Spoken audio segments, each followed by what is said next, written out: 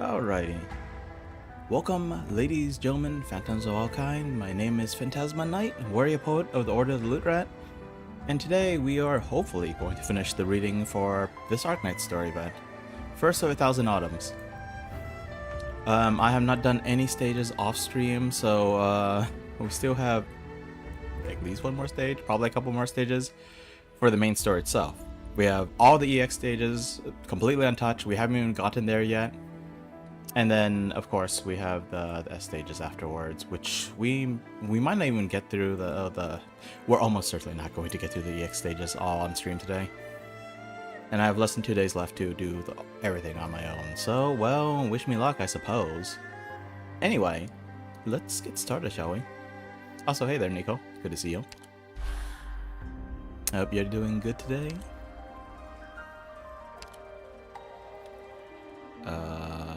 Hopefully the squad still works.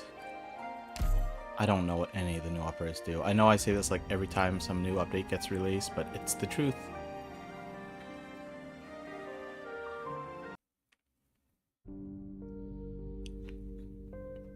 Also, listening back to the VODs, I really feel like my voice is a little loud, but well, let me know what you all think. I know the music in combat gets a little louder in this game. Actually, most combat tunes get a little bit louder.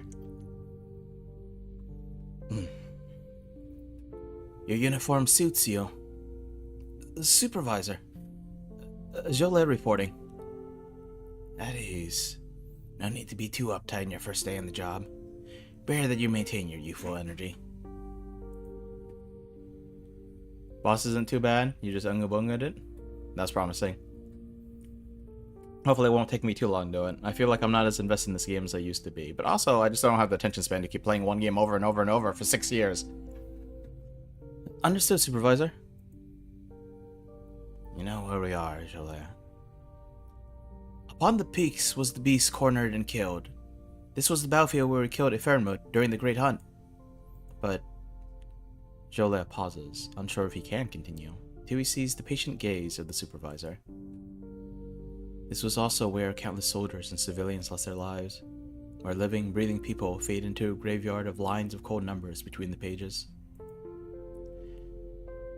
And I realized something that many candle holders older than you do not.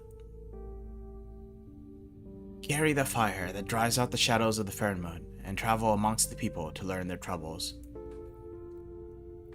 It was the first candle holder, holding the torch that discovered the existence of the Fernmunds, that made possible the war with the gods which secured Yon's future. Even today, the existence of Fernmunds is only known to a select few, which makes it all the more important that the candle holders' fire remains brightly lit where shadows fall. That's an interesting thing to say, because it's the darkest shadows are cast by the brightest lights. I do my utmost to protect the people. I'm glad to see your resolve. But let me ask you again, what are the Fernmunds in your eyes? What are the proxies who live amongst us within the season, on whom we keep a constant watch? The hearts of people are fickle, the hearts of beasts even more so. Perhaps some amongst them have once aided Yon, be it out of whim or true sincerity. But weighing the pros and cons, ultimately, they are different from us. They are enemies. Enemies, you say? Enemies. The hearts of beasts are even more fickle than the hearts of man? Sheesh. Then I guess the proxies aren't beasts at all, then. Supervisor, what are you doing here? Huh, is this the same supervisor? In which case, maybe I shouldn't have used that voice. That question should be mine to ask. Where have you taken the token from the Garden of Grotesqueries after the placation was completed? Something was not right at the Sui Regulator, and Scriptgeist were running amok in the Skymere Pavilion. I want to wait for the situation to settle down before seeking your counsel. Then you can give it to me here. You know, I was as soon as I saw her, I was like, oh, the supervisor was a woman. What I should have been more focused on is the supervisor was the same girl who got really attached to Jia and then basically sent her to her doom. I know the emotional turmoil is supposed to make us feel bad for them, but the fact that she made that decision makes me feel like I shouldn't feel sympathy for her. Because she made her choice. Doesn't matter how torn up you are about something, if you murder someone, it's still murder. In this case, it's not quite murder, but then results the same. Someone died. And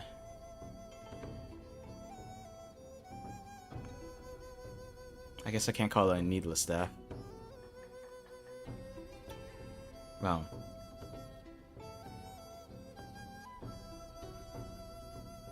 No more than the situation allowed, anyway. I've heard it was not the usual Jade Rule that was retrieved from the Guardian of Grotesque Race this year. I would bring it back to the SWE regulator for further investigation. Acting on a subconscious instinct, Jolea finds himself taking a step back from his familiar supervisor.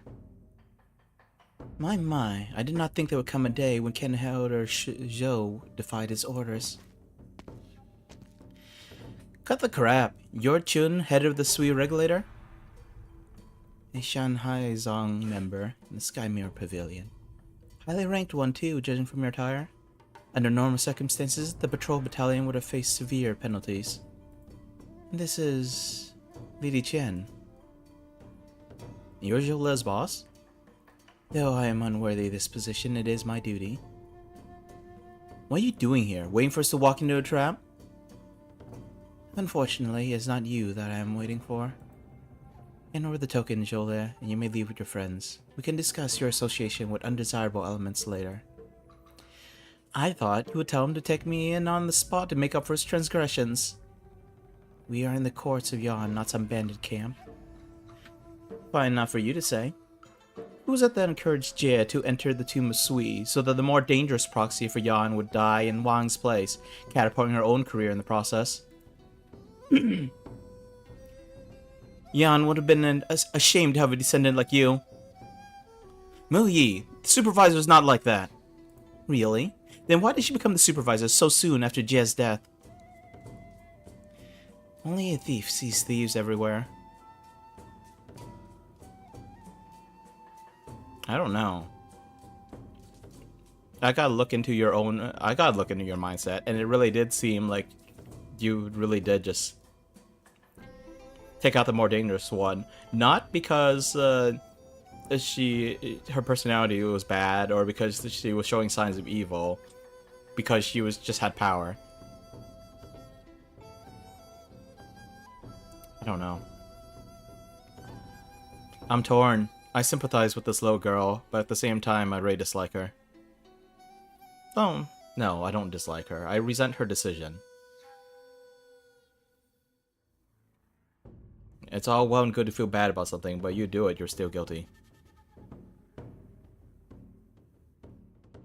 And with the way she's acting now, is it just an act, or is this who she's become? Keep your mouth shut, for you're not worthy to speak her name. Oh, and you are? The Imperial Court of Yan does not pause or waver for any person or thing. All that it does is measured against the interests of Great Yan. So she says, and yet her people were blamed for undesirable traits that they didn't actually possess. You know, treason.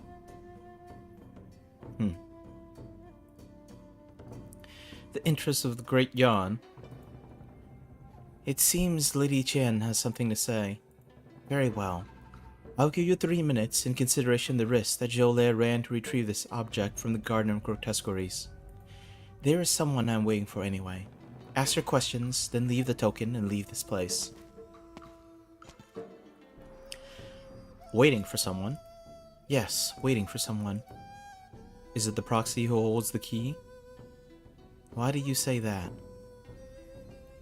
Geist run rampant throughout Baizhou, but Jolei is the only one who is trying to tackle the script Geist at its source, and on no orders like that.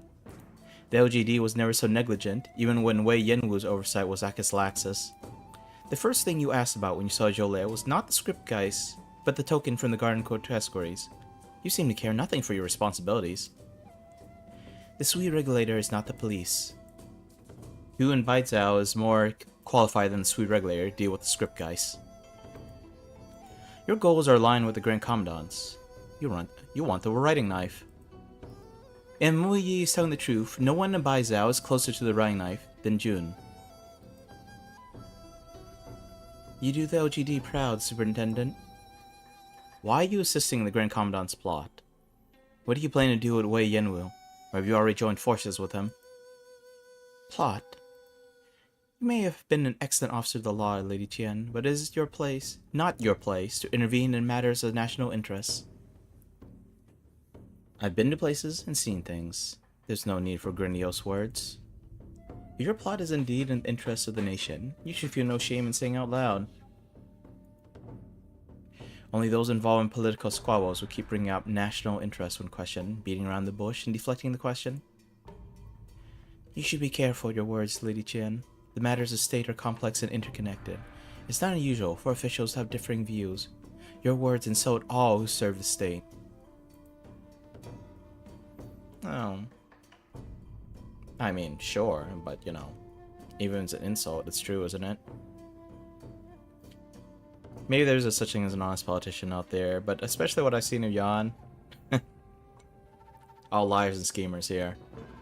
Everyone's bending or breaking the rules in some ways. For 1,000 years, the Sui Regulator has had one mission, and one alone. To do what is best for Yan in matters pertaining to Fairmouths. Nothing else matters to us. Even if the Grand Commandant's actions are indeed drastic, extraordinary times call for extraordinary measures. The use of the writing knife does not constitute treason. Then what is he planning? At this point, I doubt this damned old elf is going to talk, so I'll do the talking for her. Just as I suspected, the Grand Commandant wants to rewrite history with the writing knife and completely eliminate the Bistro Sui. The price is the True Lung's life. But why? What does the True Lung's life have to do with destroying Fairmouth? We were just talking about it before we were interrupted. 1,000 years ago, the Grandmaster discovered a piece of originium that he presented to the True Lung as a weapon that can end the Great Hunt. Realizing its importance, the True Lung had his Fangxi perform a ritual that linked it to the True Lung's bloodline. Henceforth, the power of the originium may only be harnessed by the reigning True Lung. That True Lung had a bit of a conscience, at least, and he set a condition in the ritual, probably to prevent his descendants from abusing it. The full power of the originium could only be unleashed by sacrificing the life of the True Lung. Hence, it was given the name Bufan, no rebellion. But does the True Lung's life have to be sacrificed? Really have to be the Emperor's?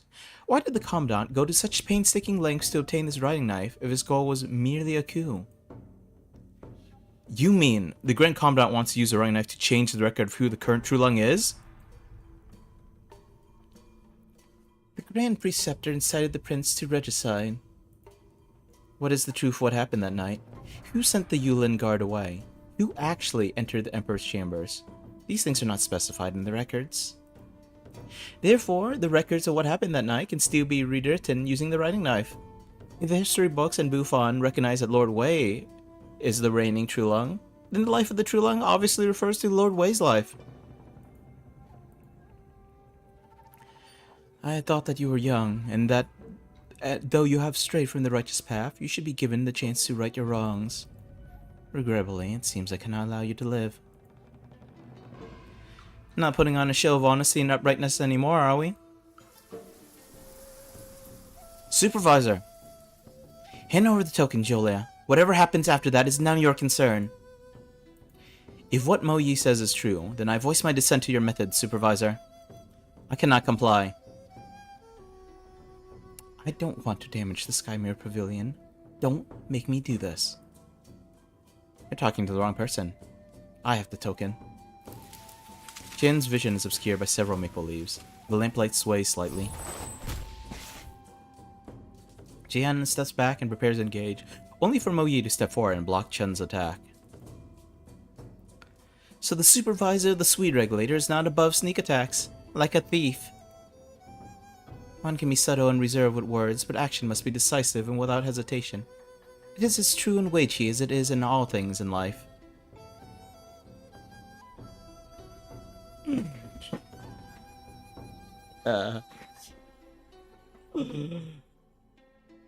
Garo does sneaky BS things and says only a thief sees thieves, and then she starts doing sneak attacks, and it's like, just because I'm doing a sneak attack doesn't make me a thief. Jeez. Arknights characters, they really have a way of making me dislike them. It could just be an act. It could be she has some other agenda going on. I don't know, but I don't like the way she's acting now. And I still don't like what she did last in the flashback. Supervisor. I've read about the Rang Knife in the past. In Jaya's hands, it can indeed alter history and greatly influence events. But we are not proxies. Our tampered historical records will never endure for long. An instant's all it takes to activate Bufan. Besides, after this, there will no longer be a disgraced, deposed crown prince in Yan, only a pure Trulung whose legitimacy is beyond question. Is that right? Blaze already barged into his into his palace to demand that he not forget that the sacrifices of the people he scapegoated.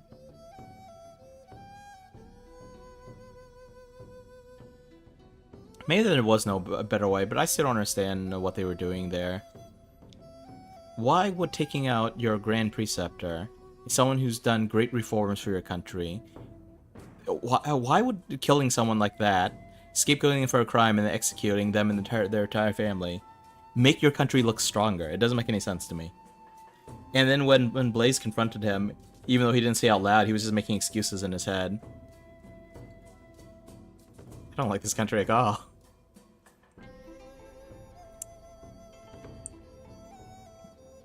That is not the Swede regulator's concern. Since her death, Great Yan's history is already in tatters. One more change will hardly make a difference. How can you be so sure that we cannot record history truthfully? Qin and Qiaoqian, Magistrate of Water for the Sky Mirror Pavilion.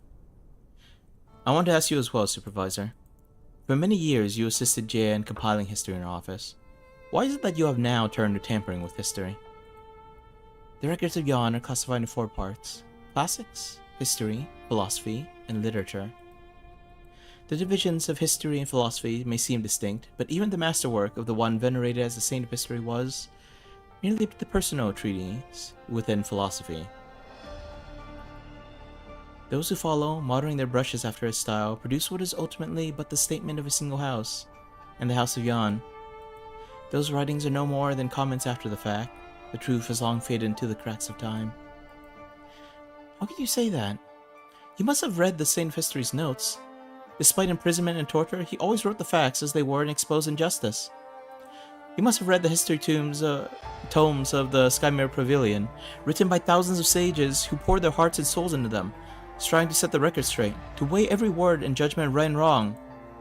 You must have heard of unofficial historians, meticulously investigating and analyzing their sources, coveting not the court's wealth and rank, but striving only to uphold justice for the common people. I saw in my own eyes the elders of my family dying on white fields of snow because they want to write down the truth. Nay, because they were honest to themselves. These people who wrote history with own flesh and blood, who willingly became the flame to illuminate the truth even for a moment. Who are they to you, Supervisor? They are the writers. True and false, right and wrong, these things always depend on the stance of the writer, rather than what is actually right. You ought to know, even with the revisions of countless esteemed scholars, the histories we read are still rife with embellishment, omissions, and lies. The ironic thing is, we could not even call such things evil. The curved leaves make a sharp sound against each other, questioningly, lamentingly. Stand back, Qiaoqian. You are neither candleholder, nor Shanghai Zong, nor the niece of a deposed crown prince. This is not your fight.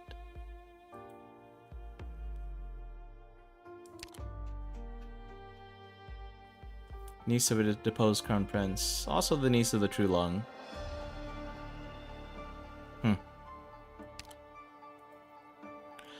Did the Imperial Historical Cabinet truly take up responsibility for writing history after her passing? Did the Sky Premier Pavilion truly fulfill its duty of righting the wrongs? You are the descendant of historians.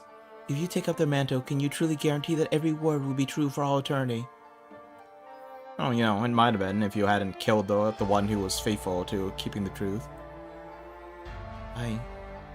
No, you dare not shoulder this responsibility. I know about you. You want to change the Skymere Pavilion's culture of obsession with analysis of ancient history while neglecting recent history. That's why you took up a minor position at the Skymere Pavilion, hoping to lead by example by studying your family's history. Decades, centuries, millennia, how could you claim to speak for history when you have not borne witness to time on the scale that she knew? Stand back. The maple leaves sharpened. This time, no one saw what Chen did. All she did was wave her sleeve. Next instant, Qian Xiaotian was lying unconscious on the floor. Supervisor! She's just unconscious. She'll wake up in a couple of hours. There's no need for her to sink any deeper into this mire. She's but an unfortunate ordinary woman. She shouldn't have to be like you, or like me.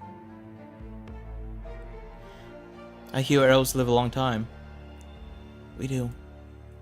You don't believe in history or in lasting justice in people's hearts, because the one who walks side by side with you on the long road time died because of you?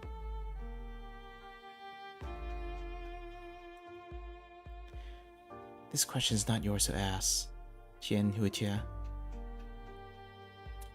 As an elf, you don't know where you came from, whether there were any of your kind left, or whether there will ever be a home for you. My past, present, and future belong to Yan. And that involves tossing your fellows into the abyss?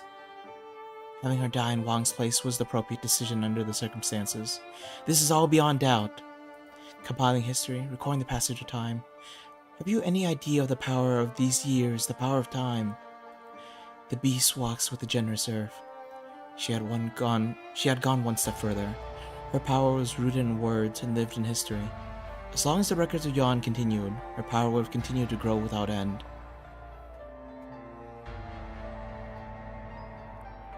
No one has an issue with the unilateral decisions of the Chulong. This tyrant.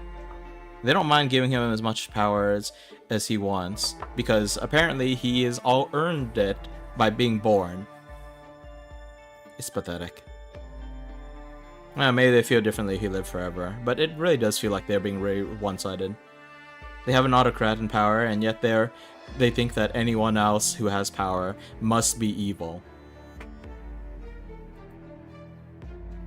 If left unchecked, what sort of monster would be created in the end? It would be something even more powerful, even more terrible than Sui itself. She was my mentor, my confidant, my friend. But I could not endanger Great Yan with my own selfish interests. Oh right, that's the big thing. Okay, so I'm gonna stop commenting on, like, it's really hard for me to stop commenting on how much I disrespect her, and you know, just characters who do similar things. But the one big last comment is she keeps talking about how she made the right decision. It's for the purpose of Great Yan. She was dangerous, but fact is, or well, the information strongly implies that it was Sui itself that had her take out Jia. She wasn't doing this for Great Yan. She did this for the monster that supposedly is not as fearsome as Jia will eventually be. The creature that's threatening their whole country, even 1,000 years after it's been cut into pieces.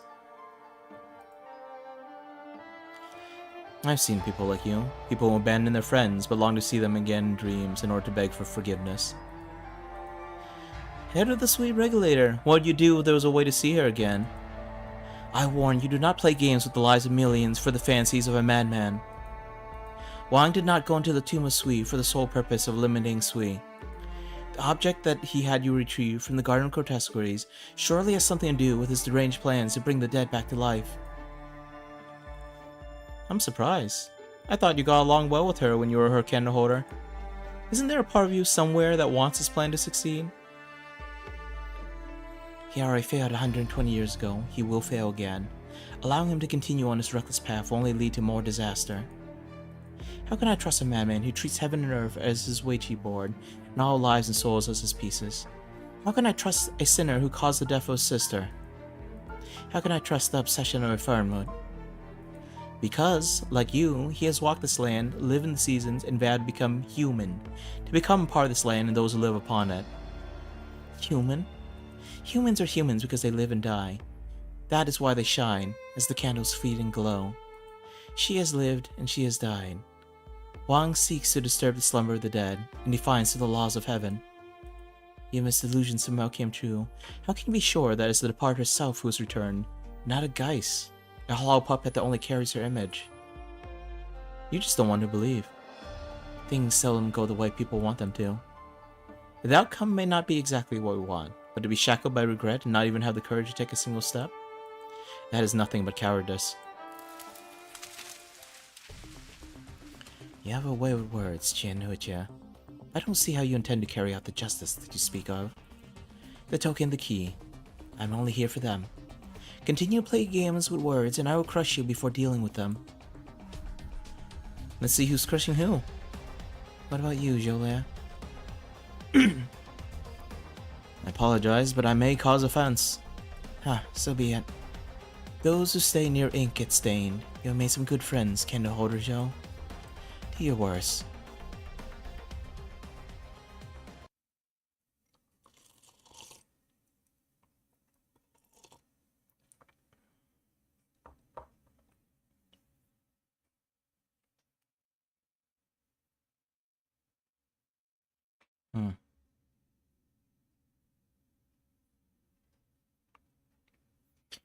You know, maybe I should have seen coming, but for some reason I didn't expect that she would be the supervisor. I wasn't even sure we'd meet the supervisor. Come on!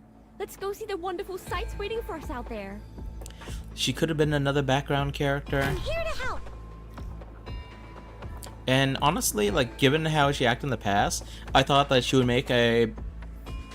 I thought that she made a hard choice and then would either be forcefully shuffled off into obscurity, or would like retire or take her own life or something crazy. Do you think that she instead gets a promotion for it? Well, maybe it wasn't a promotion directly for The shadow beneath your feet is not your own. maybe it wasn't a promotion directly for sending Jed to her death, because it seemed like someone would have had to die either way.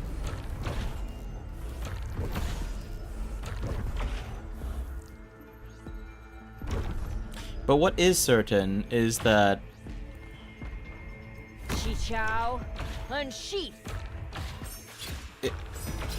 Great Yan wanted Jed dead. Resist me not. They call Wang the Great Betrayer, but it was Jia that they wanted dead.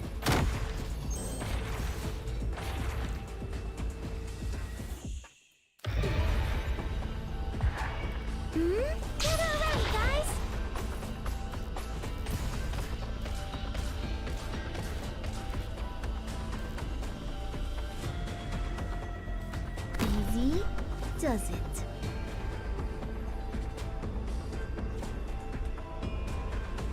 This will keep you quiet.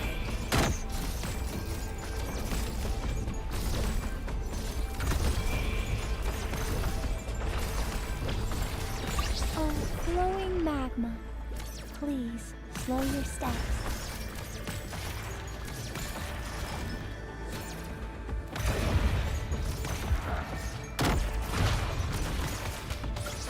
Moving to designated location. Okay, which characters do I even have leveled here? No, not him. Not her. Shoot, I don't have many characters leveled. How am I supposed to survive this fight?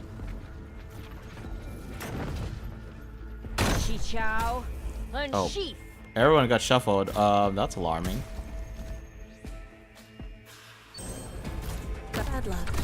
You ran into me.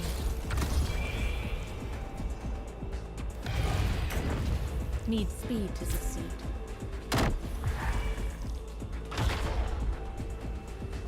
The summons died instantly. I don't know what that was all about. What is he again? Observe the entirety of the board. Trapmaster? There is no one point that decides victory.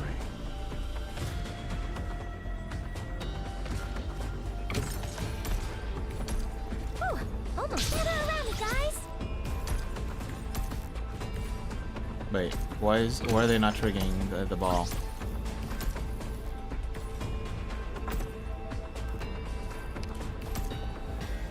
This will keep you quiet.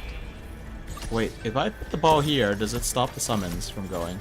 Fear not the power of this blade.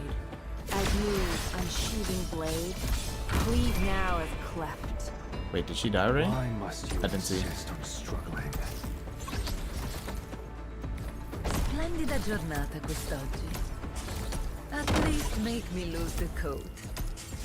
Huh. Okay, so the low balls actually do stop the summons. Just relax. Remove the mold, restoring the flexibility of the fabric. Need Okay, speed gotta to retreat succeed. her. Flowers imbibe. The lady should Warmongering as ever. Even now, you have learned nothing.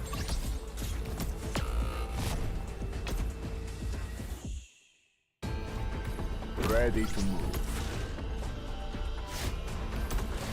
Yep, this is not good. Whew, almost gather around me, guys. Blood for blood! I see them. I'll be right back. Warmongering as ever. Even now, you have learned nothing. Oh. Got a couple of these guys got past. Okay, well, you know what, she can I deal know with these. bear a sword of heaven's plaint. Bid dawn as This I'm a little bit more worried about. Taste good flavor! Oh crap, oh crap, oh crap, oh crap.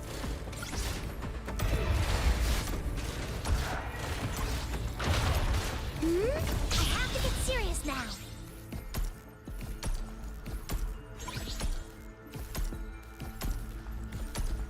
Finally, my turn to make a move. The stage is set. Now, Wait, nope. let's see how everyone performs. Gotten so nothing. More summons are gonna come. Oh, this sucks. Ooh, almost dozed off. Moving to designated location.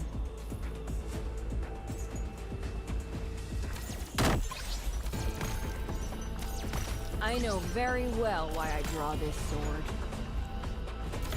Moving to designated location.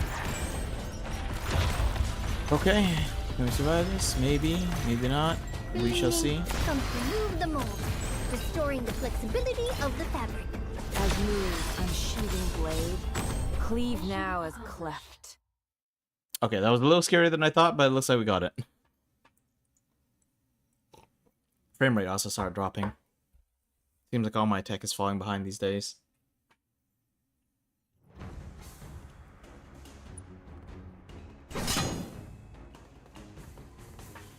You almost hit a bookshelf. I'm no swordswoman, I have no interest in admiring Chi Xiao. But it would be a shame if your sword ruins the collection in the Skymere Pavilion. But you're not confident about taking the token from me. Is that so? The elf now truly waves her jade scepter and twig for the first time. Withered vines rush out from the ground, forcing massive hands. Damn it, she's a nightmare to deal with. Is this the sweet regulator supervisor? Is the sweet regulator supervisor decided through combat? How does the book go anyway? I remember. And it's autumn, this is perfect. Meadow's nature is change. Take this. For a thief, you're pretty well learned. Well, she has to know what to steal, right? Hey there, swordies. Just got through stage 8, I don't know how to feel about Chun here being the boss. And sort of the villain, too. Don't know what to make of this. But anyway, we're still going through this. I wouldn't be surprised if I know Yin Yang and the 5 elements better than someone who's forgotten her roots. Zhou Qian Huiqie, your turn. Zhou charges towards Chun, intent on disrupting her ability to respond. Meanwhile, Qian Huiqie pulls back, waiting for an opportunity to strike. In between them, Mo Yi launches razor-sharp autumn winds, tangling with divine hands. The supervisor of the Sweet Regulator continues to stand where she is, utterly impassive, as though she is watching a farce that she's becoming increasingly bored with. Qian Huiqie continues to back off, until her back is almost touching the closed door. Yeah, I don't know what she did either. I took her out pretty quickly. It's just her role in the story is bothering me. But yeah, as a boss, I took her out, I was like, wait, she's already dead? Although, after she died, it looked like everyone got shuffled around a little bit when the stamps came down again. Damn, can't hold on for much longer. Qian. Qi Xiao. Splits the clouds. Riding on the autumn wind, the sword aura sweeps away all the vines. The elf looks surprised for a brief moment. Then, dried leaves, sharp as razors, fly out from the vines towards the trio. Mo Yi urgently casts a defensive spell, but the leaves cut their clothes and bags open. The token, that has slumbered since it was retrieved from the Garden of Grotesqueries, falls upon the ground. This is the token from the Garden of Grotesqueries. It is a Geis. It is indeed a Geis. The Wei Chi player had taken Sui's wildest imagination from the Garden of Grotesqueries and hollowed out the interior, leaving only the gleaming exterior. The memories of his siblings were then injected to create this object. Made of a glass-like substance, the tiny Geist lies immobile on the ground for a while. Then, it seems to grow ethereal. It awakens. It does not seem to feel pain, or perhaps the pain was overcome by the urge to return to this familiar place. She begins to stumble towards the door. That is impossible.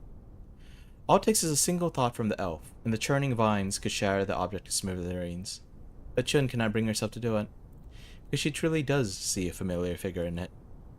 The object touches the door, and as though a dream that slumbered for 100 years is suddenly awakened by an intruder. The falling dust forms thousands of golden threads drifting the air in the setting sun. The sliver of life ripples. All breaths are held as they see the ethereal figure that drifts between light and shadow in the falling dust.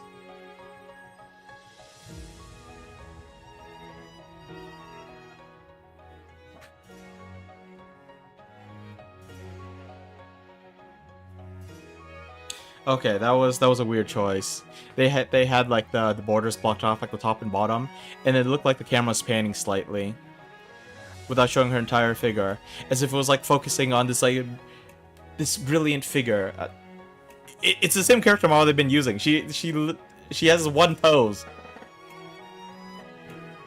That's something that you reserve for like a piece of like fancy CG art. I don't know if it's all. I don't know if it's actually always computer generated, but all the fancy artworks in visual novels seem to be referred to as CG. It is blurry, indistinct. The only clear feature is his gray robe, like paper that has grown yellow from the passage of time, but still smelling faintly of old books and dried ink.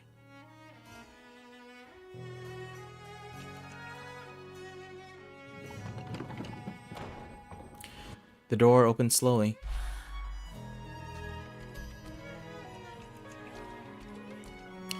How do you get in if you give me this key?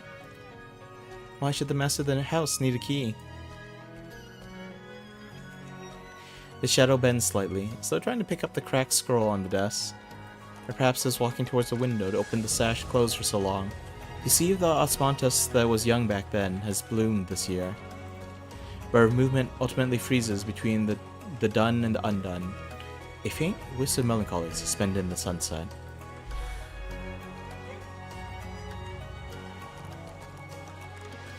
Put the scroll on the shelf by the wall. Leave that document on the desk. It's not yet finished. Painting from dust? I should find a good place to hang it. Why do I have to do these chores for you? Oh, but Nan said her candle holder even helps her put together mahjong games. Desk, chair, scrolls, every object in the room breathes with the shadow. They are her old friends, and she's the reason they never left. A gust of wind blows through the room. The Geist falls asleep, and the shadow dissipates, like a drop of ink that falls into water, leaving behind only that which is real, the shadows of dust. And the sun, shining into an empty room. It's her. No, she was a little taller, her hair a little blacker. She was thin, but not like that.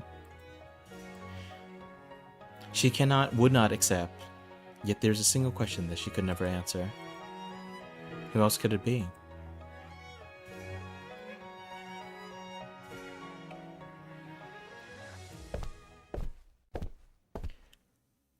Who else could it be? The stunned elf does not notice the appearance of the proxy, one who is very much flesh and blood. She continues to stand on the same spot, staring the direction where the shadow disappeared. I came as you asked, but it seems you no longer have anything to say to me.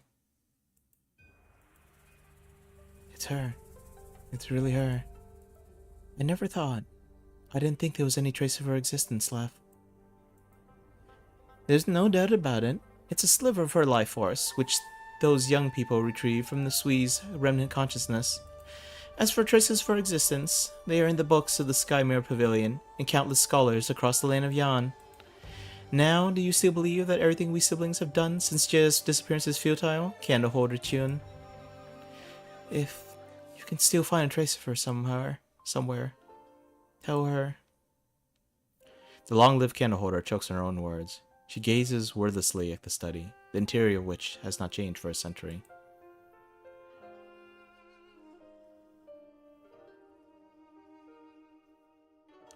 Having taken it all in, she turns and slowly walks towards the exit, fighting the urge to look back at every step. Leaving this place she knows best, yet brings her the most despair.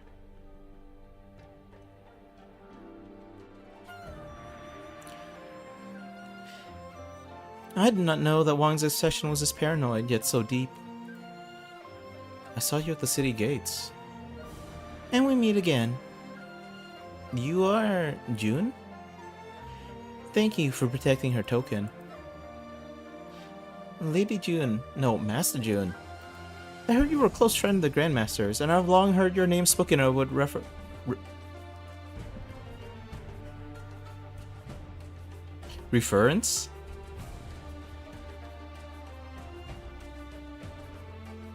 I suddenly couldn't figure out how to pronounce that word. I'm probably saying it wrong. It's like reference or something, right? But it's reverence with a V, not an F.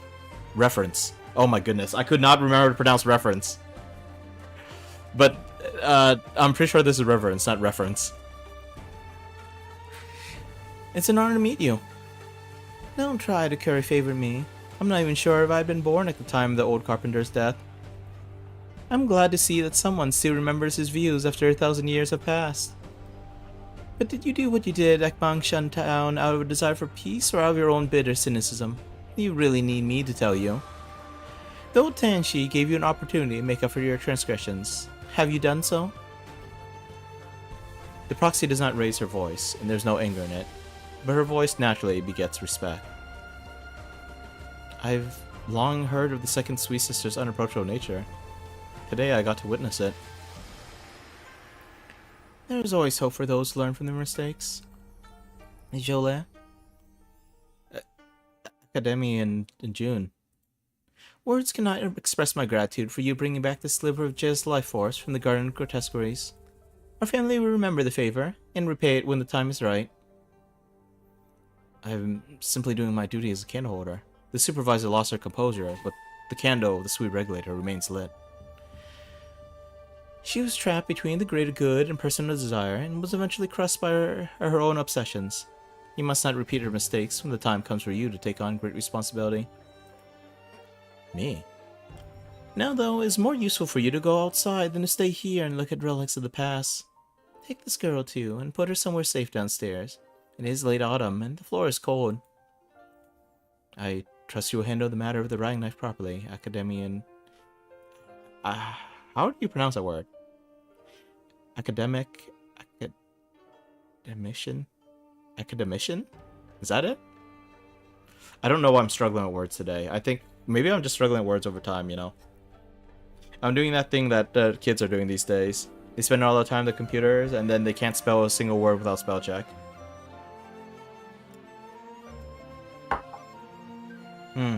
I guess you can't teach an old dog new tricks, but you can certainly forget the stuff you did know. Of course. One more request, if I may. June turns around and picks up the geist from the ground. She's turned back into the small, quiet doll, perhaps exhausted from the action she just performed. You know that this geist was formed by the last speck of Jia's life force.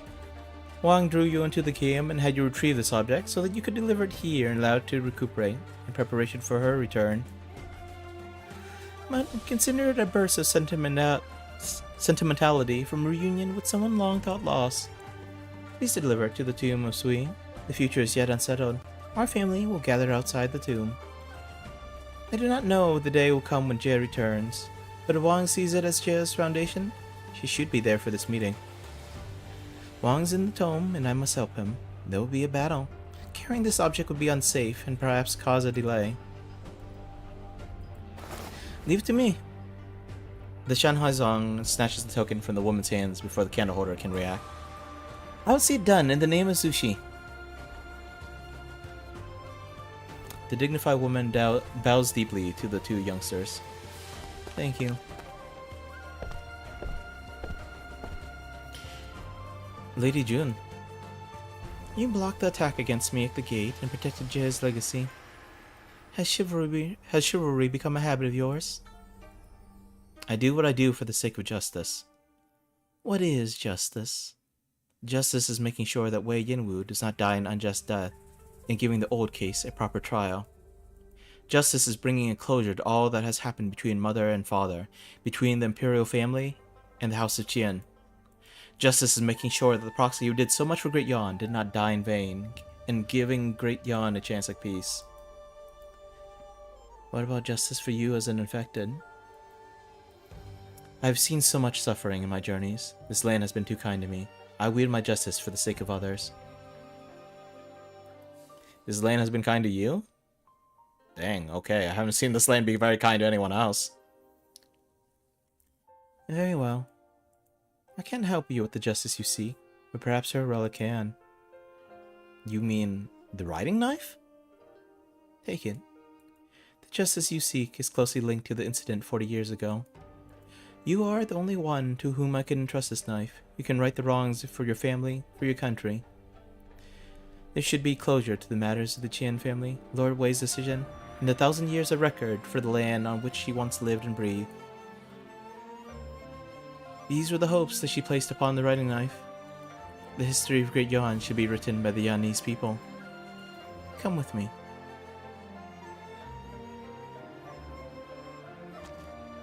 They walk into the room. Like revisiting a scene from an old play, June slowly walks through the room that has not changed one bit in the past century. Everything's familiar. No one has touched it for 100 years. It's been a while. The riding knife has resurfaced, but is no longer in your hands. If I have entrusted it to the wrong person, I will shoulder the responsibility for any consequences on your behalf.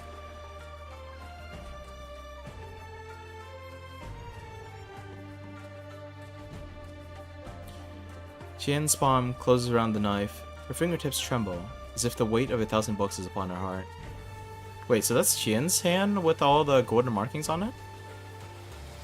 Huh. She has given her all wholeheartedly and sacrificed herself selflessly. Now, everything has come together as appointed. She clutches the riding knife. In her eyes, something sinks, and something else burns bright. Oh, that was Jia's hand giving June the riding knife, and now it's June giving Qian the knife. It is the weight of an era, and a reunion that the knife has long awaited. I hope you will not disappoint. I will not disappoint.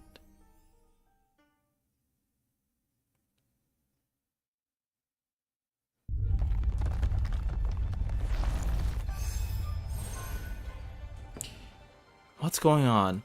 These guys just appear out of nowhere. The annals of Mangshan town records that similar cases of rampaging Geist were spotted during the turmoil caused by Sui 120 years ago. Is the bestial Sui reawakening? Or awakening? What a headache. Guess this happened after all. Number 2, you fool. Why are you dilly-dallying? How many times do I have to bail you out? Ling Qingquan. Or Qingyan. I have no idea what the tones are supposed to be on these. I don't even know if I'm saying the syllables right even without the tones. I can't read Pinyin. I definitely can't read kanji, so giving me the kanji will not help. What are your instructions? This is where the Geists are most rampant. They must not be allowed to enter Baizhou. You and I will guard this pass. Do not let a single Geist through. Yes, master. I can't hear you, girl. Look lively. Treat this as your entrance exam. Pass the test, and I'll take you as my student. Then you would make your old teacher call you master. Wouldn't dare. Is there anything that I could help with? Help? What could you do? Watch our moves and record them. Then you can show them to your teacher and see who's better. Fire rises.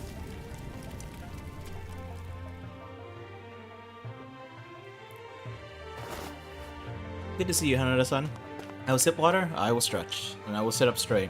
This chair is becoming increasingly uncomfortable for me these days. I feel like there's something wrong with my back. And I'm choking on water. Just plain water. I'm not even eating anything, and I'm still managing to choke. Yeah. But wait for me. You run too fast. What's the matter? You were the one who was in a hurry. If you're out of breath, give it to me and I'll deliver it. In your dreams. You blockhead. You think about how we're supposed to enter the tomb of Sui when we arrive? We'll explain to the soldiers guarding the tomb and ask them to let us through. Right. And how do you plan to explain where you got the thing you're holding? Or maybe finding a way to sneak in? Your brain really is made entirely of wood, isn't it? Do you have an idea then? If we can't get inside the tomb of Sui, we'll find someone who can. I don't know if I should be shipping these two. It feels like it would be a very, very strange relationship. It's almost like a Batman and Catwoman situation, except they're both quite young.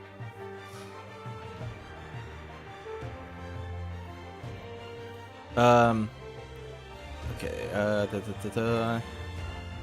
Do you mean... Who's there? Show yourself! Jolea senses hostile presence and instinctively draws a sword. You know, I was gonna be like, well, he senses that someone's hostile, which means they're definitely not gonna be of help, and I see this entity. I was like, I don't know if this entity will be of help, but I could understand why this entity's... I mean, I could understand that this entity is always hostile when you sense them. The thing you promised me. Hand it over.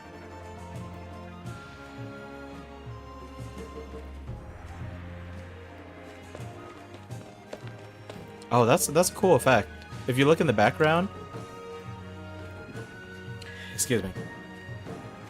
Like, it's not just rain falling, but there are specific places on the screen. Actually, it's just a single line. But there's a specific spot where you could see the raindrops hitting the ground. That makes for a much nicer effect than simply falling rain. Actually seeing the rain impact. They need to have the rain show up at more points. Like, there's literally a single line of raindrops hitting the ground. But other than that, that's pretty cool.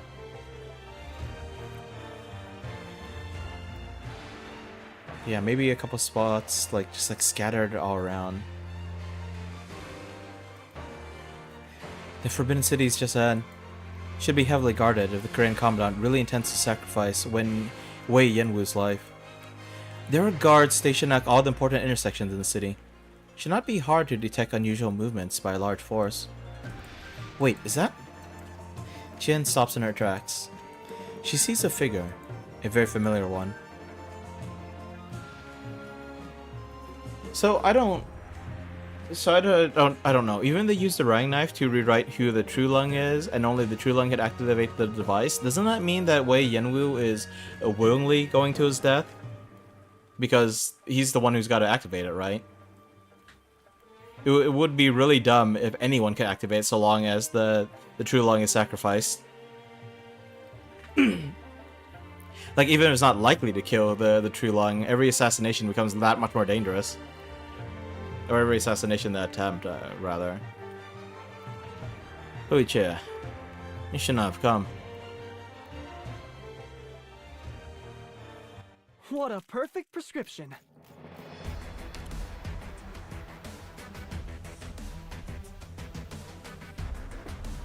Okay, this is wild. So, as usual, we took a handful of minutes to get the stream started.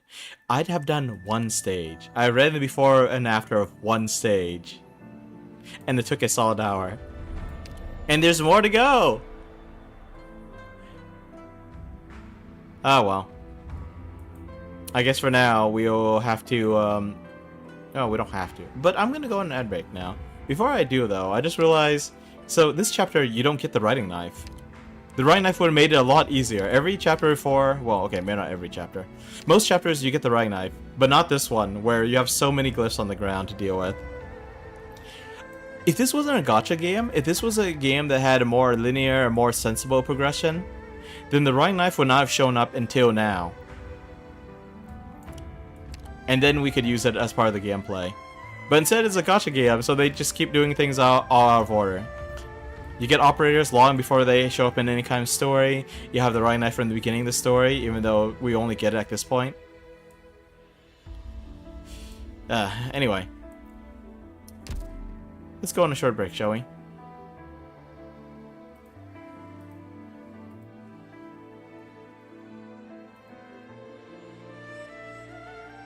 Oh, it looks like I have to hit the refresh page on, or refresh button on this page again.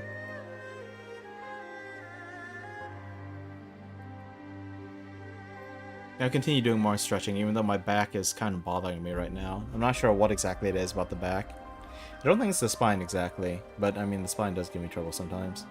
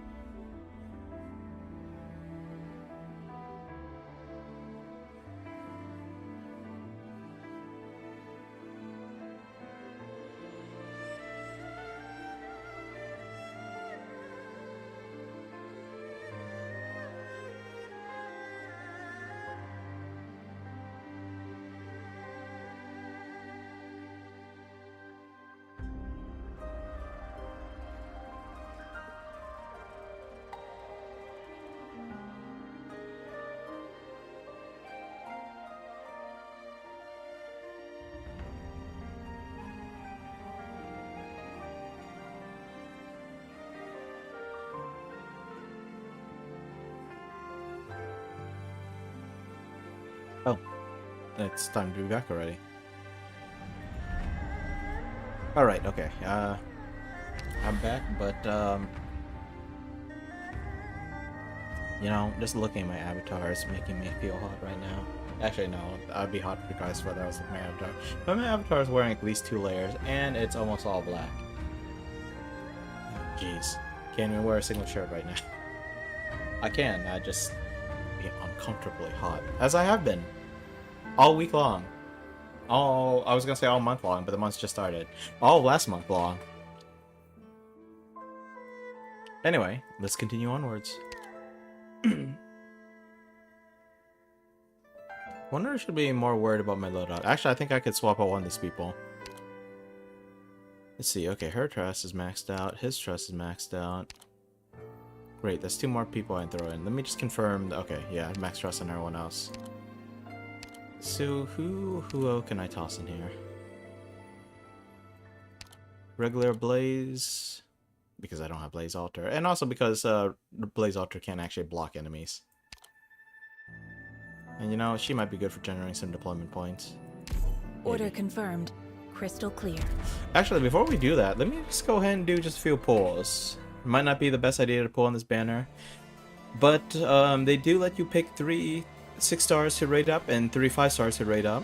I am missing 2 of these 5 stars, and I am missing Monster here.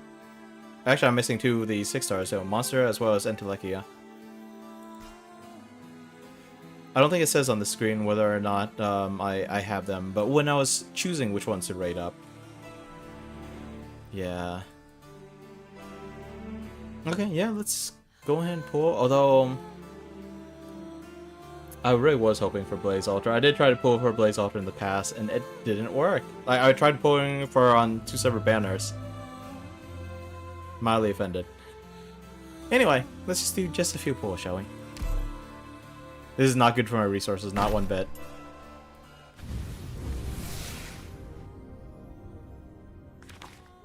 Okay, 5 stars at the beginning. How do you do, Doctor? Everyone calls me Vietechki. Vituchki. Oh, yes. It means twig in Earth sign. In English, there should be another letter there. Oh, I don't know. Maybe there's a reason why there isn't a letter there. Where am I? Like, it's all consonants right there. Hi there. Are you the doctor that's in charge here? I heard I could get treatment for erypathy in exchange for work here. Okay, well that's one new 5 star, which means I gotta change up my team again. Oh joy. Well, let's keep pulling. No, that's not promising at all. Another.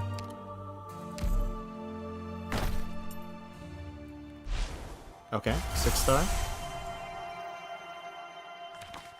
And it's like the end. I'm gonna skip through.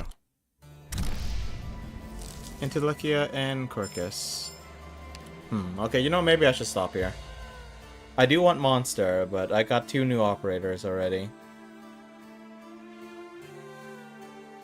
And, yeah, I just got a 6 star, so it'll probably be a while before another one comes up. We're probably looking at like 50 more pulls. Oh, man. Oh, but it looks like I can only get those 3. That's real promising.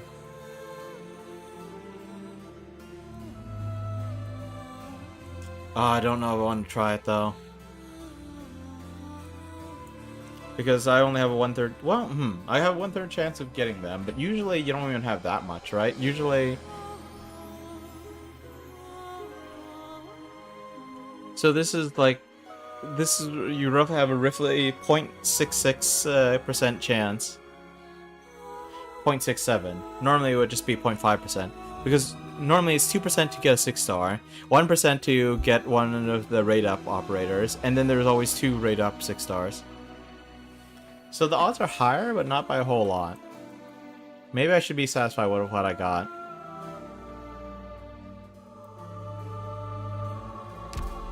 And plus, even on a normal banner, like, in addition to the 0.5% chance of getting a specific rate-up operator, there's also the chance I'll get a non-rate-up operator that is one I don't have. Like, you know, during all the limited banners. So perhaps we should stop. Welcome home, Doctor. Although apparently I have a minor note somewhere talking about like which 5-star operators I don't have. It looks like I also have some really old notes for clips, but I haven't made any clips in quite a while.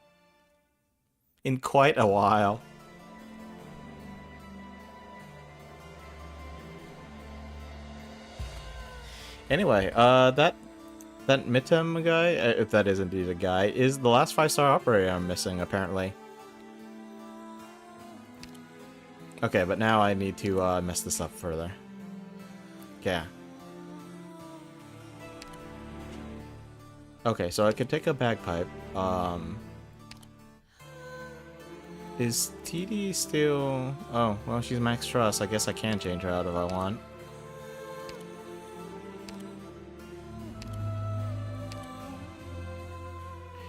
Let's see, what is she? A Juggernaut? Yeah. For a while, Windchimes was the only one I was missing, but then I ended up with like 3 more operators, 3 more 5-stars that I was missing. So now I'm back down to 1 5-star that I'm missing. But yeah, I'm staring at that banner. I was like, I don't mind escorting this many people at once. I'm like, how badly do I want Monster? And it's tempting. It's very tempting, especially because it's a 1 in 3 chance as long as I get a 6-star. Let's see. So even though I will never remember what my operators do, let's at least look at what we got here. At least up to the E1 level.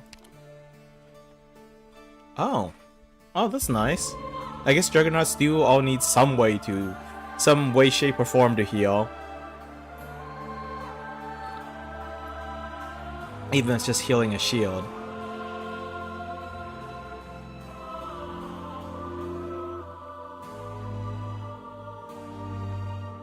That's interesting. Frightens them for 5 seconds, and then boosts her attack and defense and attacks all block enemies for the next handful of seconds. Covering HP when the skill ends, that's nice. Heesh. 31 cost. Well, I suppose they made her any cheaper. Well, I guess they could make her cheaper, although it'd also be nice if they reduced Vulcan's cost as well. Don't know if her stats are any good, though. I probably don't need another, Juggernaut. Excuse me, and a 5-star Juggernaut like that. Her skills don't seem too unusual.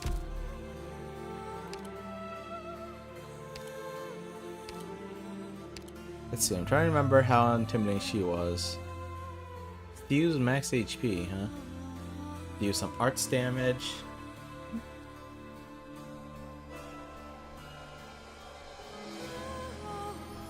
I kinda want to see this skill. I probably have seen it before, but I don't remember it. Stops attacking, summons blood sipes around this unit and one other. Slashes like all surrounding enemies. Use damage every half second.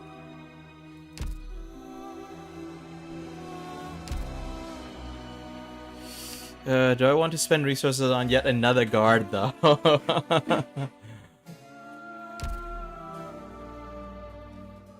Why not? I haven't upgraded a Reaper guard in a while. I think she was useful before, like when she first came out, but I don't know how useful she was. Why not? I'm playing Arknights. On a machine be more truthful than a memory bubbling from one's heart. Honestly, though, it's less of a waste for me to, I mean, my resources are less limited for upgrading a new operator than it is to actually get a new operator.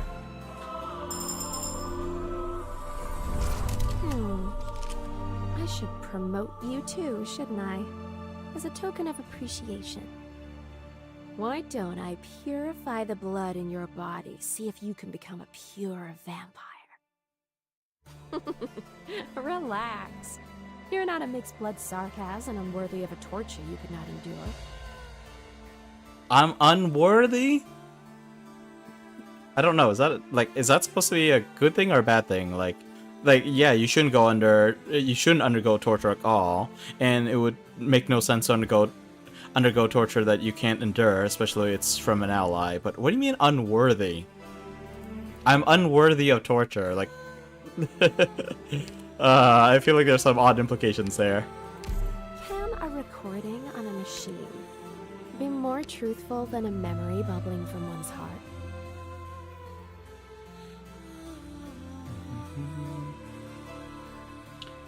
200 arts damage per second to target for 5 seconds. Kind of feels pretty decent. No idea if it's any good against big stuff, but kind of feels decent. Especially because arts damage is reduced by a percentage, not by a flat amount.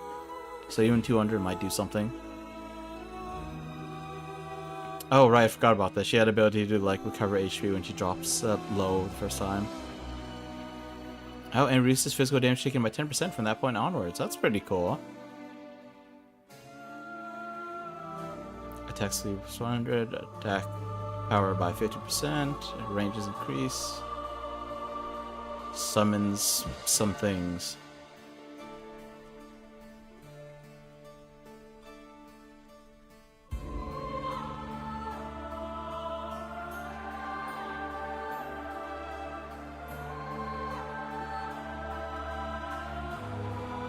Okay, so the candles are tied to enemies, and when she attacks the candles, some of that damage goes to the enemies. Wait, but wouldn't the candles count towards the maximum number of enemies she could hit? So wouldn't this be better against a single target, but it attaches to 3 ground enemies? How does that work?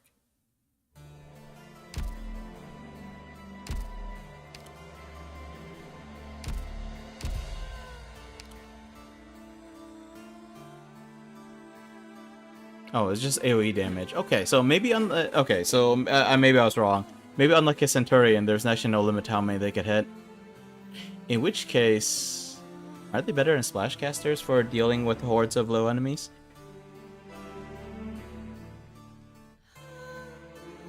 Okay, so she's half Surtur, half other Reapers. Huh, seems pretty decent. Alright, let's at least give her that level. Yeah, I'm looking at my resources again. I'm gonna have to transform some of my specialist chips into guard chips. Ah, a medal. Have you thought it through? I'm rather fussy when it comes to gifts and the ones handing them over. The vows between canoes come first, so I can't do much for Rhodes Island. But if a friend has a personal favor to ask, I don't mind lending a hand at times.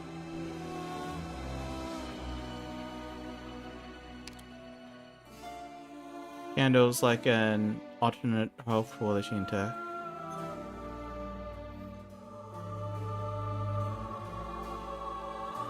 It makes it sound like the candles either stuck to them or attached to them somehow, so maybe it stays in range even when they move out of range. And it seems like 60% of that damage transfers over to them. Although I don't know if they'll get modified by modules or whatnot. Before that, I want to try out her S2. They should let us trade. You've been having to transform your guard chips into specialist chips. Oh man, I've never had that problem. I use more guard chips than anything else.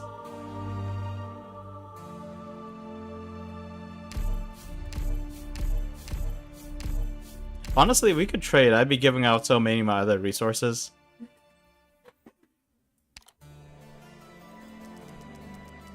I'd be like, just give me all the Aura Rocks so I could convert them into the Orndom. Skill 2's good for those who like fast drops? Oh, okay, I might have to invest in that one then.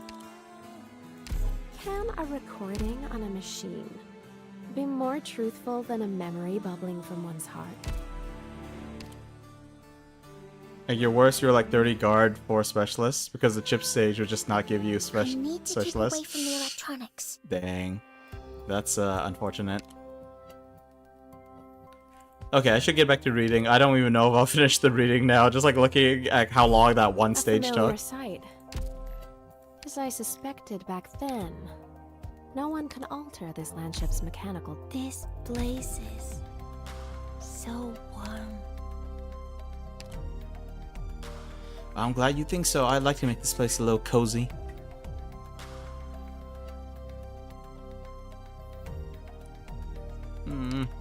Well, if I'm using her, I might as well get her trust level up A faster. familiar sight. As I Actually- suspected back then, I should switch them around. no one can alter this landship's mechanical design.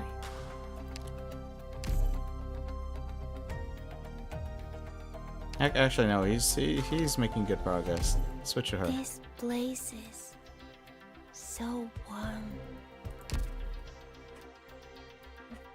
So in the EX stages, I gotta beat the regular stages first, and I said I'm gonna focus on the story reading. I'm not prioritizing the EX stages over those. Maybe there's no demand for it, but I already spent 2 whole streams on it. It might be a sunk cost fallacy, but to me, it's a matter of getting things done. Fulfilling promises and all that. I hate breaking my promises. A knight who's not worth his word is not worth very much at all. Combat ability or not. Oh right, I was actually here because I was going to, mess around with stuff in the workshop, but then I forgot and... Okay, that bothers me. I suppose we can come back, and I don't even know how long it'll take for another drone to come back. Very nice to, that stays very nice for dodging the enemy. Huh. Didn't see a clause about dodging enemies, but yeah, being able to avoid hits is nice. It just, yeah, just all the RNG messes up the auto deploys. Oh, I see. They're good for dealing with dodging enemies because they can't avoid the candles Good morning, effect. Professor.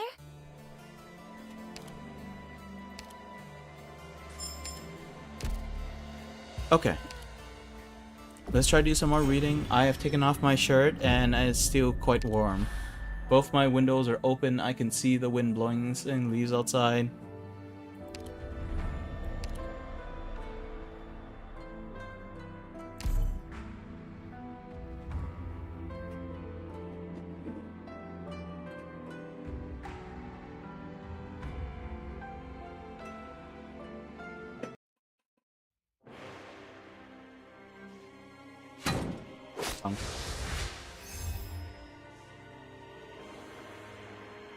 There's no end to them.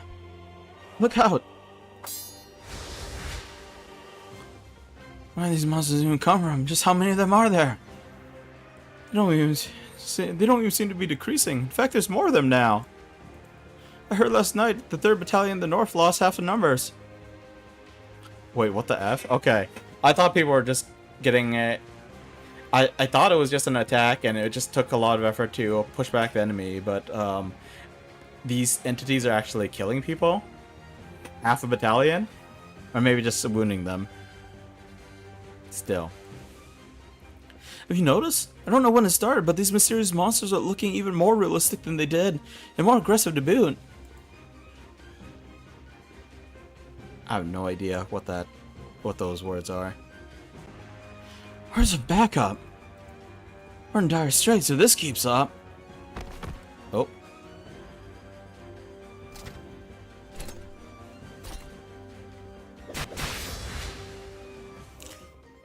Every country in this setting seems to have some huge elite troops with insanely heavy armor. This guy is just wearing a shield on his arm. Like, I think that's the whole point of those like rectangular panels hanging off a samurai's shoulders. Like, their shoulder armor, I think, are supposed to be like shields. They don't quite have the kind of shields that you see in like European settings. But yeah, this guy just has a whole like tower shield just dangling off his arm. Shoot, I've seen tower shields smaller than that. Like, what even is this stuff? Is that part of the shield? Almost look like they could be missile tubes. Hey there, Raf. Hope you're doing good today. Wish I'd see the rest of the sword. Kinda neat looking. Stand up. We must uphold our duty to guard the land. It is too hot. I am currently shirtless, even though my avatar is wearing 2 layers of black clothing. Imperial Guards! All units, form a line, prepare to meet the enemy. There is no retreat until we annihilate all evil inside the city. Shoving ice cream in your face. Neat. Your Imperial Majesty. The Grand Commandant's sickness seems to be gone. This gladdens me. What is it that has you looking for me at this hour? Has your Imperial Majesty forgotten? Just the other day you commanded me to be here for the morning court. I fear you must have slept to delirium. Court is long over. You are late. No, not yet. The day of the full moon is tomorrow. This old servant shall accompany your Majesty and await your order. I find myself uncertain why the Grand Commandant wants this done in haste. I know not what your Majesty awaits, and also what your Majesty has planned for the day. That is none of your business. Your Majesty's silence only keeps this servant guessing. Would your Imperial Majesty truly risk your sacred person to activate Bufon to sell the crisis within the Tomb of Sui? I know not whose slander your Majesty has heard to resort to such an ill-advised course. With no counsel offered, am I not capable of making my own decision? The Dark Knight looks like Patriot plus Emperor's Blade. Yeah, I don't know about... I wasn't thinking about Patriot at the time. He might look more like Patriot than the Emperor's Blade, but I was thinking about the Emperor's Blade. I was thinking about Victoria's Steam Knights. I don't think that the Pegasus Knights of Cashmere's look that heavily armored, but you know, between the Emperor's Blade, this Imperial Guard, and the Steam Knights, like, that's already 3 countries with heavily armored stuff. And then in Colombia, like, we've only seen like Rhine Lab guards basically, and I'm pretty sure the Maylander Foundation guards look pretty similar. But then we have like freaking power armor, even if some of it's automated. 40 years ago, when your Majesty ascended the throne, it was the Grand Tutor and I who went with you to survey Bufon. And then you killed her off. Was it... Wait, hang on. Was it the Grand Tutor or the Grand Preceptor? Actually, I have no idea. Never mind. I still remember following our visit to that remote room. 3 whole days came and went without a single court session. To this day, I remain unaware of your Majesty's thought at the time. Excuse me. I remember then as well. But now I no longer fear the Grand Commandant deriding me, so perhaps I shall share. I was only thinking, in Yon's 1000-year history with this object, not even once has there been a single true Lung who used it. If Great Yon were forced to use Bufon while I sat on the throne, would I not become the weakest ruler in our history? If you would grant me a presumptuous question, if your Imperial Majesty were to sacrifice yourself for the nation, how would it be run subsequently? Is there a cause for worry? Is my replacement not already in Baizhou as we speak? The Mandarins would be unsatisfied if the deposed Imperial heir Yan Wu were to take the throne, and the country would descend into chaos. And what would happen then?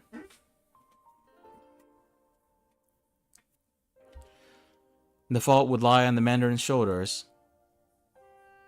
I only wish for your Majesty to abandon this thought. Ridiculous. You know well that I am no match for the late Emperor, whom you so admired. Why not accept and anticipate my brother's imminent ascension to the throne, where he would be able to realize your ambitions? Why trouble yourself to persuade me? Your Majesty!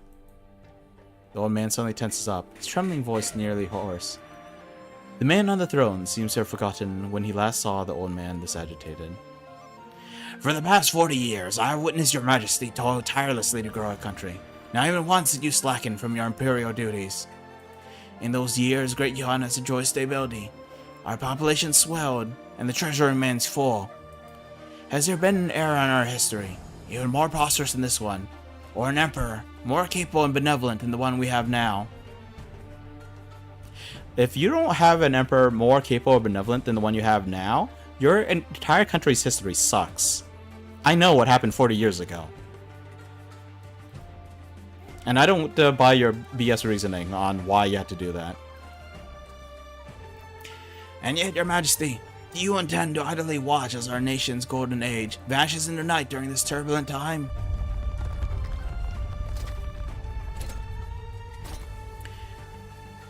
An urgent message from the Sui regulator. A strong energy wave has been reported from the depths of the tomb of Sui. Far stronger than the wave 120 years ago. And how fare the troops and civilians? Under control at the moment, Baizao's peripheral blocks moved away from the energy blast, and non-mobile settlements nearby have also been largely evacuated. The damage is minor. Mount Mong has suffered more damage, but the Tenshis are at their posts, and the Guardian Grotesqueries is still suppressing Sui. There are guys running amok in the city, and the Imperial Guards are cooperating with the patrol battalion to establish a defense line. They will give it their all. I see. You may go. From behind the curtain, the Trulung rises from his throne, and descends the steps until he is next to the older man. It's about time. You may withdraw, Grand Commandant. The battlefronts of Baizhou and Yumen await your commands. Your Imperial Majesty, for the sake of Yan, is Your Majesty truly unaware why I so strongly advocate for war? Do you still remember why the court came up with the 28 policies? Victoria, Lethani, and Kazdal. This whole great land is plagued by unrest, Great Yan aside. Great Yan aside? I don't know. I don't feel like you're any better than the rest of them. And you don't even mention Ursus? Sheesh.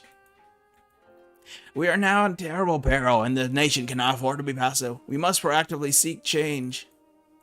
Has Your Majesty not learned from what happened in Ursus? The Chamber of Heaven's Designs has yet to figure out what sort of power man should wipe out the entire Originium vein. If the Crystal Age truly ends with the depletion of every prime vein, then the Great Yan must take responsibility and prepare to leave all of Terra. Attack Ursus in the north, repel Victoria in the west, pacify Mitsukui and Kusarigawa in the east, and settle Rim Billiton to the south. Furthermore, we must keep a close eye on Columbia's developments, as well as possible naval incursions from Aegir's own sea. And before all that, while Great Yan stands at the height of his power, must seize a chance in this fight against the Bisho Sui, sweep away decades of weakness hiding under peace and prosperity. Only then will we manage to stand tall in this chaotic realm, undeterred for the next millennium. The Trulung falls silent at the old man's speech, not only to consider all what was said, but also to calm his own mind. No one knows how much time has passed before he speaks. You dedicated your life to wars for the country, and your military merit was without equal, but this has also left you with injuries and ailments. Have I ever doubted your undying loyalty to the country? But earlier, you spoke of what befell Ursus, and that makes me wonder. Do you remember what happened to Gaul? Your Imperial Majesty? Your words were incisive. Yes, Great Yan should seek change, and must change. But the way I see it, compared to the lives we may lose to this war with the Bisho Sui, what we need even less is a Trulung past his prime, and this power accessible only to the Trulung for the past 1,000 years. If we talk of Great Yan's future, then I must say, my outlook is indeed brighter than yours, Grand Commandant. Has Great Yan these past 40 years lacked for loyal and righteous men? The Grand Preceptor, Yu Cheng, Gu Quan, the Grand Tutor, and yourself. My officials were loyal, my soldiers were fearless, and my people are principled. Where is this weakness hiding under peace and prosperity you speak of? As for the future you mentioned, you could take a look in my stead.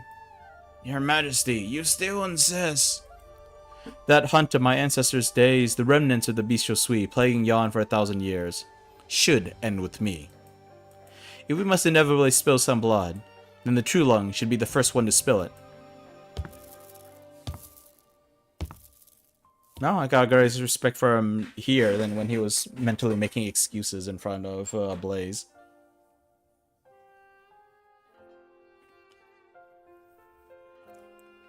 After a short silence, the True Lung walks through the doors. It has been a long time since he has stepped out of the place. Only an old man remains in the vast palace. If I cannot dissuade your majesty, then I can only strive to serve my duty. Send word to Yuman. It's time to make a move. After the brief order, he disconnects the terminal and slowly walks forward. He passes through the curtain, finally stopping before the throne, closing his eyes and staying in his spot, as if waiting for something. Until a cough he could no longer suppress bursts from his throat. The cough is so violent he bends over, and has to grab onto the throne for support.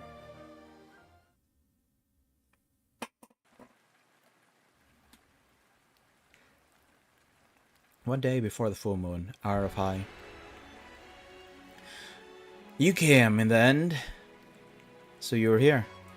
You don't seem surprised at all to see me, though. Tien Huiche is somewhat caught off guard by our target simply showing up before her. Still the overbearing posture, still the unfathomable look, as if they were not standing by Baisau's forbidden city, but in the backyard of his official residence in Lungmen. The buildings behind him seamlessly blend into his dark coat, as if those palaces were merely an excessively ornate cloak over his shoulders. So, at least you weren't kidnapped. Wait, did they change her character mode? Was she always holding the riding knife? That looks really cool. I like that.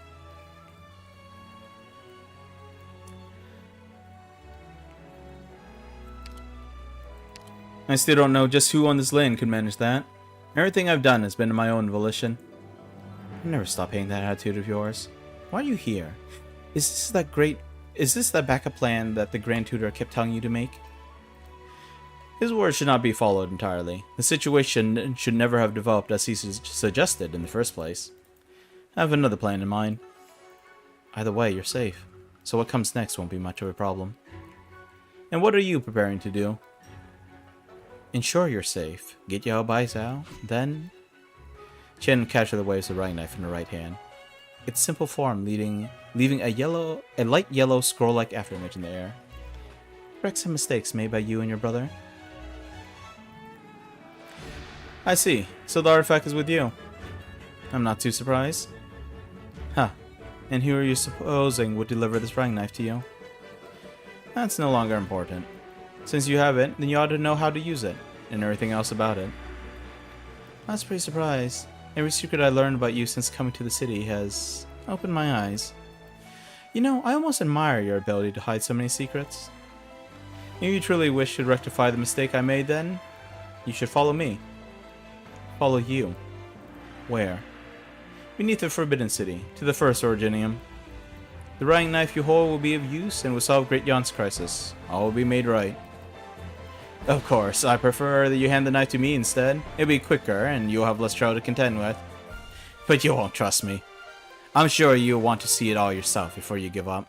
I don't really mind, though. Haven't had enough of playing the tragic hero. You're just conveniently skipping over the part where you would actually lose your life. We stand before a great crisis. And this is a small cost Yan can afford.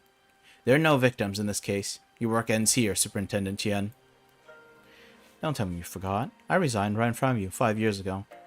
Though the man standing before me now isn't even fit to be called Chief Wei. You're telling me to watch you throw your life away, and that's not even the part of your words that's pissing me off the most. Your sacrifice isn't going to move anyone's heart but your own. And right now, you don't even have the right to end your life just like that. Hui Che, this is no petty squabble. This matter concerns the fate of Yan and its people. No, I can't remember last time I saw him that angry. You know, I mentioned this before, but when they changed the name of the country from Yen to Yan, that probably screwed things up a little bit, because in the palace they were talking about the deposed prince Yan Wu, but here it's Wei Yen Wu. Also, it's a one word instead of the space between them. Of course I know that, but get over your own ego. The country's fate doesn't fall on your shoulders alone. There are definitely other things you should be doing besides glorifying your own suicide. Very well. You don't have to come with me. Give me the running knife and go back to Lungman. It's too bad I got 2 blades here, but I can't lend you either of them. Don't have any more time to lose, and you still want your way, Superintendent Jian. The fact that he still calls her that, even though she resigned, means that either he doesn't respect her, or he doesn't acknowledge her decisions. Either way, it's not good. Both as family and as a boss. Even a former boss. I'm not the one insisting on having it my way. Must you force my hand? Fine, show me. Let me see how much your swordplay has grown in the last 5 years. That's more like it. Qian Huiche grips the hilt of her sword. Since she first took up Xixiao, she knew this moment would one day come. Qian sheaths her blade, points at the Baisao autumn breeze blowing between her and Wei Yanwu. A sword ere shadows trace, casts off as cast. If I recall correctly, like, despite being a pompous jerk, Yanwu can actually perform sword techniques without a sword. So is he fighting her barehanded right now? I have no idea.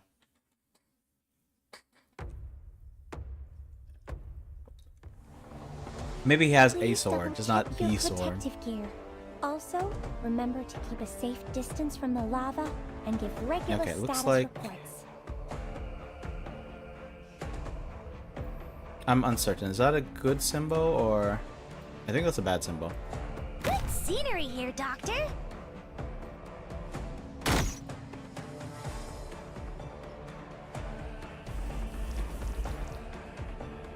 Wait, why did they just drop dead? What happened?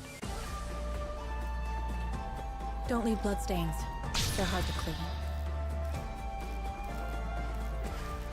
I can't tell anymore. Is that a good symbol or a bad one? I cannot tell.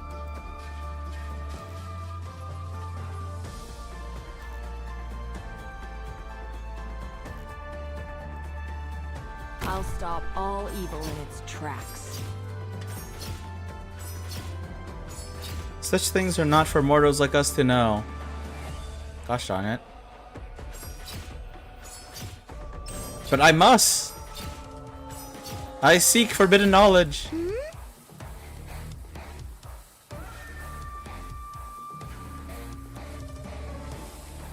Kinchia... Wait, no, that's a good symbol. This is a bad one.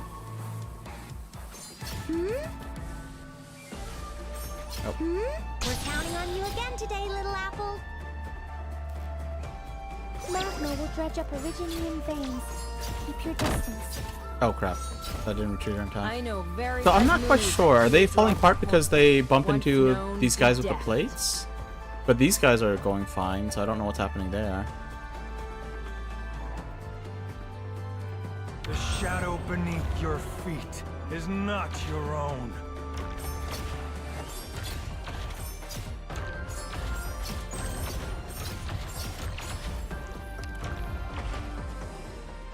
In moments like these, Just in what case. shines most brilliantly. I have to get serious now. It's a lot of bodies, y'all. But this will keep you quiet. Listen. Okay, let's see. That looks like it's a bad symbol because it's oh, what is that? Is that just high ground?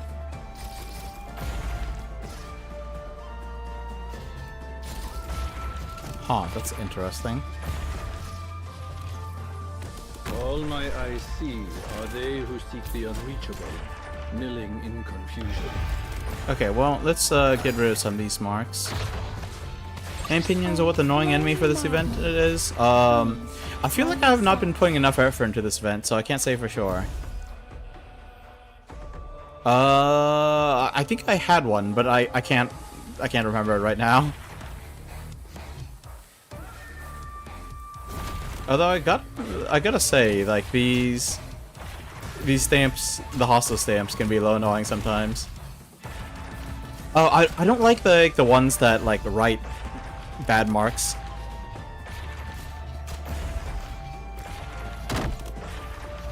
Okay, so these guys just gonna fall to their death, right? Yep. Separate all falsity.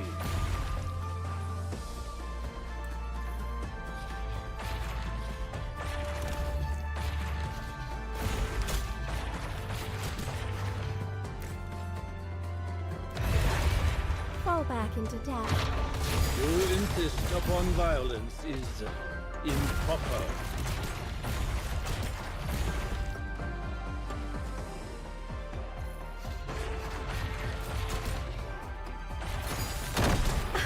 With shift of step, separate all falsity. Oh, she's still in her S1, isn't she? Wait. Fall back into death. Her. Yep, she's on her S1, of course.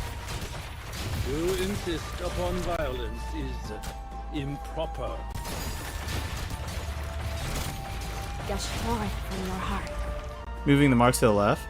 Oh. What did you do with them? Did you just like hang on to one and just leave the rest there? Honestly, that's what I was gonna do, and then I was like, wait a minute. There are endless pits here. With flash of thought, extinguish all suffering. You didn't knife any of them at all. Fair enough. Why bother outmaneuvering the enemy when you meet them head on and break their charge?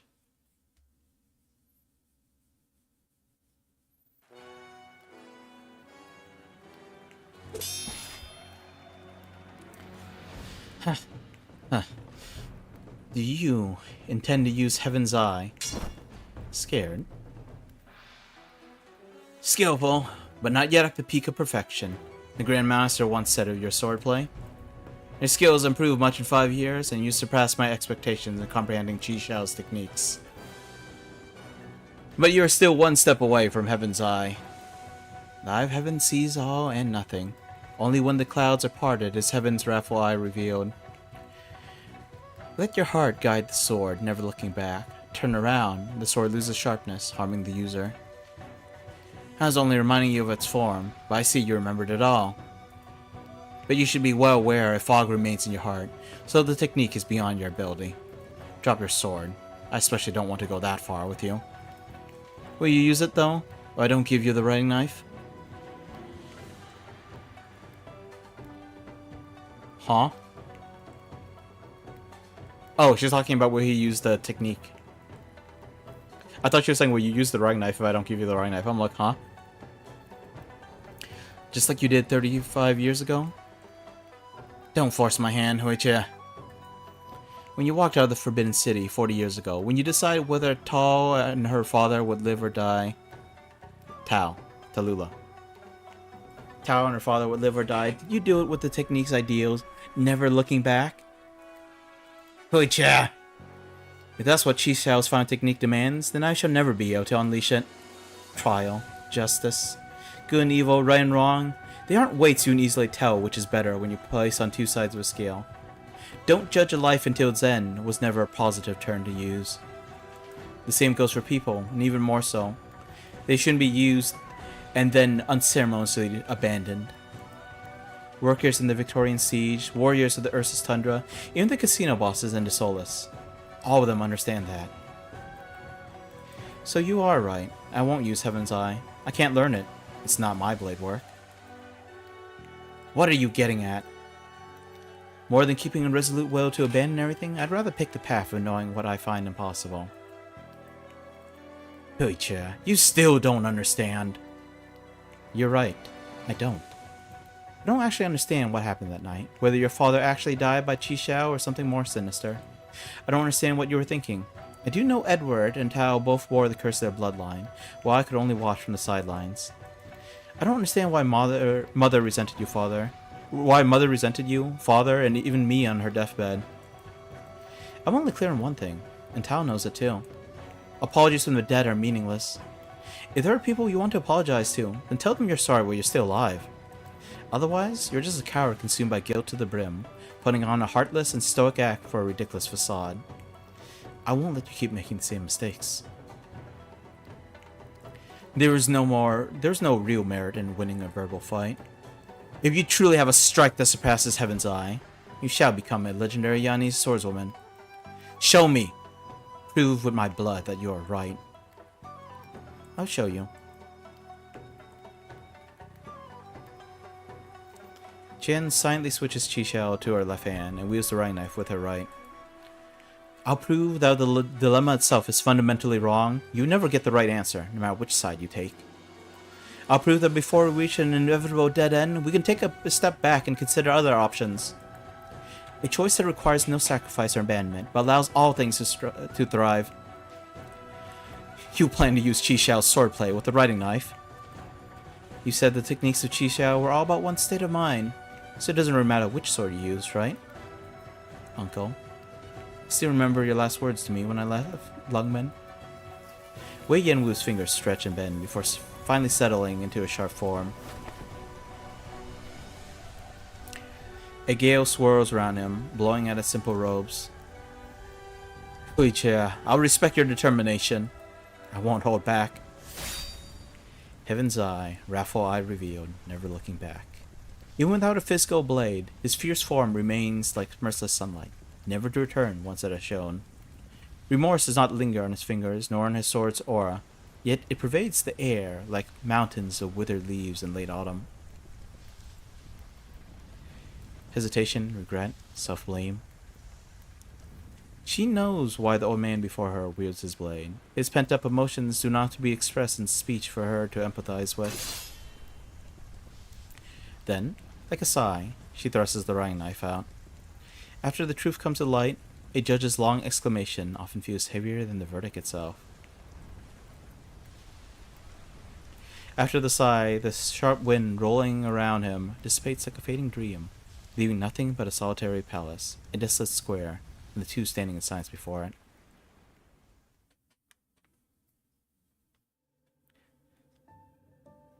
So, this is the swordplay you meant.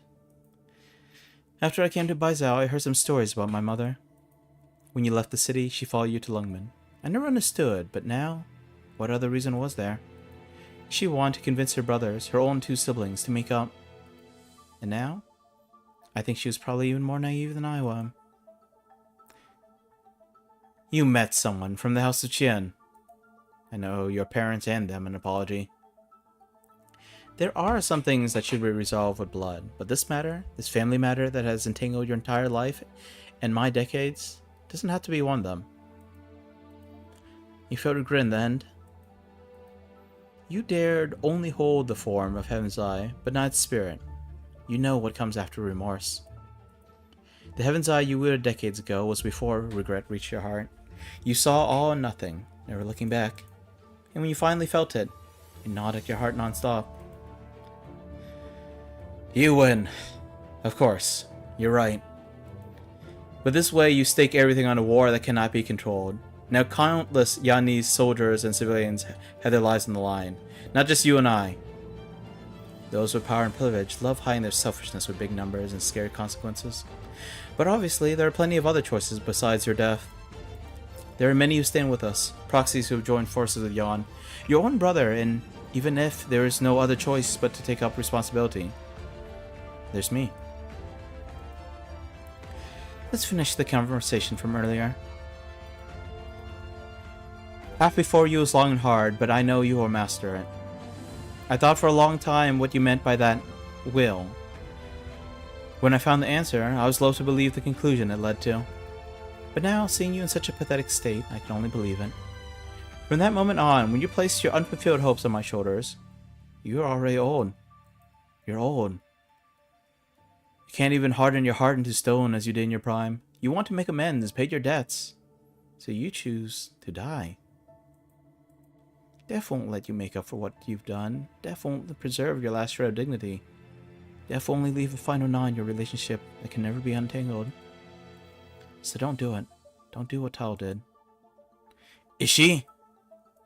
You want to ask me, is she doing well? Then I'll tell you. No, not at all. But you should rejoice in the fact that I'm willing to talk to her about her with anybody. With you.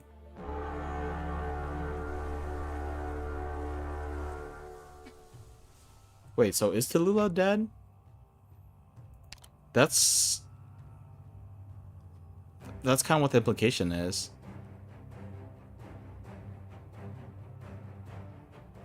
At the very least, she's not doing well, but does that mean she's dead, or she's just suffering while trying to atone? Because I believe she's still around.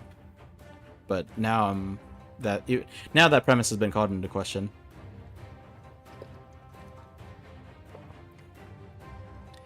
What's that? The horn signaling the attack. It's not from Baisao, but outside. From Human. Humans about to attack the Tomb of Sui? The Grand Commandant has issued the command, but whether or not the troops move is up to Zhou Xuanliao. So, how the heck do you read that? He cannot hold on forever, though. Human's troops are not his personal army. I should go. To do what? Our family matters have to be resolved, but those incarnations of the Fairmood, the same goes for them too. They'll try their best, and I'm willing to trust them. And that Grand Commandant? I can kind of guess what's on his mind. He's not selfish, but he thinks his judgments are logical and realistic. Disasters caused by people like him are usually the worst ones. Be it for Lungmen or what's left of the House of Qian, I should try and win whatever peace is possible for Yan. I know you will. Right. Before I go, and if you want, help me think up a name for the move I pulled off. A name like Heaven's Eye that would get a young me all excited.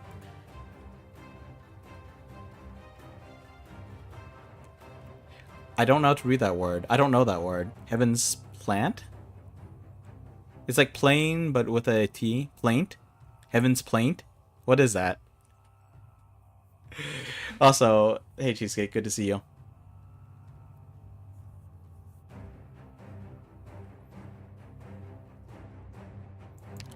Wait, you think she didn't know? Know what? Whether or not Tallulah's alive? That doesn't make sense with how she's talking.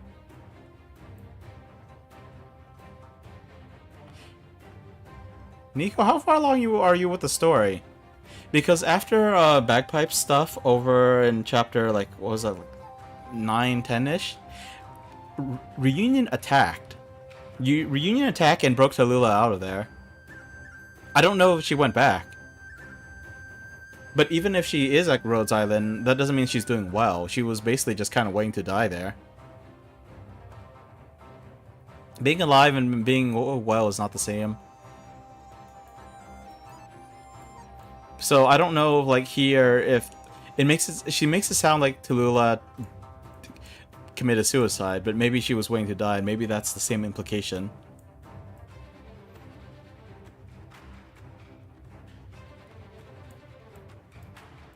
But yeah, I think that was what, like, that was the final nail in the coffin, and for my opinion of a Reunion. Like, I hated Reunion, absolutely hated them.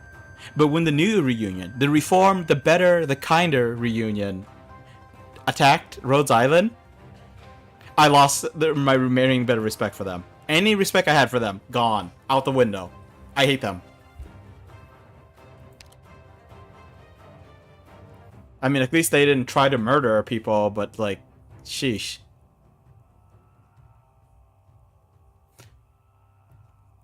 The primary point is that someone that Closure trusted to give important information to turn around and betrayed her, and use that information to bring down Rhodes Island's defenses. Guard, who was an operator for Rhodes Island, used his knowledge of Rhodes Island to circumvent their defenses. They keep saying stuff like, the guard says stuff like, I didn't want to do it, but then he was all in on helping Reunion do it. The other guy was laughing as he shut down Closure's defenses. Reunion's not good, not even the slightest bit. They were all talking about, like, how it's their right to take hold of Tallulah and how she has to answer to them. I'm like, you people don't get to you people don't deserve to demand answers from her, because you went right along with all her atrocities. You murdered innocent people. You laughed about it. You basically forced a bunch of middle schoolers to become cannibals. Like, you people don't get to talk.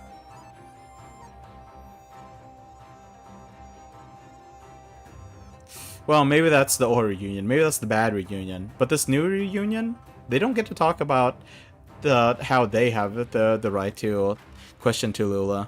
Rhodes Island was all in there, and Rhodes Island actually tried to help people. So that's more than what Reunion did. Yeah, I'm thinking that Tallulah might still be around too, but I don't think she's at Rhodes Island. But I am several chapters behind. Anyway, I once again, I'm gonna shut down my my hatred for for the various characters here, because that does not help with actually enjoying the story. I'm uncertain if I'm pretty sure I already agreed cheesecake, but now I'm like questioning it again. But anyway, I hope you're doing good.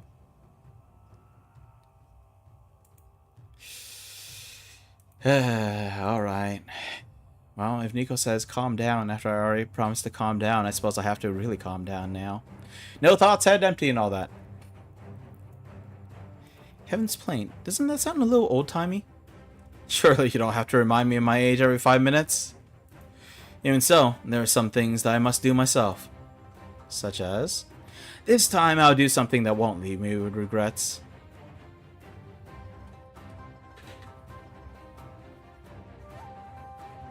I'm shipping those two.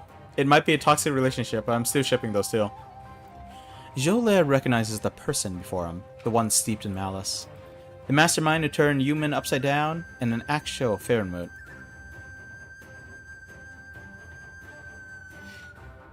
Mute? This sounds wrong. Farenmut? As in mutant? Mutation? If there were two T's, it would be Mutt. Jolais grips his blade and swallows hard. But the other part does not seem to pay him any mind, instead looking towards Mo Yi. And where's the thing you promised me? I didn't find it. Then there's no meaning in keeping you alive. With no hesitation, a long, narrow blade manifested in Ya's hand, dazzling the other two with silver glint. Amiya, remember that?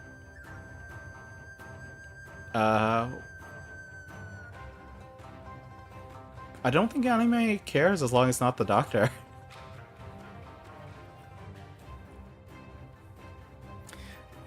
Oh, wait. Kyumi, you never know where Buffon is. What? Mo Yi, what exactly? Faced with Jolais's angry stare, Mo Yi can only turn her head away. Oh. She lost the attitude for once. Let me ask you first. What are you planning to do with Buffon once you have it? Just kill Sui, or do you want the whole city, or even all Yan to also die alongside your grudge? That is of no concern to you. I only promise to help you exact revenge against the bestial Sui, but before I give it to you, I need you to promise me something. There's a certain meme on Twitter. Alright. Your rage can only be directed at Sui, and once you're done with your vengeance, you leave Yan. Absurd. Why should I promise you anything? No particular reason, but I'm not giving it to you unless you agree. You exhausted my patience with your life. Jolais steps in almost instinctively and takes the blow. He realizes once more just how much power a Farenmut holds. All he feels is the inside churning as blood spurts from his mouth. Jolais! The sweet regulator will not allow you to harm anyone, even if she is a Shanghai Zong. Ridiculous. It is this very human game that I hate. A light flick of her longsword, and the candle holder's own blade flies from his hand, as his throat meets the edge of her blade. The whereabouts of Buffon, or its life. No way, you can't... Don't hurt him, I'll tell you. Oh my goodness, I am hard shipping them now. The Shanghai Zong takes out an elaborate box from her pocket, and opens it to reveal an ancient map within. That's from the Sky Mirror Pavilion. When did you... Sorry. Lord Joe. I admit to the crime deceiving you over and over again. Dare I ask you to trust me, and when a chance comes, to let me be the good one and make amends? You mustn't. Ignoring the candle holder's futile attempt, Mo Yi hands the map over to Ya, the latter merely sweeping a glance at it before the parchment turns into ashes. Enough! I did what you wanted. You should leave. You tricked me once and still hope for me to trust you?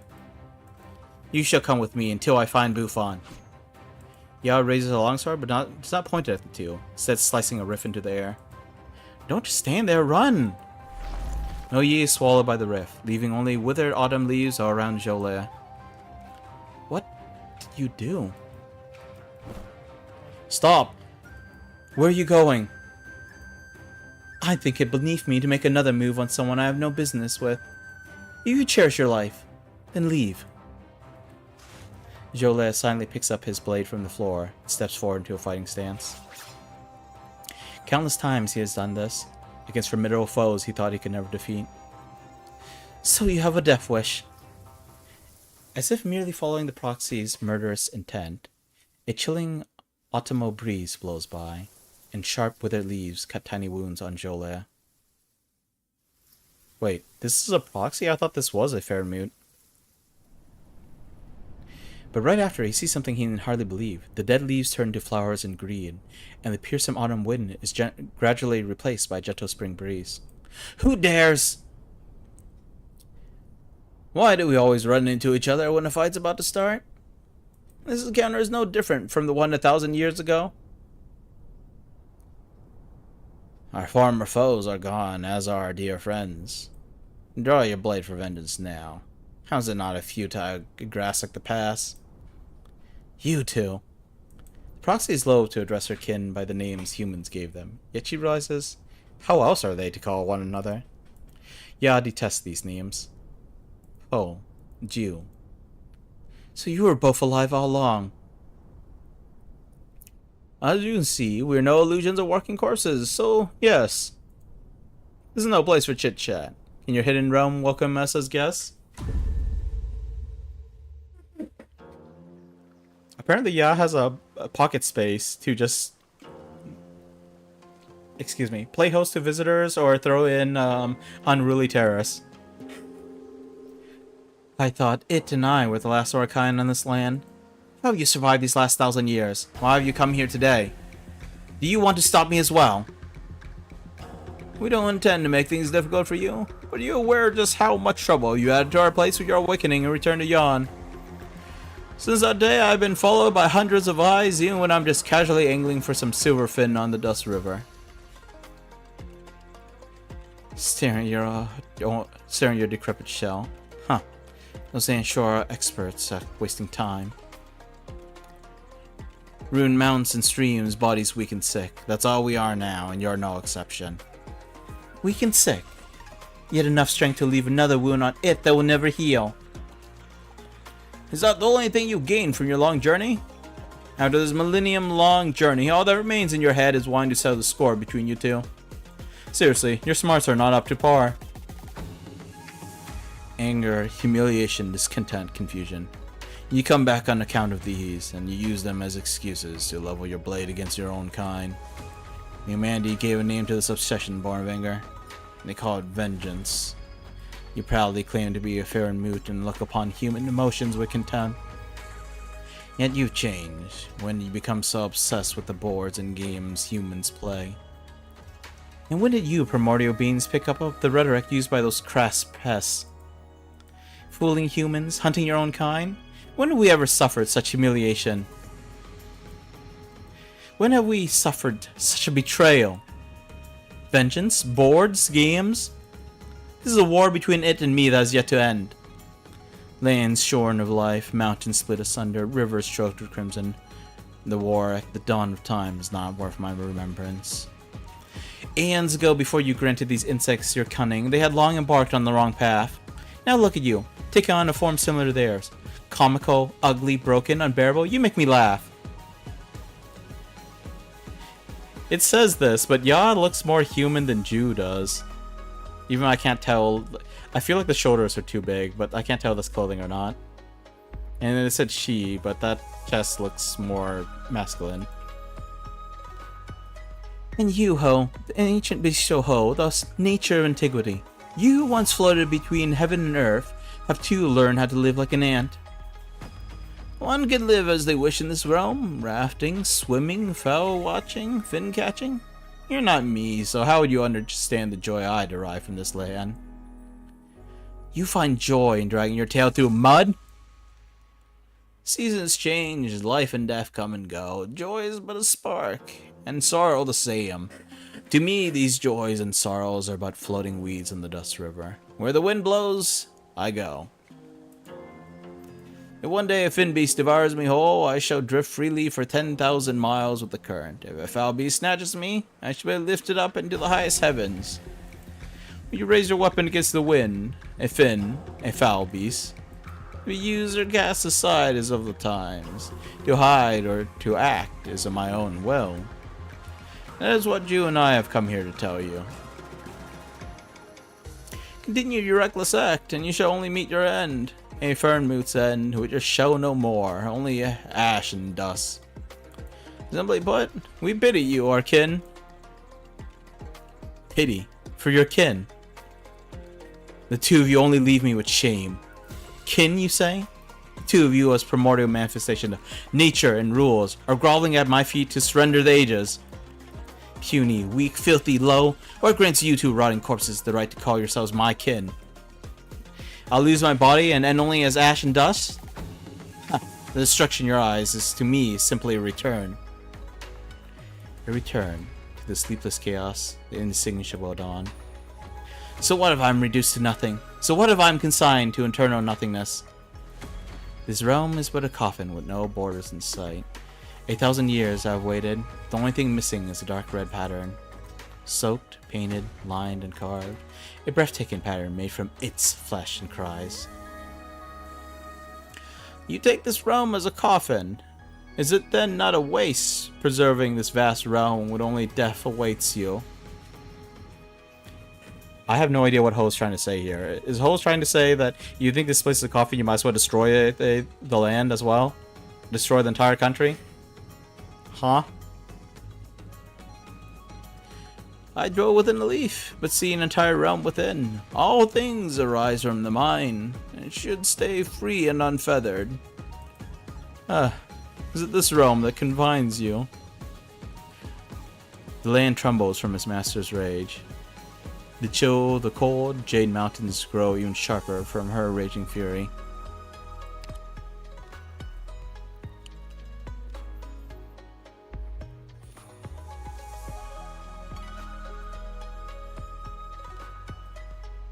Okay, so I don't completely get it, but I wonder if this realm here referred to the land of Yon, and then the second, this vast realm refers to this pocket dimension. Ho needs to wrap his chest up. He's gonna get a cold, man.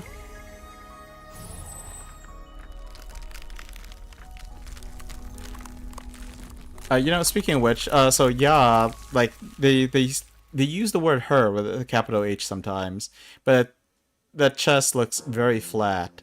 And something reminded me of this one like comic where this character does some utterly insane things. In this one comic, she was trying to cut and paste male nipples onto female nipples, so then they don't have to be censored. I'm just not quite the same thing, but I'm like, you gotta cover up. Well, this is a male chest, in which case you can have it out. Although you're also telling Ho to cover up, and he looks male to me. Although in this case, it's not for exposure, but for getting a cold. Let's see. Elaine's grow even sharper from her raging fury, but the old man merely taps his long staff on the water surface. A plum blossom blooms on the river that has never melted. So you wish to face me in my own realm? Arrows knocked. Yes, use your arrow, your staff, your pest-like forms to smash all that you see as coffins. Then come with me and your sly disciples stead and take a good look for yourselves. Witness how this 1,000-year-old feud shall finally end. Ya's figure vanishes in thin air, leaving only Ju and Ho on the frozen river. Ju? I see stopping the war is no longer possible. Are we really going to destroy this realm she has preserved for so many years? Pity for your kin really struck a nerve with Ya. But that isn't that why we've been trying to make her see the error of her ways? How can we drive the knife even deeper when she's already wallowing in self-abandonment? So from now on, must we only watch from the sidelines as Wang's plot unfolds? We guided that last once. We saved that candle holder. We even stood in for that precious disciple of yours. We've done our part for Wang. He probably knows we can't stop Ya, which is why he even let us involve ourselves in this troublesome affair in the first place. He really is like it, only he is a bit more.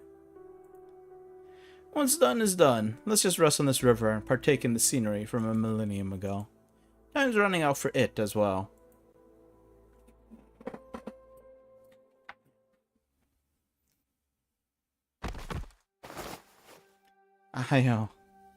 Wait, I'm back? And you're alive too. Where's Ya? I saw an old man and a person covered in machinery. They stopped Ya, then they all vanished. Someone covered in metal? Don't tell me. Damn it, I was so close. Why am I the only one who hasn't seen him? Forget it. Since he's already here, I'm sure I'll get another chance to meet him when this is all done with. There's something wild about the fact that we didn't get this this terrorist, but we instead got her god instead as a playable operator. Thanks for saving me earlier. Saving you? Without my convincing performance, she would have thought any actual intel. She would have thought my actual intel was fake, right? Wouldn't that be a real shame? What? What are you planning divulging the location of the booth under that proxy? You keep asking me what mission the old Tanshi gave me, right? Man, you wouldn't believe me anyway. Maybe when you become that sweet regulator supervisor, whatchamacallit.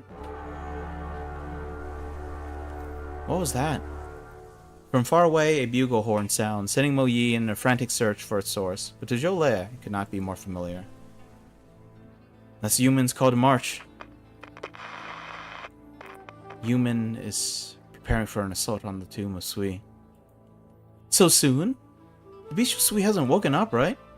The Beast of Sui is yet to wake. The city is in chaos, and the Sui regular still hasn't fulfilled its duties. How could they possibly issue the order to attack the tomb right now? Something must have happened inside Yuman. I should. Well then, get going! We have to take that token to the tomb of Sui. After a moment's silence, Zhou speaks with hesitation. Can I trust you? Just shut up and leave it with me. Since you saved my life earlier. Stay safe.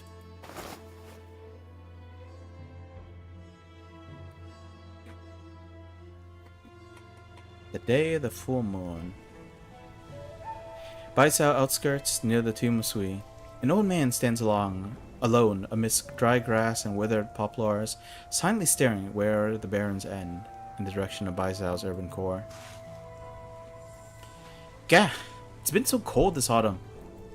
What are you doing out here all alone on a day this cold? Waiting for someone.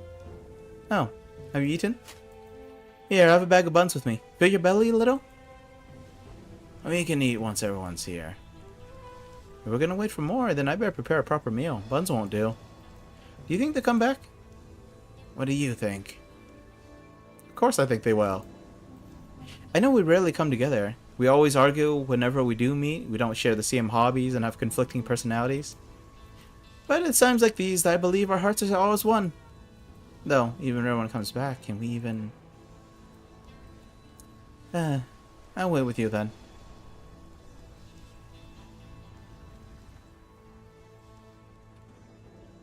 A victory with few deaths can comfort the heart.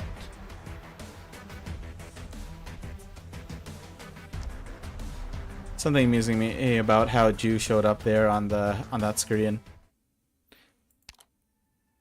Oh man.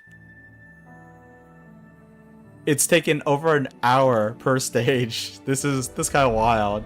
Although we did spend a little time to do some pulls, so there's that. But I suppose it's not time for yet another break. So yeah, see you all in a bit once again.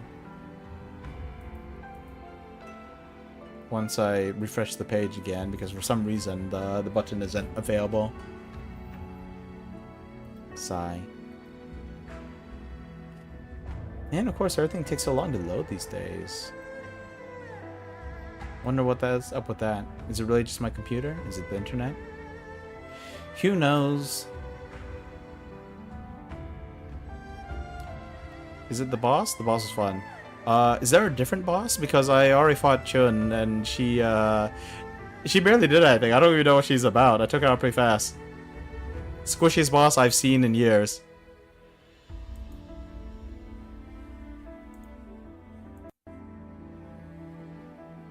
The real boss is the choose your own adventure boss. Oh my goodness. Alright then, I guess I have to see what the dragon boss is like.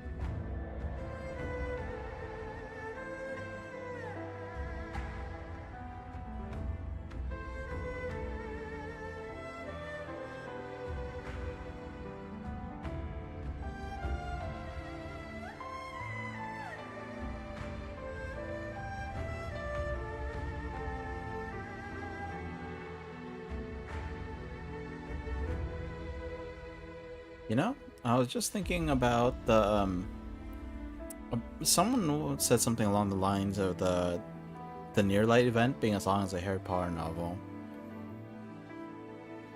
I don't know which Harry Potter novel they were talking about, because the first one was like, I think like 200 pages, maybe less. And then the fifth book was like 870 pages. They just kept getting longer and longer, with the exception of the sixth book. That one got shorter. And then the seventh book, I don't remember, was longer than the fifth book, or just longer than the sixth book. But you know, these events, they take a while to read through. But you know, you take into account like the pulls, the distractions, the stages. 3 streams to get through a story event? There's no way a Harry Potter book is that fast, right? Especially the longer ones. Even if the font size is large and even there's a lot of space between the lines, like still, 800 pages is a lot.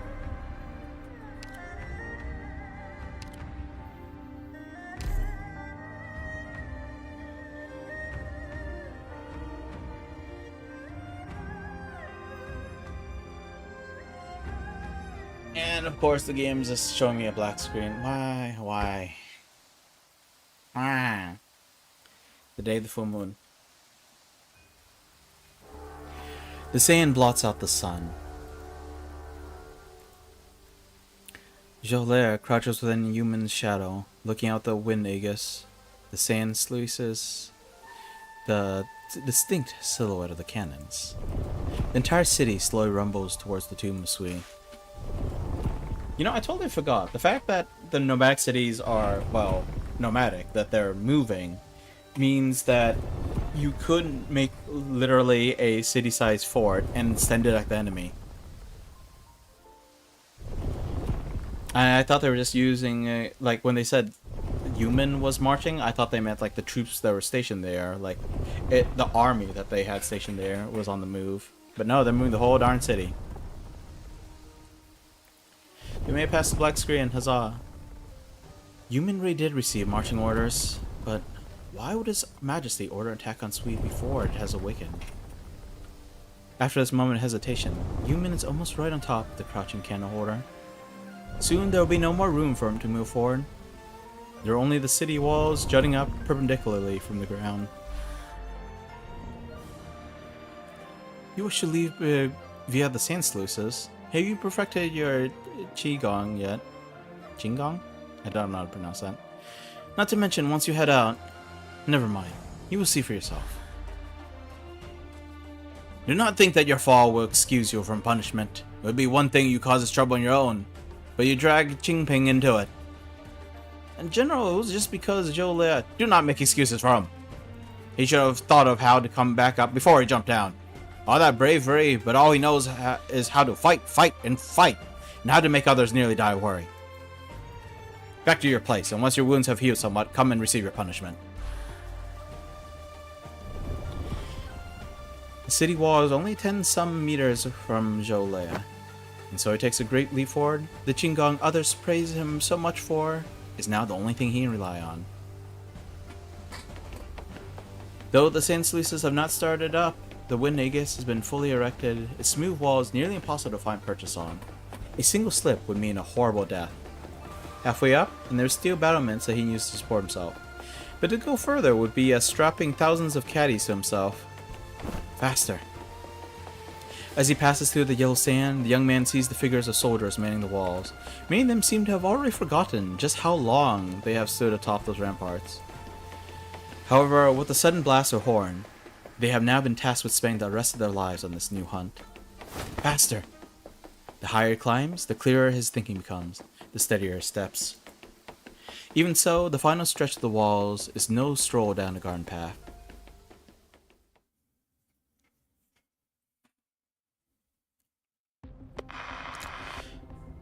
Still 15 kilometers from the tomb. Can't see anything about Swede's movements from here.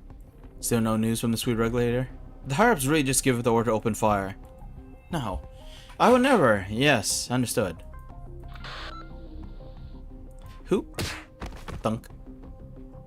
My apologies.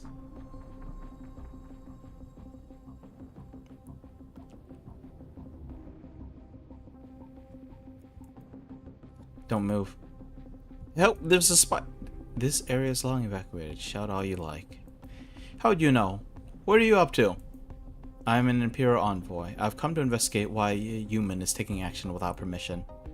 Imperial envoy? Didn't they come by earlier? You think you can pretend to be one of them while sneaking around? Already came by earlier. Of course I'm an envoy of the court. Don't you recognize these clothes?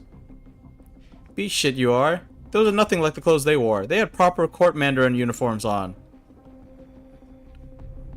I always wonder about this thing he wears like his hip. It looks like a weird, like, cross-hatched mask. The Ministry of War. How do you know that? Not long after the Ministry of War's envoys came to Human, the order to deploy was passed down, correct? As General Zhou made a public appearance since then, before any great battle, he would always personally beat the war tower drum to inspire morale. Are you really from the court? Of course I am. These marching orders did seem really strange, but if it wasn't General Zhou, then who could have issued them? I see. I've already untied your wrists. Returning to the tower now will most likely raise suspicion, so I suggest you wait here a while. Goodbye. The soldier rubs his eyes with his numb hands, wondering why the young man, leaping away with his Qigong, seemed somewhat familiar.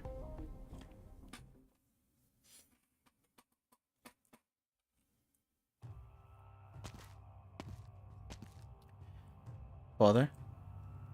Zhou Le, how did you get into the city? I climbed up through the sand sluices. No, that's not important right now. I'm just glad you are safe. Where are the men from the Ministry of War, Father? You. Why are you trying to find them?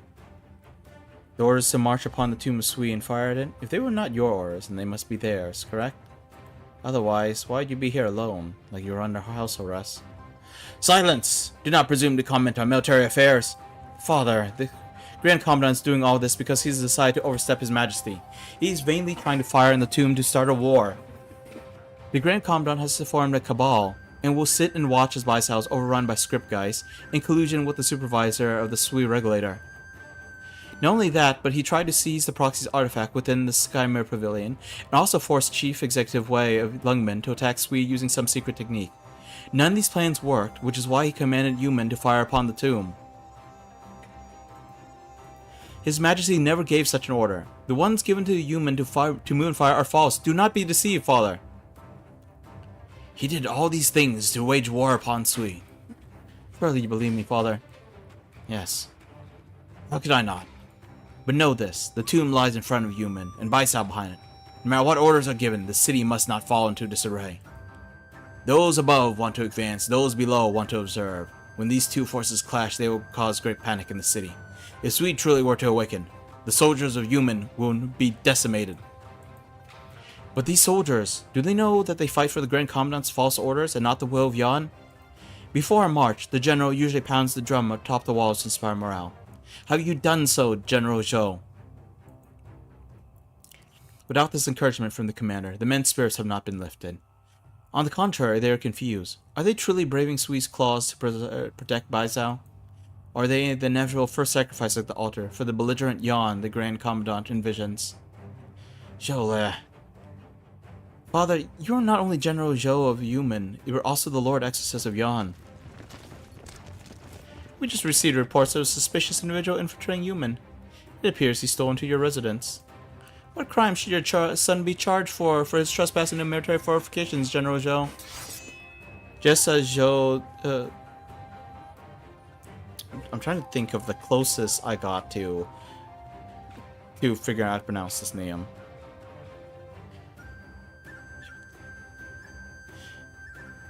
Okay, I'll do my best. Just as Zhou Xuanlao is about to open his mouth to reply, Zhou Le steps forward, drawing his sword at his waist halfway. I assume you heard all I said earlier, sir. Considering you can still say such things after that, you must be in league with the Grand Commandant. You're talking nonsense, you insolent child. Are you going to turn a blind eye to your son's disrespect, General Zhou? Sir, I truly must wonder, why is the Grand Commandant so eager to wage war against Sui? Still questioning your orders even now, General. With terror and such turmoil, the entirety of the court unanimously passed the 28 policies. But outside those 28, there were 2 more hidden policies, the first of which is that the Sui menace must be eliminated.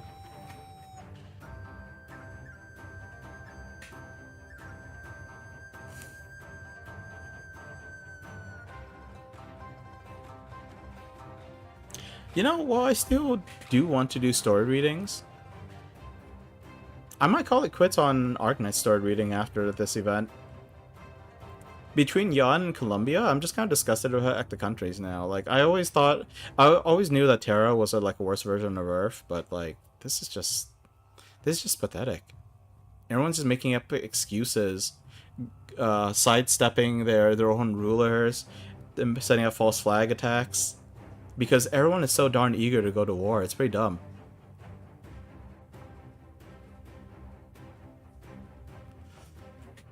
Talking about this guy, well, I mean, so a lot of the finer details, like, I don't get. But this guy is basically... He's a zealot, working under orders from someone else who's just as overzealous as he is.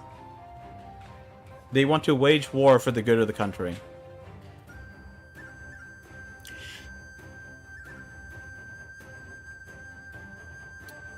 So I don't know. Maybe they have a point. Maybe it's best to take out this Sui before it awakens. But I don't think these guys know I don't think these guys understand Sui any more than I do. They're just like, oh, we better attack it before it gets to full strength. But they have no idea what kind of problems they're causing. I mean, a lot of what they say in Arknights doesn't really have to make much sense, but here the 28 policies seems to refer to a set of bills, presumably 28 of them. So it seems like when these bills were passed, there were 30 bills in total, 2 of which were not publicly disclosed, because like the whole thing about SWE is not publicly disclosed either. I think that's what it was. I'm not sure if that's what was confusing you or if there was something else going on. If we do not eliminate now, surely you do not mean to wait until our enemies from abroad are at the gates? Set the dragon on them. See what happens. I should tell you the truth, General. It's only the Grand Commandant who supports his policy. More than half the court mandarins do as well. And what does the Grand Tutor say? What does His Majesty say? It is not your place to ask. It is also a question I've been meaning to ask, sir. Besides the Grand Commandant and the Ministry of War, the mandarins of the 6 ministries and His Majesty, do they know all the facts? Have they agreed to all this? These are not matters you should concern yourself with, Zhou Jianlao. You are merely a general. This is, at minimum, the second time I've seen someone completely sidestep the authority of their emperor. This is the second time I've seen people who are like, we're doing this for the good of the country, but the emperor doesn't need to know. Alright, Arknights, you've... This has been the final straw. Even though I continue to read Arknight stories, I cannot, in good conscience, do more story reading on stream. It's taking me off too much. So they do not know. Soldiers must heed orders, and human cannot be allowed to fall into chaos. Thus, I am willing to be patient and watch as you replace me before battle is met. Hustaka. Hello there. Why is it taking me off? Before I answer that, how versed are you in Arknights lore? I'm assuming that the fact that you asked me that is that you are, but it could also be that you're simply curious. I need to know how much I need to explain. And actually, now that I think about it, I suppose regardless of your answer, my answers would be mostly the same. I just can avoid a few details. You read every single event, played the games for 6+ years, okay. So, I am not up to date with the story. I am not up to date with the main story, I've missed a bunch of the side stories. I haven't even read everything regarding Jan and the SWE siblings. It's taking me off because almost every single event I read is about some a-hole causing problems. But notably, so just now I mentioned that there's at least 2 occasions now. The Emperor's Sword, and here this Grand Commandant, who have completely sidestepped their Emperor's authority. They talk about how they're loyal to the Emperor, how they're doing this for the good of their country, and then not only are they doing stuff, just taking stuff into their own hands, but they are going out of their way to be like, the Emperor doesn't need to know. It's especially for Ursus, they're definitely treating him like a child, but this is not a young man. This is a guy who was in power around the time that Blaze was born. But almost every event is like that. Not just in the whole sidestepping the Emperor, but like I just read the Columbia event, right? In that one, they were setting up a false flag attack, so they have an excuse to go to war. So maybe there is like some wisdom to it, to preparing for a conflict. But it sounds to me like the people who are trying to force this war here in Yan they want to conquer the world. You know, like the Grand Commandant was talking about all the other countries and how if the things go bad with Originium, they're the only ones who can unite everyone. Because everyone else is apparently incompetent or childish or whatever. They're all eager to go to war. Columbia is setting up false flag attacks. Yan's people are sidestepping their emperor and dealing with the deposed prince. Because it's easier for them. Silver Ash might have a point. Silver Ash doesn't seem like he's trying to conquer anything. He's just a little concerned at how his country will be completely overrun. At Gierag being overrun by every other country out there.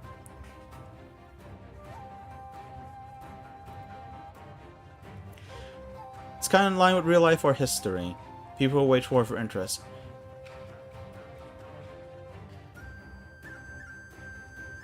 The Duke of Castor, yes.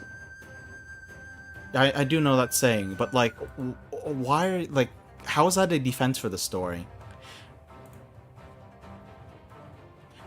You're asking me why it's ticking me off, and when I explain why, you're telling me this is just like real life, so I should be enjoying this?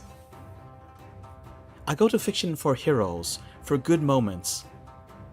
I go because Rhodes Island was an organization that gives medicine for fair prices, that trains their employees to survive, that helps people out.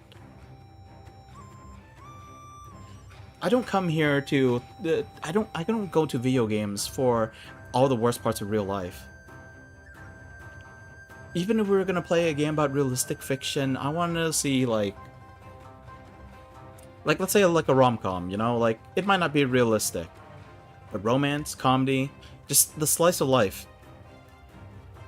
That's what I want to go for. Yes, we can have conflict. Yes, I'm someone who can't seem to enjoy peaceful games.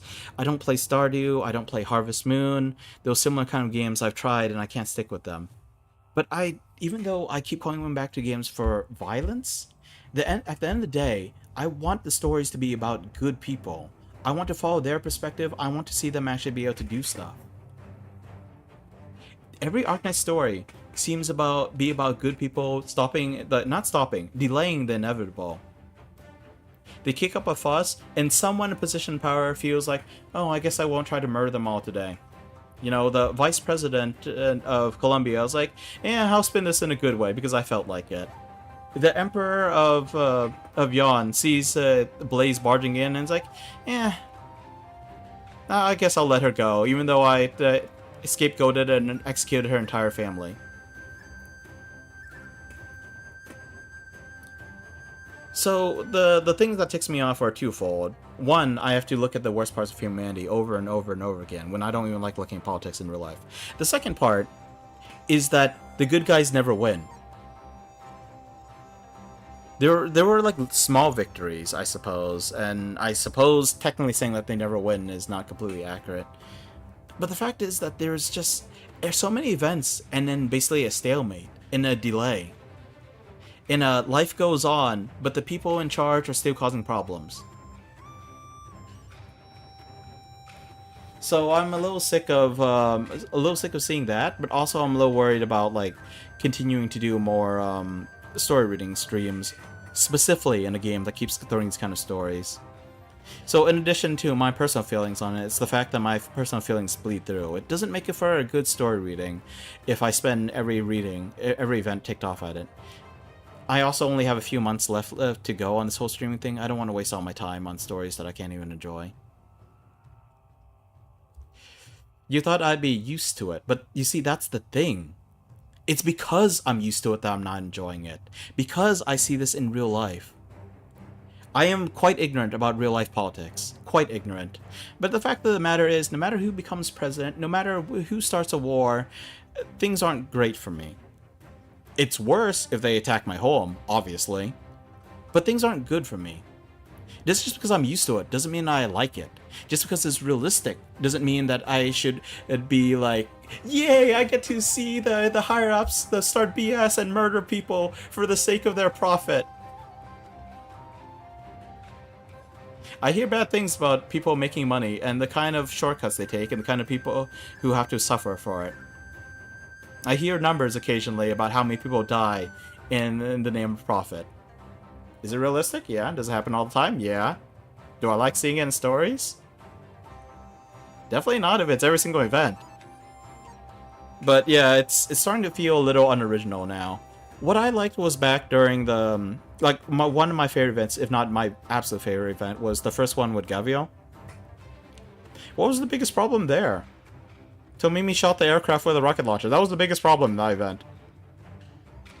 It was a fun time. Stupid stuff happened. Lots of stupid stuff happened. But, like, the discrimination against her that Gavio was talking about, it was just people going like, "Aw, you're sick. Poor little baby." That was it. You didn't have a reunion talking about how how Rose Island doesn't do anything for people, and how Reunion's going to change the world, and all Reunion does is do terrorist attacks. Rose Island is providing medical aid. They have stations set out in various places to help people. Reunion is just attacking people and getting people more pissed off than infected. And for some reason, some people look at this and go, yeah, Reunion's making progress. Reunion's doing the good fight. Rose Island's just a bunch of cowards. I'm like, what the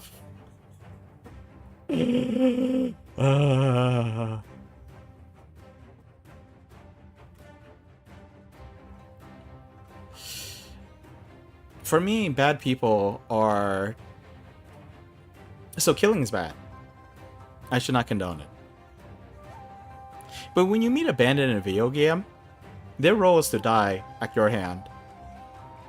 Through sword, through guns, through explosives, through maneuvering even, sabotage. Doesn't matter. They're cannon fodder for you. But yeah, when all the selfish evil people are in charge, and the good guys can't do anything about it, it gets frustrating. Anyway, I've already gone on too long. Let's continue with the actual reading.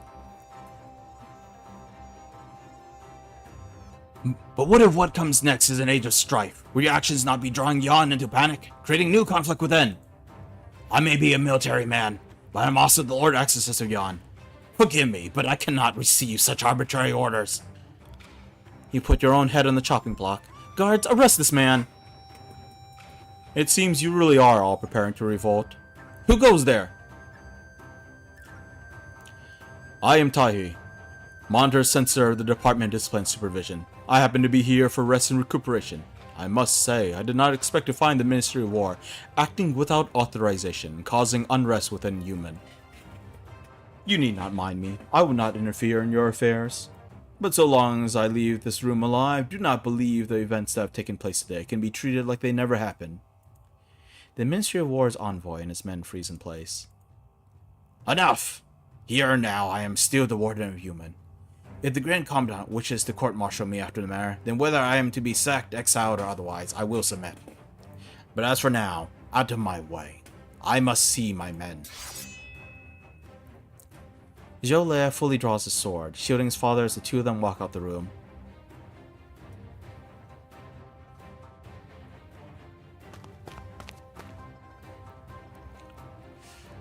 Those so-called envoys are now in detention, Father. Good. Next. Grave news, General. The city's communication systems, they've been severed. What? Seems those ministry men picked up where the wind was blowing before they barged into the meeting room, so they performed some sabotage. We're relying on runners right now. The mobility layer still works fine, but there are artillery emplacements all across Human, and the order has already been passed down. The orders the men receive keep changing. Begin repairs immediately, and do everything you can to stop the cannons from firing. Yes, sir. Dai, relay my orders to the mobility layer. It shall be done.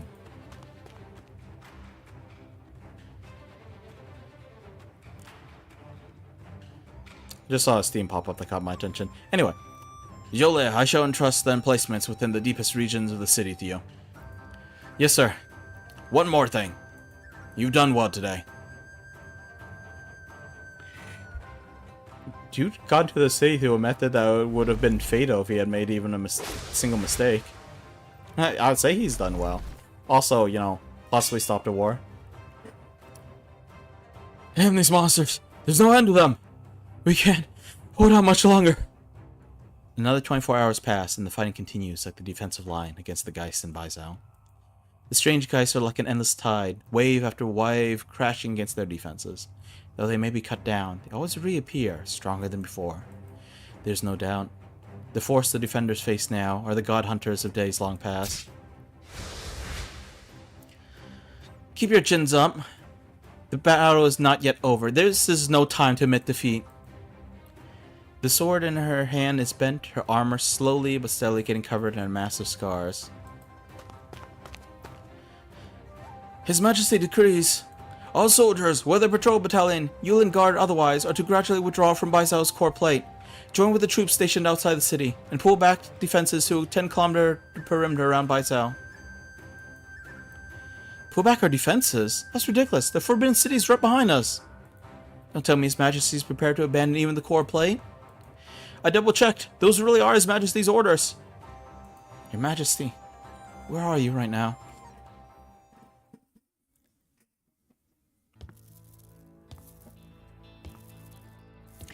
After 40 years, he steps into the secret chamber once more.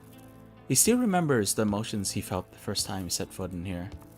Remorse, confusion, resentment, terror.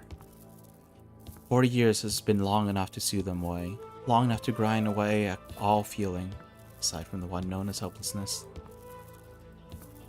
40 years passed in a flash.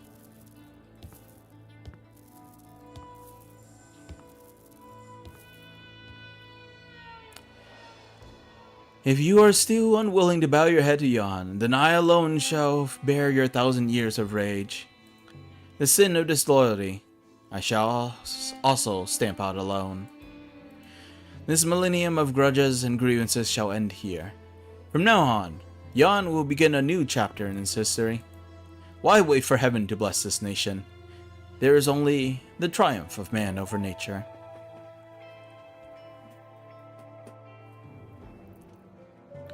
The True Lung looks towards the blazing radiance before him, as if he can see a pair of giant, ancient eyes burning within, burning with a great fury. All he waits for is the signal that Sui has finally awakened before he martyrs himself.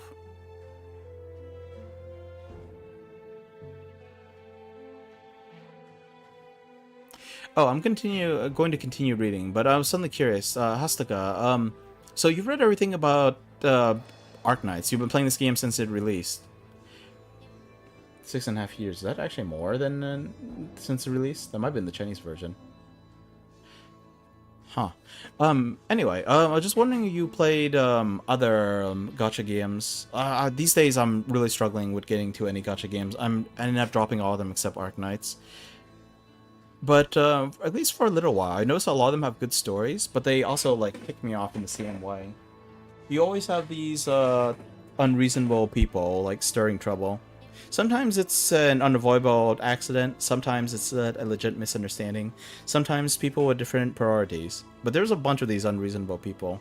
I was wondering if it's your experience that gacha games generally have good but emotionally charged stories. I want to say dark, but I'm not sure if it's always dark. At the same time though, it's usually not happy. It's usually a struggle for the heroes.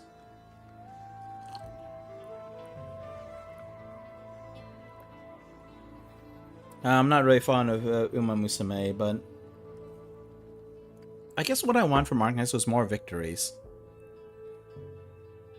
More victories for the good guys, I mean. I can't think of a single, like, true victory that they have, but maybe I'm a little jaded. Actually, I kind of like how the Near Light event ended.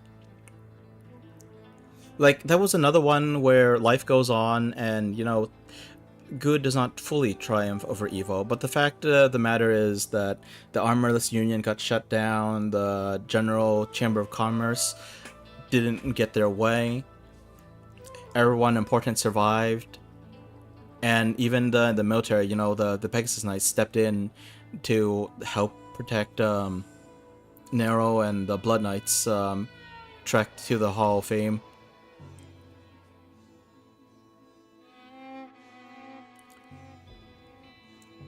So it was not just that I like comedy and romance. I do like comedy and romance. I will ship characters. I'm already shipping Jolet and Mo Yi. But,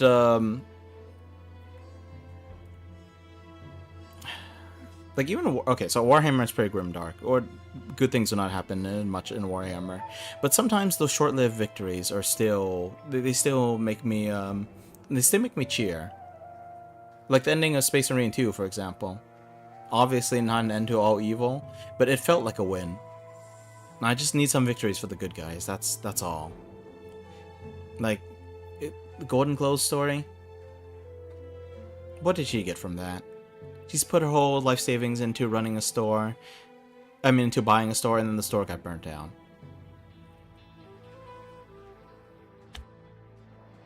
She lost a lot. The bad guys? What did the bad guys even lose in that event?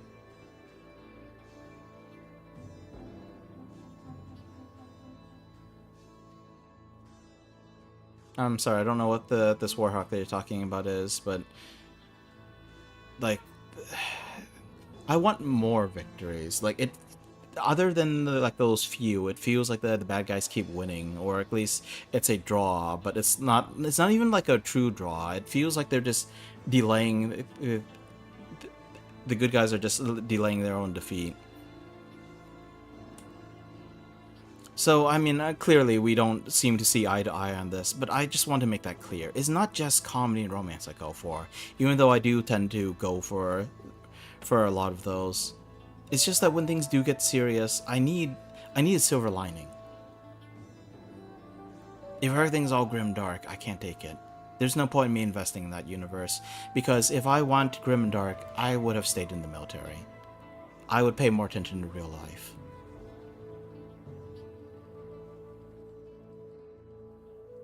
The Grand Commandant? He hasn't been defeated yet. What the heck are you talking about? If you're talking about the Ministry of War guys, those guys, they got put in a prison. I mean, they got put into detention for now, but they still severed the communications of Human. And Human hasn't completely stopped either. Like, this situation has not been dealt with at all. Like, that is what you call a victory. Then no wonder you're pleased with this with story. That is no way, shape, or form a victory. Like, okay, well, no, I should acknowledge it. It's at least a small victory, but like, come on, things haven't actually stopped. Like the Grand Commandant is still at large. The Swede regulators, supervisors at large. Yeah. Anyway, sorry, that wasn't what I wanted to get at. I was just wondering, like, if you felt that there's a similar trend in gacha games to have these emotionally charged stories. Good stories, but very emotionally charged. And whether or not you felt the same way about Enfield. Because I couldn't get into Enfield, despite it being an Arknights game, and I was pretty excited before it came out. But when it did, I realized I couldn't really tolerate that kind of Genshin style gameplay. I think I had a few other small complaints. Whatever the case, it was simply that it didn't keep my attention enough to keep going with it.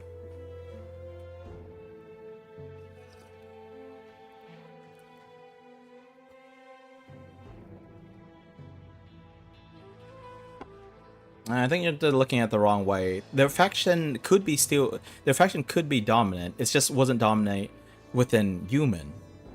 Because the person in charge of Human is supposed to be General Zhou. And even then, they were going to take him out. They were going to deal with the general right there and then. The only reason they didn't was because I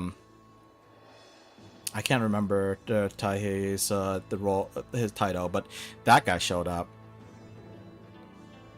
They were going to arrest the general by force. They were pretty confident. You don't like Enfield's story so far? Fair enough. Yeah, I was just a little curious what you thought about it. You don't like the fact that the characters are paragons of human virtue, huh? I do like it. It's hard to live up to, but I do like it when characters are heroic. Guri, it's good to see you. You're playing Persona 5 Royale? I keep forgetting if it's Royal or Royale, but it's Royal. Hopefully you were enjoying it. I poked in when you were still, like, at the very beginning. Like, I think in the little prologue sequence at the very beginning. Oh, you have to go already? Very well. You are paid to raid. How much is she paying you?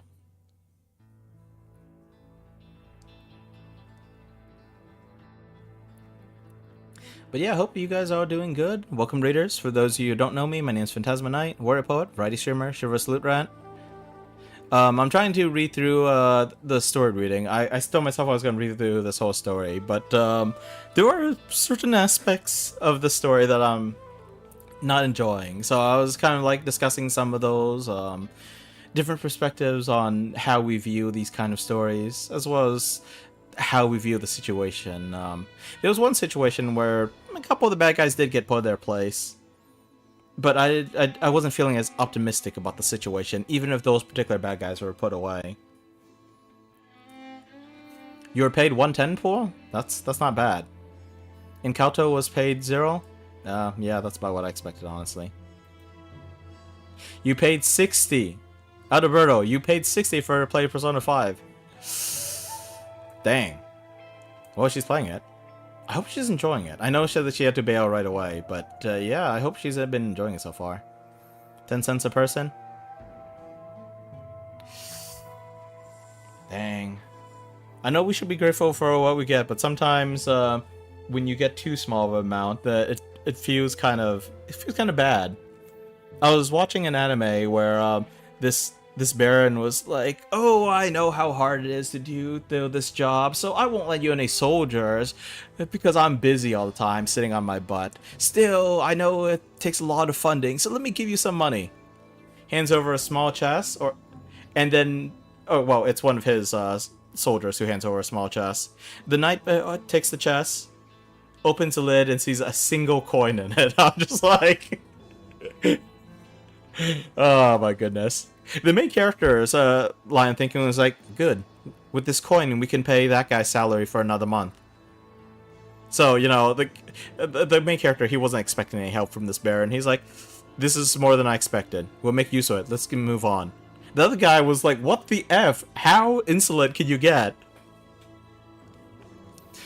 You all hate Kamoshida? Well, I'm glad you do. If you had told me that you did like him, I'd been like, you know, every opinion should be respected so long as you don't act on every thought you have. You know, like it's you can't outlaw an opinion. You could outlaw an action.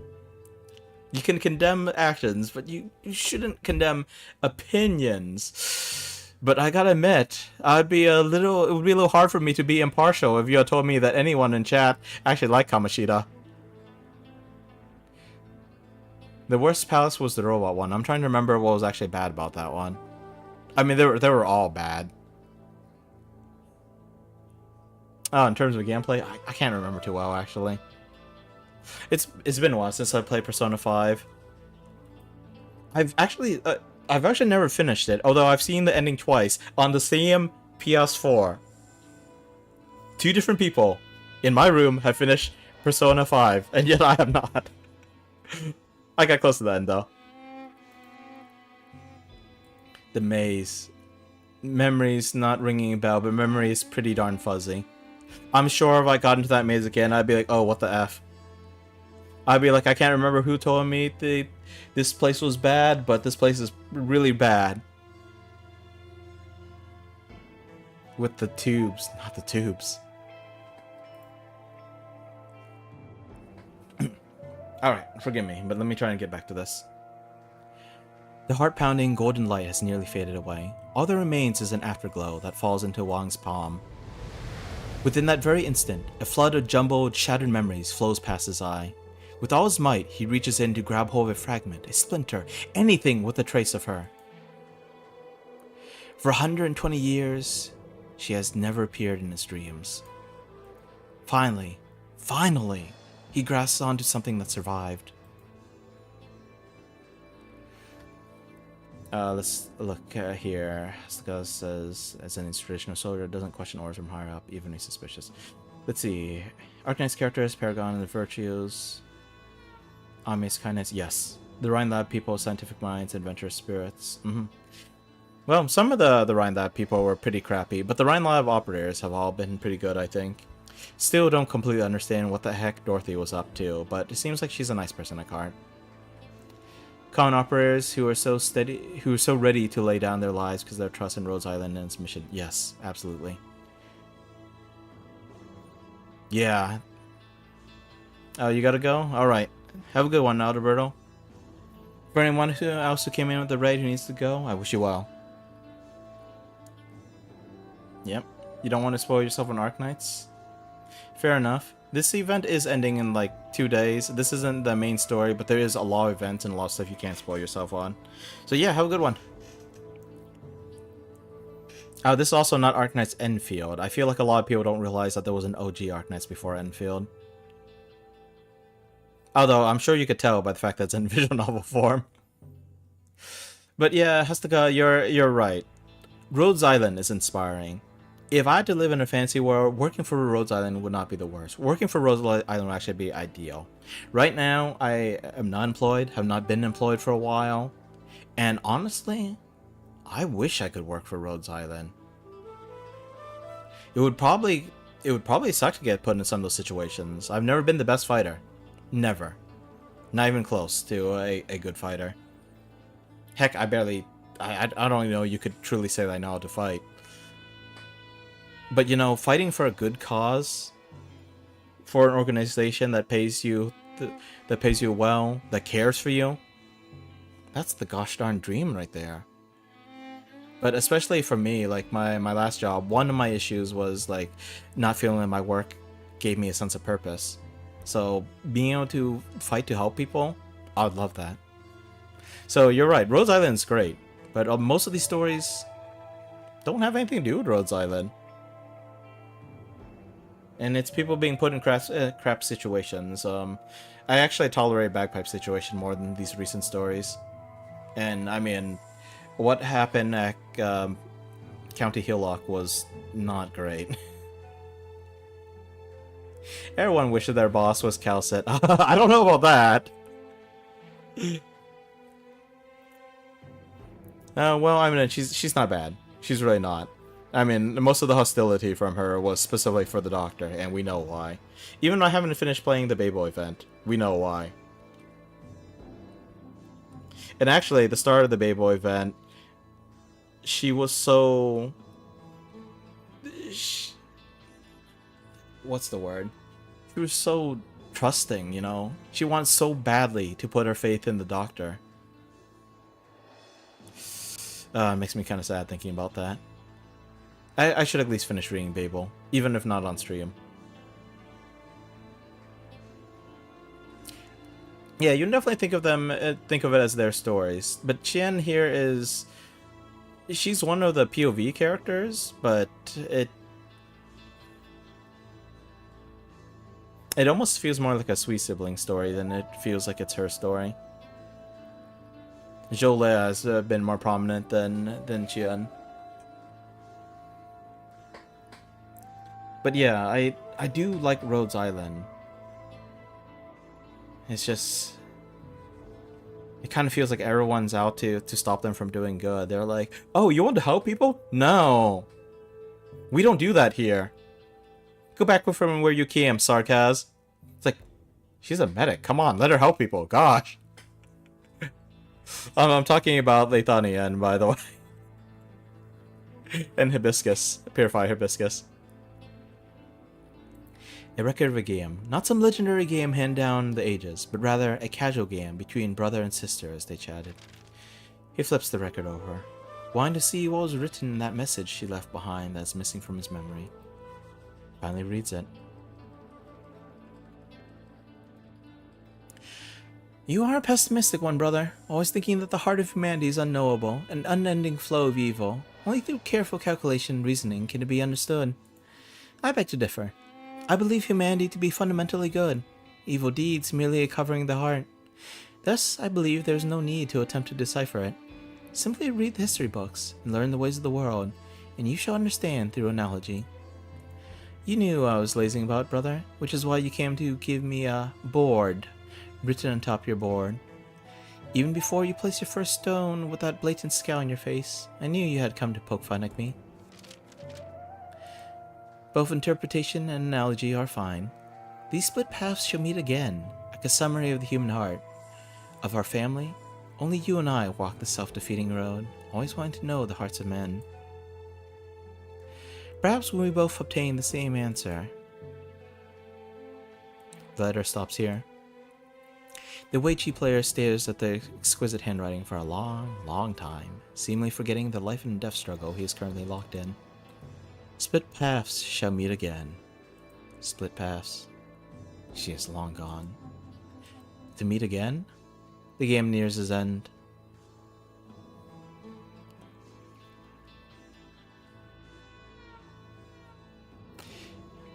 How amusing. She was the first of you to raise a flag of rebellion against me. I must admit, over these past 1,000 years, I truly did feel her growing power, even if only for a moment. And you whisper into Chun's ears. For that, we, the players, will most likely resent you for a long, long time. I say most likely because you can't speak for everyone. I was looking at a manga comment where they're like, why are they going on about these characters that we don't care about? I'm like, speak for yourself. I love these characters. But her plan was defeated by her lack of cunning. Sorry. But her plan was defeated by her lack of cunning. Defeated by the unknowable heart of humanity. What is even more preposterous is that she chose to give you a chance to live. She has never once been defeated. Through her own force of will, she bought the rest of us the chance to live. Because she believed that after her death, we would be able to surpass you. How pitiful! Are you actually feeling regret? You came to do battle with me, so determined to die, but you could not even triumph over your own weakness. Do you care for her? Yes, I care for her. I once thought I did not. I thought the outcome of our battle should be the only thing I cared for. Until I learned something later on. The hearts of men, you, a wild beast, who never understand. And so you are doomed to pay the price. Enough! So this is to be your final struggle. This is the result of all your careful planning and preparation for 100 years. This amusement that you now present to me. Things will not end any different from last time. The only difference is that now you're even weaker than before. Or do you mean to say that, with her choice, killing me will be akin to killing her, which is why you have not the will to make even a single move? Pitiful, pathetic, laughable. But no matter. None of it matters. We can wait here. There is time to wait. Let us see which of your so-called siblings shall come charging in to die in your stead this time. The haggard Weichi player slowly rises from in front of the board. Only a few black stones left within his bowl. His movements are slow and stiff. So stiff as to seem like he has never sat there. Withering away... so stiff as to seem like he had... so stiff as to seem like he had been sat there. Withering away for the last 120 years. As you lay there, half asleep, half awake, you turn the void within your body into a puppet, causing all sorts of trouble these past few centuries. You decided that puppet should walk in the dark while we walked in the light. And so at first, he tottered as he learned to walk. Then he secluded himself to gather his strength. And finally, he ran amok. But you forgot. When all is said and done, there's only one of him. If I had stormed in alone to that game 120 years ago, I've forgotten how wide the board is and how suffuse it was with your might. Then this time, it is his turn to have too much to do. He must cover all of Yon, and even lands beyond, dealing with black stone after black stone. This time, will you still be able to see through my stratagem? Ha! You tore yourself into 181 pieces, nearly driving yourself to madness, and you believe this would be enough to fool me. What of it? What of it? A gravely wounded Fairmute, forced to sleep and recuperate, having to play a game with humanity while its thoughts are trapped in an unending nightmare. Such depletion will cut away the root of your life. All your bluff and bluster cannot hide it from me. You are growing weak. And what of it? All you have done is walk the same road, the first to leave me. All you've done is walk the same road, the first to leave me walked, doing all you can to delay my awakening. But do you truly believe you are awake? By killing me in every memory, every fantasy, will you be able to throw off the shackles of dream?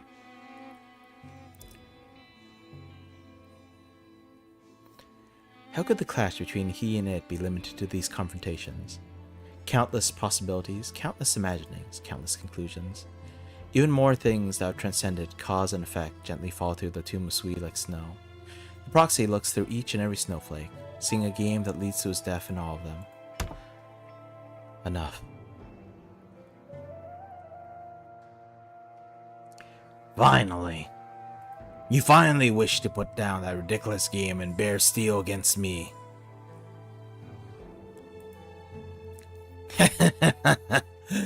Yes! Good. This shall be my last bit of sport before I awake.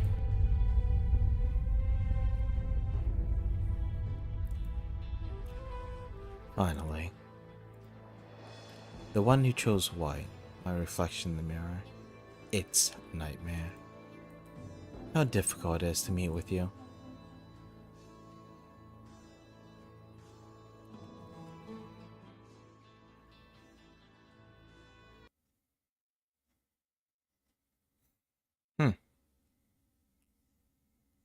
Alright, we have apparently spent another hour going through the first half of the story and talking a whole bunch. That one's on me. But let's actually do the stage. I need to stop like poking at the time like that. Like doing it mentally is fine, saying it out loud is not. Us frontline breachers have high standards. Try to keep up. Time to draw blades. Let's see. Suppression pillars. Activate them in the 4 cardinal directions. Defeat all enemies within each region. Excuse me. So it looks like I have 5 minutes before Sui will break through the sea and join the battle.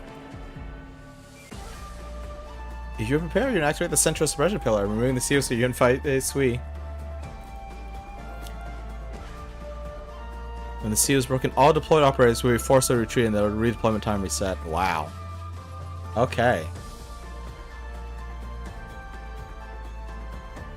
Recently I learned about a type of Magic the Gathering card called I think they're called Sagas?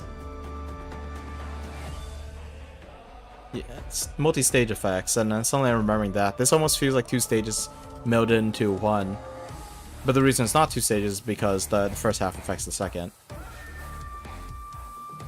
I wonder if I could fight it head on. Maybe, but let's... Jeez, what the heck? Okay, this is not what I expected. I'm here to help.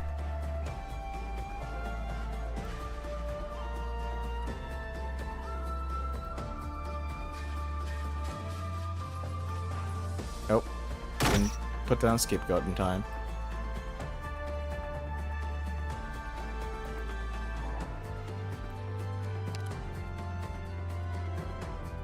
Let's see, do this. Serious now.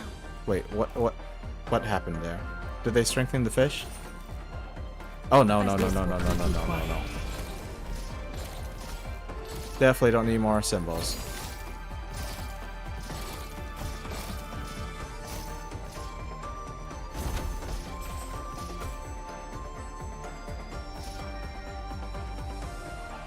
I'll stop all evil in its tracks. Oh gosh, not another one. Pass on your last words? No.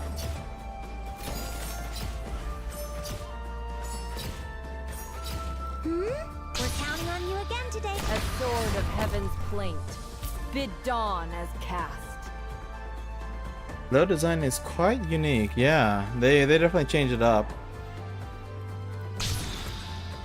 Sometimes I'm a little worried that when they're forced to keep coming up with new ideas, they're just gonna come up with annoying ones. But I don't like this event stuff. The shadow beneath your feet is not your own. I mean the whole like the characters, I can't read the characters at all. But the fact is that there's like positive and negative effects. So it's pretty cool. I can't remember how to deal with these guys. I think if the same color you can block them.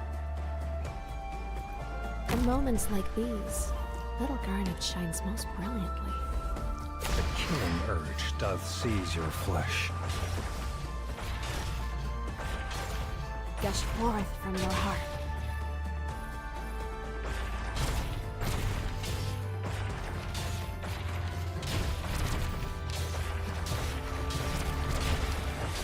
Okay, you know, maybe I can't use this. part ways from your flesh. Okay, excellent.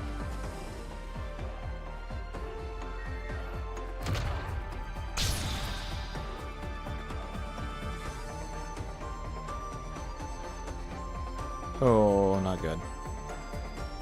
Hear the roar of my chainsaw. Okay, this guy's a healer, right? He's not a very strong healer because he's Afraid I not can't leveled do at much all. about that tongue of yours. Just in case, Pass though. on your last words? Oh, I should have pointed her the other way. Oh well. Need speed to succeed. Uh-oh.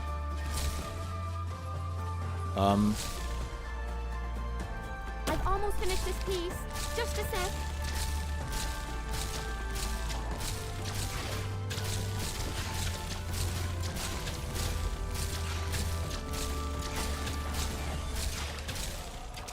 The medicines are mixed.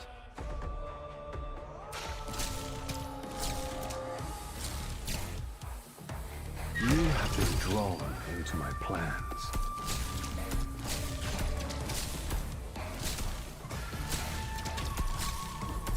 A little concerning, but maybe we'll be alright. Spray gun and horror unit ready. Okay, we could at least use Pass on your her. last words? No. I thought maybe I should put her on the other side. Surrender now if you don't want to get sawed in half. Okay. Another 115 seconds, nearly 2 minutes. Looking at the rate we've been going at, this should be just fine. But, well, let's see what surprises are in store for us. I think the art design in this event is quite ingenious. The origins of the squares with the red dot lines, I don't know for sure, but they do remind me of Chinese chess. Chinese calligraphy writing practice. I see. Yeah, I don't even know the first step on how to start with that kind of thing. See, can I just place her I'll right stop there? all evil in its tracks. Okay, well, everything's gonna reset. Volcanic soot contains Must do lots what- of all I can. originium particles. Je suis partout. This will keep you quiet.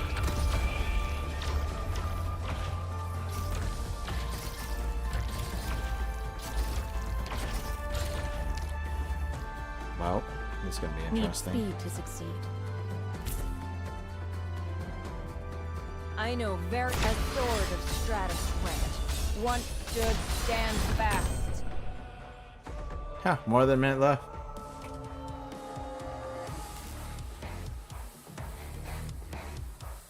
Let's do this. Okay, let's pause the game while we don't know anything. Oh, this looks a little different from the last big dragon that I remember.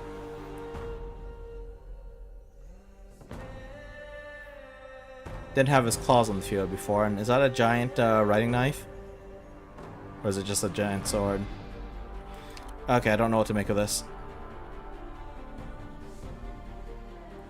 I'm here to help. Let's start doing what we can. I'll stop all evil in its Don't yeah. worry, you got me.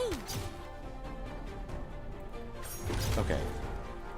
The shadow beneath your feet is not your own. Sui's anger ignited by the head of Sui's Wrath of Aeons. Dealing heavy arts damage to his surroundings. So the head will somehow detonate those globes.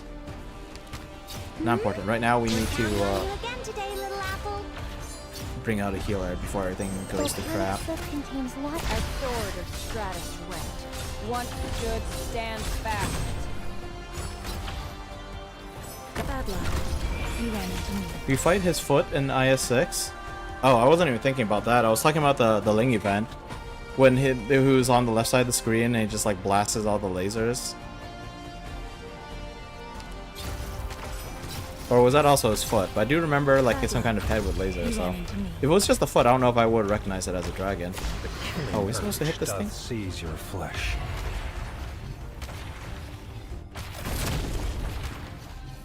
Everyone's burning. It's getting hot in here, just like summer.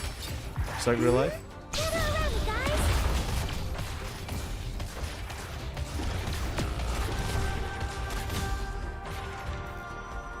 the roar of my chainsaw.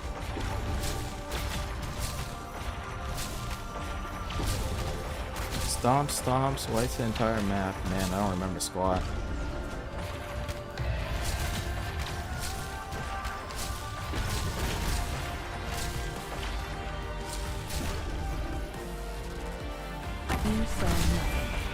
She's got no healing, but hopefully it's still good. Oh, the sword's moving.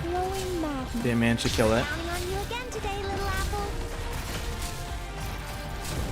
Although, if Earth's part of the boss, maybe I couldn't kill the sword in the first place. Okay, at this rate, I'm going to have to bring an actual squad in. Not like this, like 1/3 of his squad and the rest of them are all trust farming.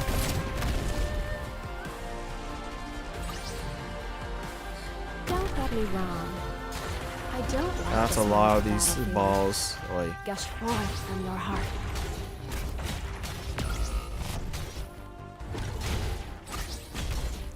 We're counting on you again today, little apple. You just lived through it, spent an entire month trying to clear A18. So you want the way to get your idea complete. Yeah, I haven't touched that stuff at all. I'm so utterly behind on that.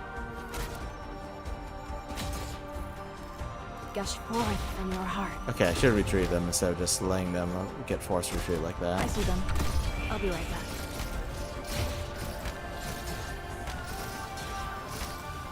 This will keep you quiet.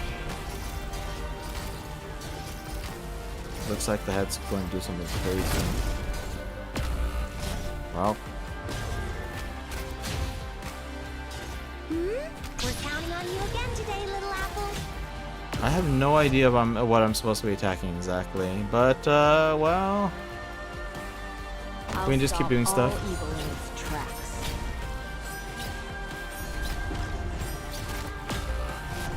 Nope, need to heal her out.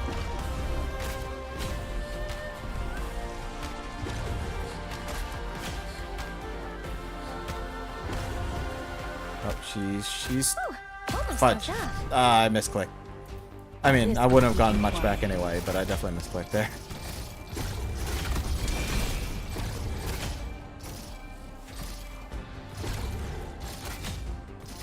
Okay, without my healer, I don't know what I could possibly do. Oh, jeez. I didn't quite see that coming.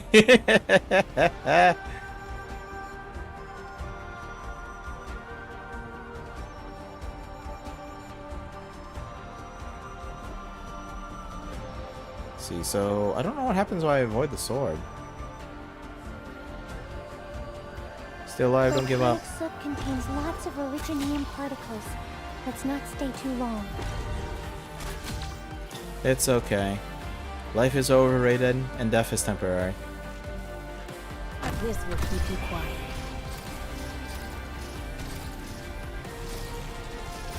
Okay, maybe I should have put her over here. Putting her near the sword seems dangerous.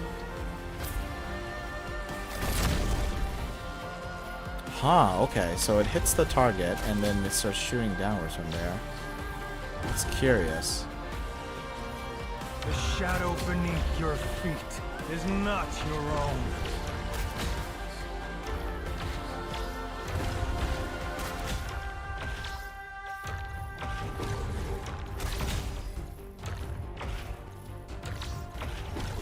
Got 6 minutes left on timer until what happens, I wonder. Good scenery here, Doctor.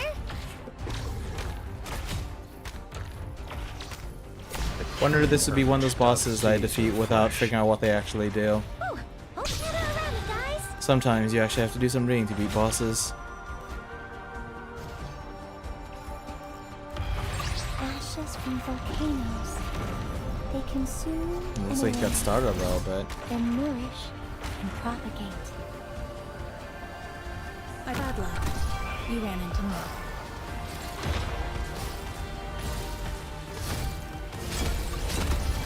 Alright, they got stabbed quite a few times. We're still alive. That's amazing. I'm used to Dragodia dying pretty fast. She got blasted by the flames. It's okay. Although, maybe I should have retreated.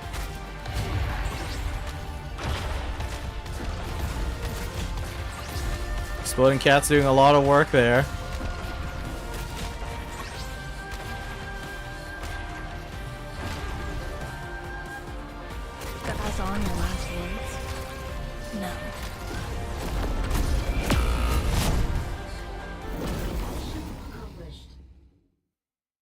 I was totally expecting a phase 2 when he killed everyone. Totally expecting a phase 2. What do you mean Seo's body parts? I don't actually know what I did there. Oh, the 4 stages? Is that what you're talking about? I figured it would be a little too insane there, and I'm not exactly the best gamer. But apparently doing all 4 of those makes the main stage quite a bit easier. I mean, they did tell me that. But yeah, I was like, someone out there has beaten the stage without doing any of the 4 like secondary stages. But you know, the more I think about it, the more I'm like, there's probably hundreds of people out there who have done it. Pathetic. Just as I expected. The exact same ending once again. Excuse me, when I do that voice, like, I know that when I do my voices, they don't sound very different, so I did my utter best to make that voice sound more different. Unfortunately, it's also very painful in the throat.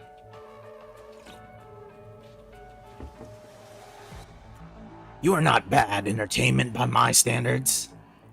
But let us end it here. I must also thank you for this grand gift you have given me.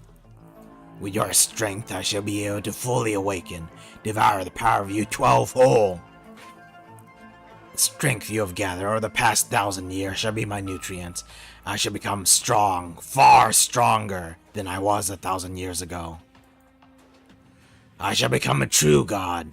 I shall rule over this land and lead all those weak insects in breaking through the curtain separating us from the stars, stepping over the ultimate darkness. With your combined strength, I shall see and obtain that future. And you, as a part of me, may use my eyes to see it. Foolish dreamer.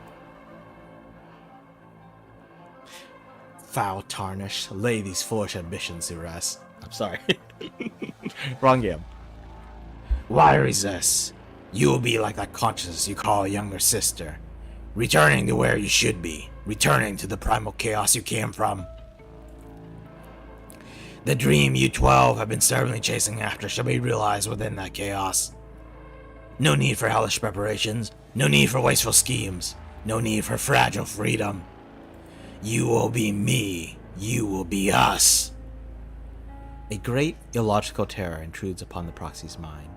His heartbeat quickens as cold sweat drips down his brow. His body dearly wishes to leap away, but he cannot even swivel his eyeballs. Blessing. Split consciousness, returning to the whole would be the cruelest of blessings. Abandon your desire for hardship. Abandon your worthless obsessions. Abandon those duties you bear. Abandon those clumsy emotions you learn from wretched humanity. Abandon that which consumes you. Embrace that which nourishes you. Suffering must be eliminated. You shall become a keepsake within my great consciousness, a futile yet respectable memento of the past. Suffering? Eliminated? Pain seeps down from his skin into his marrow. Terror spreads across his body from his backbone. What the proxy can see slowly begins to blur. Close your eyes. Yes, close them. You do not need your own, for my eyes are your eyes. No need to hesitate. Have you not thought this from the very beginning? The mortal realm does not seem as interesting as your siblings said it was.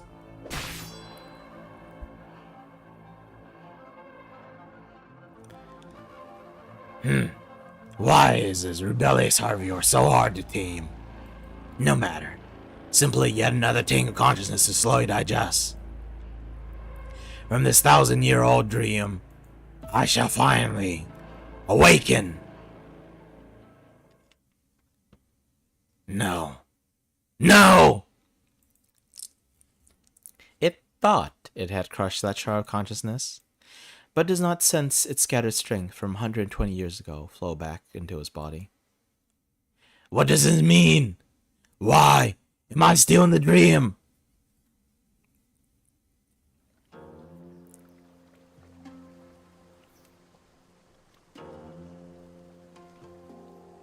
I'm uncertain. Is that June, or is that another sibling that I don't recognize? Have we gone over all those siblings? I still don't know for sure. Hydrate? No, I definitely need that. I feel like I'm almost tasting blood in my throat. I probably shouldn't do that voice too much. And despite all that effort I put in it, I hope it actually sounds different from my usual voice. The poet lifts the wine cup in her hand, but not to offer it to the heavens, but rather pour it upon the ground. The wine falls, splashing across the yellow soil, become a drifting cloud of dust. Near a winter and a summer since we parted in Shangshu. Ever since, I had no time to dream of you, for in the lands of man are many things worth dreaming of more. As for you, using dream, using imagination, using things yet to pass to prevail. Verily, you and he are evenly matched, on par with one another. But I seem to see, amidst your bout, many of my tales in place. You could see a gulper of cups become now a sorrowful drink. The poems of others are fine, but at such a juncture, their style shall not do. I shall help you change a line. How about, after rain's end, petals fall beyond count, in wine's embrace thy freedom is found.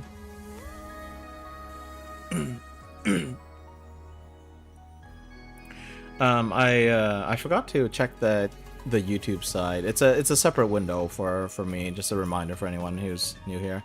So Biotech Psycho, I didn't see your message before. You said you got Chen Ultra 6 days before Wang, and then you got him before the banner ended. That's cool. I'm not sure why there's a question mark there at the end though. Was that just trying to see if I noticed your message? If so, then I apologize for not noticing it sooner. Or maybe you were uncertain whether it was right before it ended or no. Maybe you're uncertain it was exactly 6 days before. Anyway, congrats on getting them. I managed to get them as well, but I was quite worried. I was running out of resources. And then I spent some more on the new banner that came out. The one where you can pick which operators you rate up. What say you, sister dearest? The words of others are fine indeed, and its flow is pleasing. But when you are the one chanting in it, it flows far too free, as if you are uninvolved. You, me, Jia, Das, consensus has always been out of our reach. Then why not have it be your turn to sing a song for the me that we share? How about it? No. Still unwilling to break your vow. Jia still has not returned. However, I shall play for you. The bloody battlefield is flooded by a peaceful stream. The ripples upon the water quiver, becoming a pair of giant eyes. Even from within the water, those eyes stare at everything around it. Fierce, pained, near-crazed eyes. Yet even so, the musician lightly plucks her strings. Ah, this tune. It seems that, rather than being unfond of wine, dear June, you are simply... In the middle of the river, the poet toasts alongside the tune, her cheeks flush red. She does not chant to match the tune, but with a bright, clear voice, yet even so, it is in perfect harmony with the tranquil music. The stars in the sky spin along to the poet and the musician, blending together into a pool of sweet water. From that water appear wines, some bitter, some fragrant. Even those great eyes begin to show signs of intoxication. I invite you to share one last cup of wine. At some point, the tones that start off high and steep gradually deepened, going from near inaudible to an inescapable bass, lingering within the water. As for the simple sounds of the instrument, no longer are they quiet and mellow, as if only a tenth of the strings were so, and the rest, 3 parts longing, 3 parts grief, and 3 parts determination. But in contrast, the poet's recitation grows lighter, higher, as if a whisper, as if a consolation, as if a torrent of rain. Looking away will only serve to wet your clothes. One low, one high, one disciplined, one unrestrained. The woman's voice merges with the voice of the instrument, weaving a dream fit to entomb a fairy mood. I invite you to share one last cup of wine. Far beyond the western past, there are no more of mine.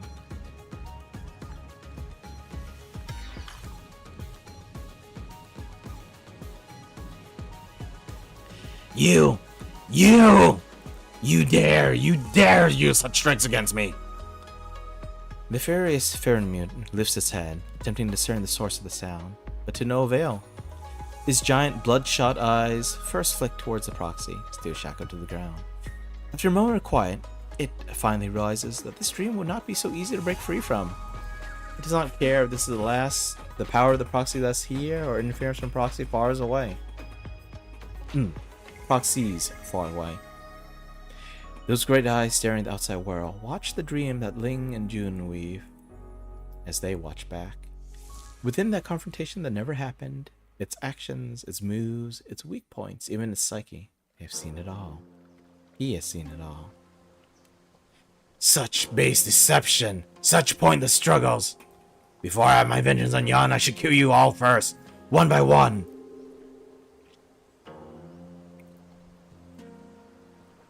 Okay, I am actually officially stopping that voice now. The throat's hurting quite a bit. You will not have the chance. From now on, there's only our vengeance against you. Absurd! Ridiculous! Your so-called sisters may have deceived me with dreams and cracked open your shackles, but do you not feel how weak your body is, unfeathered though it may be? Okay, I guess I'm still kind of doing the voice, but just like less exaggerated. I don't even know if it sounds any different. This time I should crush you and your miserable schemes. That instant of fear and anger, its enormous body, as gray as a mountain, shifts a fraction of an inch. The entire room begins to shatter into rubble. The great structure that suppressed Sweet gradually crumbles and collapses.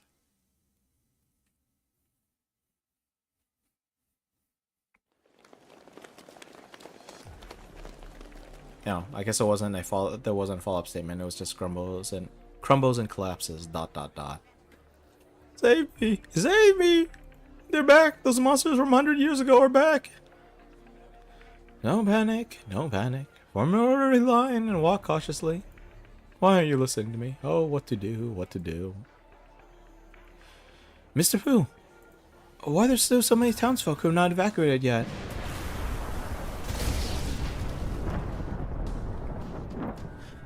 There's still so many guys here. Stay your hand, Hanshi. They're not guys born from the turmoil in the tomb, but rather the original townsfolk.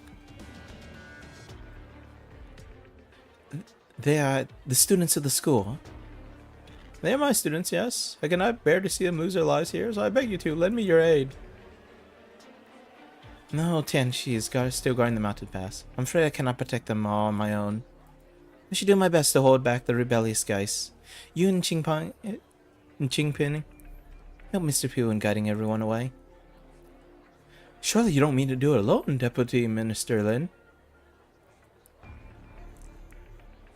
It's long past the garden's closing hours. Why are there still so many tourists here? Mr. Yi? You still remember me, and here I was worried you were forgetting me. Well, with you running circles around my garden. No need for further chatter. You are all lovers of things, which makes us kindred spirits. You two, help this elderly gentleman see everyone out. I can deal with things here myself. I know you proxies have extraordinary abilities, Mr. Yi, but these are extraordinary times. I ask that you take care. No need to worry. If I cannot subdue even these apparitions, then I'm not fit to be the master of the Guardian of Grotesqueries. If I may, by the way, a request from my humble, record-keeping friend. Though you have come from far, I regret to say that I have no time to be a proper host. If you ever have some spare time in the future, I ask that you come again. But if fate is against us and you are the last visitors to my garden, I'd like to preserve its sights with your brush and ink. I shall do my utmost. Please, stay safe, sir.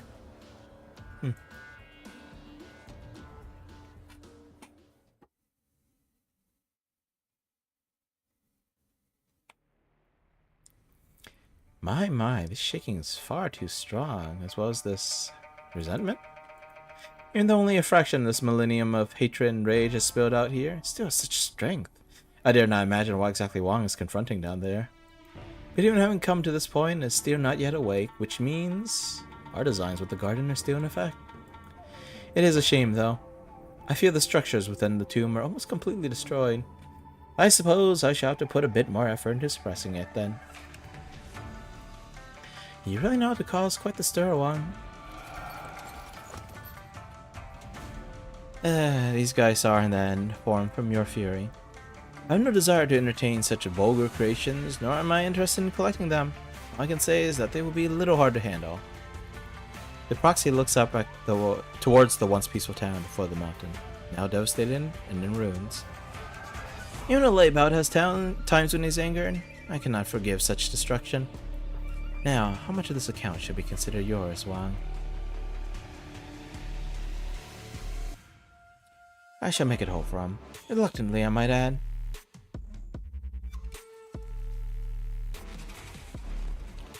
G? Wang chased me away, so I know where to go. I came to help you. Seriously. It does not really matter. I suppose I shall owe you a great deal. You were to help me with this big mess today? Since when have you been concerned about what you owe me? Why, I would never. It's simply because you're so magnanimous, our third eldest brother, that you find it embarrassing to settle accounts with your younger siblings. Shall I help you suppress Sui, or help you look after Mangshin Town? First, we deal with the Geist and protect the town. We still have time to suppress it. There are two of us after all. With enough speed, neither issue needs to wait. Rather greedy of you, no? Hardly the first time you've seen my greed? True. If I had not stopped by today, all those exotic plants, fine woods, and strange stones you so painstakingly gather would be ruined, which would be quite the pity. Well, I need only come and ask you for more later. Teal and pink flames join the spraying golden threads, searing away the murky black ice.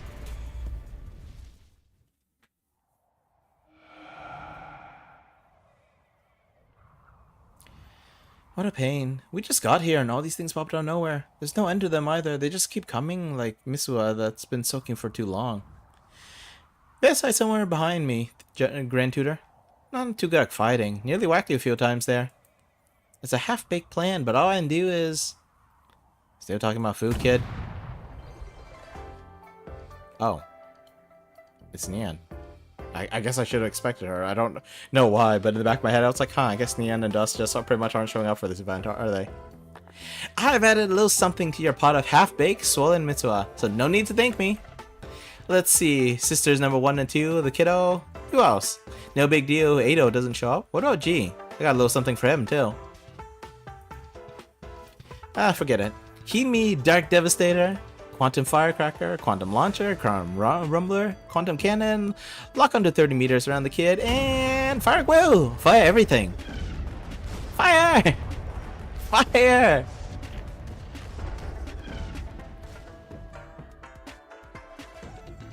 Shut up already! What the hell is even this stupid Dark Devastator thing? She and I only agreed to help you because you promised you wouldn't make these weird things again. Made it pretty much the same way as the 12 pagodas in the 5 cities. This is war after all, and all's fair in it. That way Chief Failure loves saying shit like that. Who exactly are you declaring war on by aiming that stuff at us? Like me, she says. Get under control, Shu. This really isn't what you promised earlier. Once all this is over, don't forget to make an apology. Yeah, sorry. These firecrackers really do remind me of Dahang, though. They're subdued during the Shenhong festival, but when the new year arrives, the firecrackers they light up might be even fiercer than the ones Neon just used. Right? A family reunion should be more lively. If you had fired that barrage earlier, it would have fallen at Yu's feet. Take a break and let Dust play with it. She's been waiting for a while now. Me? I don't want to touch that thing. So, should I continue? Give it to me. If I let you keep firing that stuff, you're going to burst everyone's eardrums.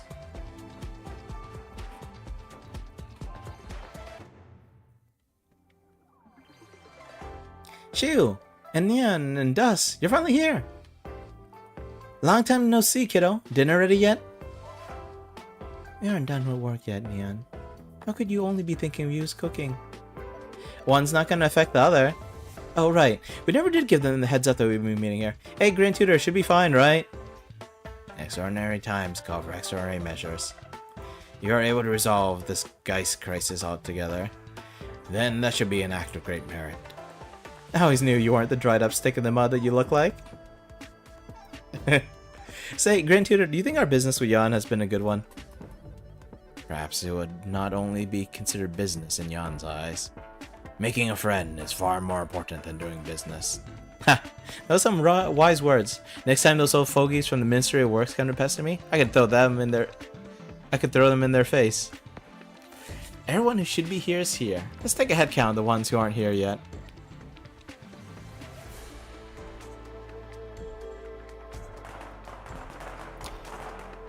Whoa, is this Jan's New Year celebration? It's just like how Master said they celebrate. Lanterns, banners, and screaming firecrackers? I don't see any lanterns. It's the first time I've seen this many firecrackers, though. Alright, time to land. Alright, we got a new healer in this event that I totally forgot even existed. Watch out, Neon. Something just flew over my head. I think they're going to land right next to you. Thunk. Who the hell are you?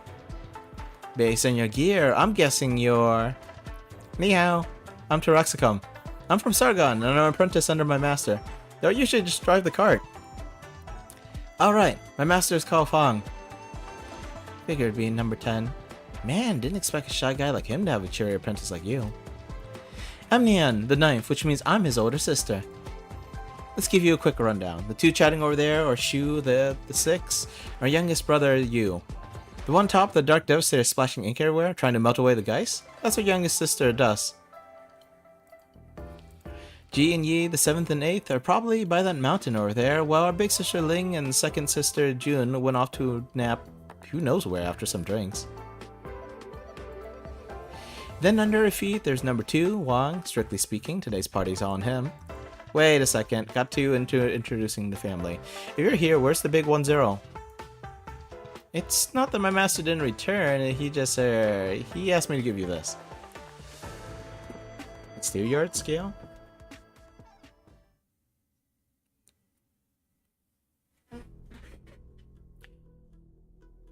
Target Fernwood about to arrive at critical position. Stay moving forward. No time to wait for reinforcements from other cities. We attack at the moment takes its next step. We beat them once 1,000 years ago, so no excuse.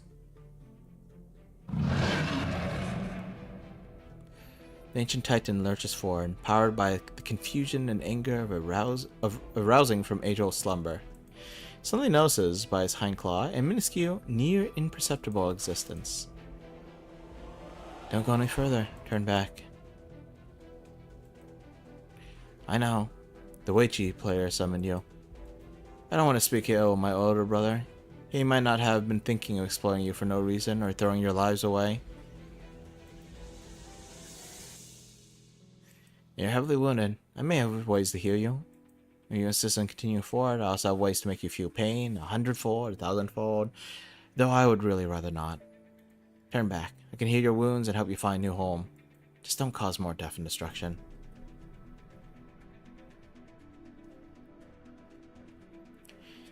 Then Master gave me the scale and told me to deliver to you quick. He hasn't gone anywhere. He's still where he was earlier. Looking this way.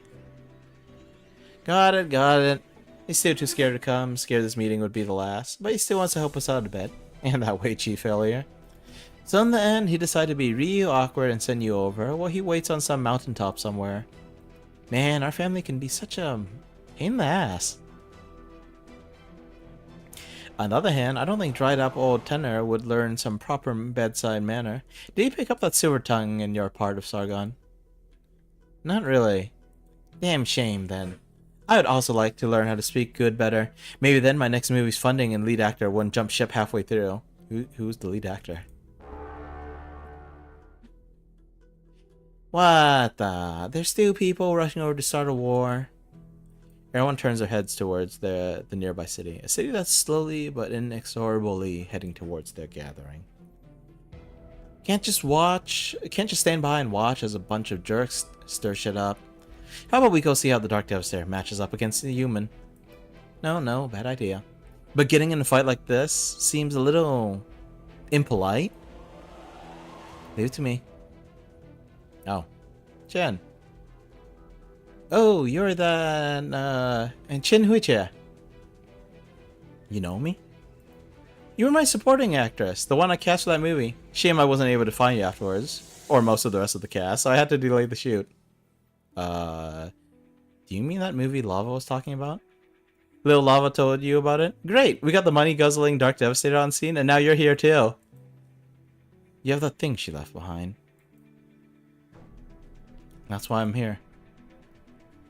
How you plan on stopping that city? With my sword. It wasn't part of my original travel plans, but I stopped by a human before. I know a little bit about its structure and weak points.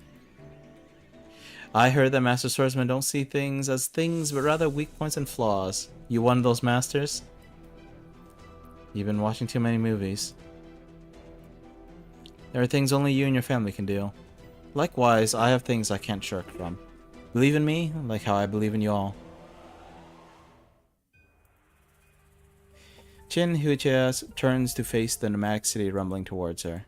She could see the weaponry lining the walls, the soldiers atop the observation post, and the tenshis with their furrowed brows. She believes they can see her too. But simply standing here will not be enough. She takes a small step back. She looks at the entirety of the city structure. Its treads, the wind aegis, the sand sluices, the watchtowers, the gates. She knows where this blow should fall. A sword of heaven's plaint. Bid dawn has cast. The running knife in her hand is not pointing at any one part of human, but rather up towards the sky. Oh, that is very cool. The knife becomes a long sword, becomes a heart-pounding golden light, and then finally becomes a sandstorm that engulfs a human.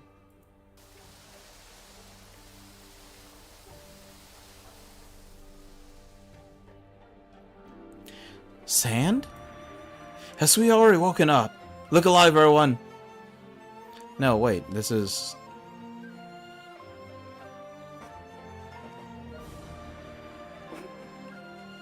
The storm that swallowed up heaven and earth is not made of coarse sand, but rather gentle golden snowflakes.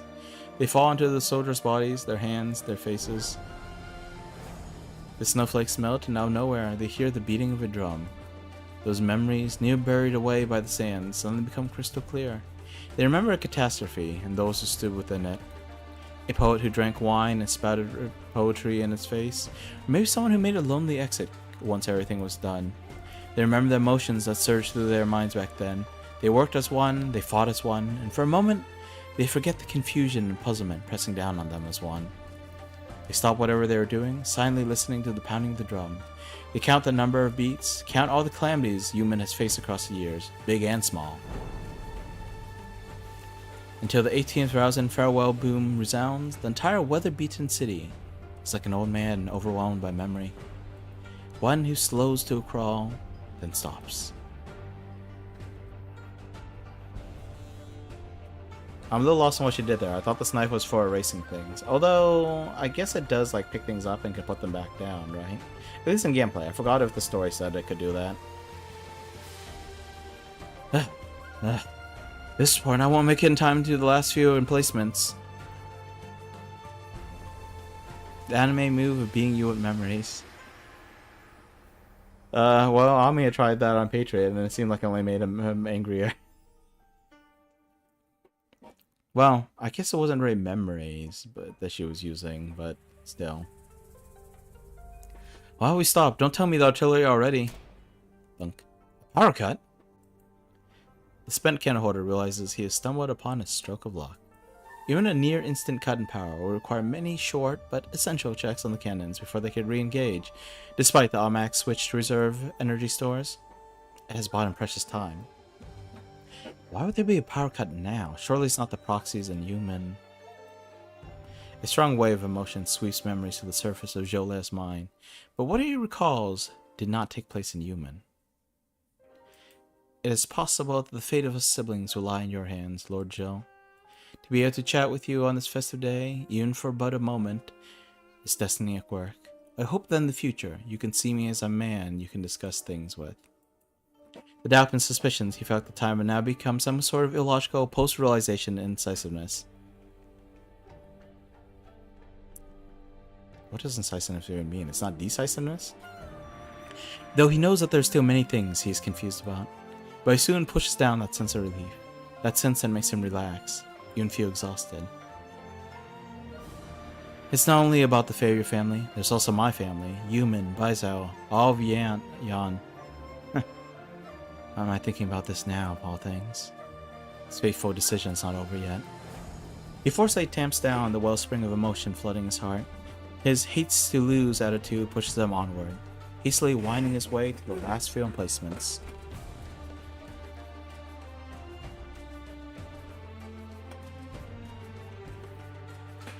The golden sands that filled the sky gradually disperse. The radiance fades, turning the blade in Qian's hand back into an ordinary writing knife. To the side, Yu stoops down, grasping a pinch of soft, golden, snow-like sand. Through days, he looks at the golden sheen he has not seen over 100 years. What he remembers is the older sister he last met over a century ago. But as for what Qian sees, she sees a parting far away in the distant, frigid north. The snowflakes melt away. Those newly bright memories slowly fade again, returning to the worn and shabby states. All that remains is a sigh on the lips. Sarcast prediction. Worst filtered by the myriad soul. Last scene made her a legend among Rhodes Island operators because it was condensed into a simple Qian stopped a moving fortress with a swing of her sword. Oh. Neat. Why do you say that I don't seem to have Qian 3? I'm pretty sure I've been using her in those stages. I don't have Qian 2.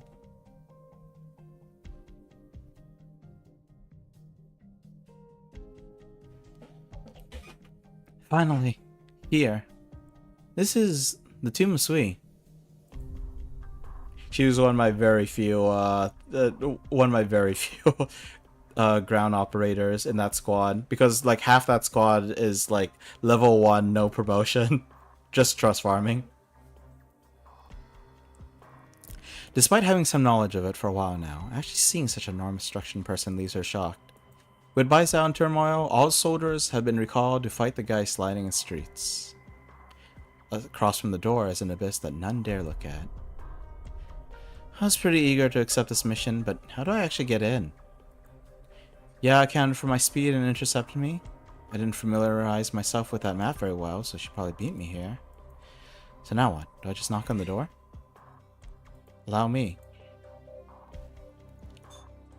You are... Sure. Long has it been since I was called by that name? Do we happen to be old acquaintances, madam? I happen to be a friend of one of your students. And I once stole one of your things, but I already returned it. Sorry. The thing I'm talking about isn't this thing here. I meant... I know. You do? I could hardly be mistaken about the scent of my siblings. The man notes the clothes on the woman before him, and his face takes a slight turn for the serious. Whether it be the martial disciplines or the scholarly ones, there should not be a splitting of sects. But if you wish to eliminate the prejudice in the hearts of others, then you yourself must first have a tolerant heart. My thanks for your wisdom. The young lady carefully and deferentially hands over a Jizz token. Do as you have, madam. Delivering this drop of life to the tomb is no doubt June's plan. Aside from Wang, she was the closest to Jia, and she wished her here, even if only as a token. But I fear she did not adequately explain things to you. Our family will be gathering in the barrens outside, not in the tomb itself. What? But this is still a stroke of good fortune. Before our family reunion, I shall have this life accompany me on a trip into the tomb. Surely this isn't a piece that Weiqi player is planning to use up when defeating Sui, right? He worked so hard to bring this out into the moral realm. How can I betray his intention by consuming it? It's simply to bring him peace of mind, nothing more.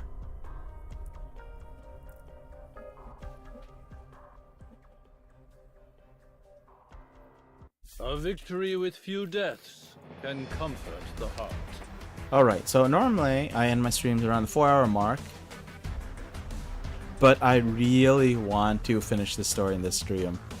I have no idea how long these last few chapters would be. Oh my goodness, there's a Operation 11. We could be here for a while. I don't know if we're gonna do any of the EX stages. Oh, it's quick, but how about the chatting? You think yourself clever. Tell me then, why do you think humans forever chase a reunion they know to be impossible? Okay, let me let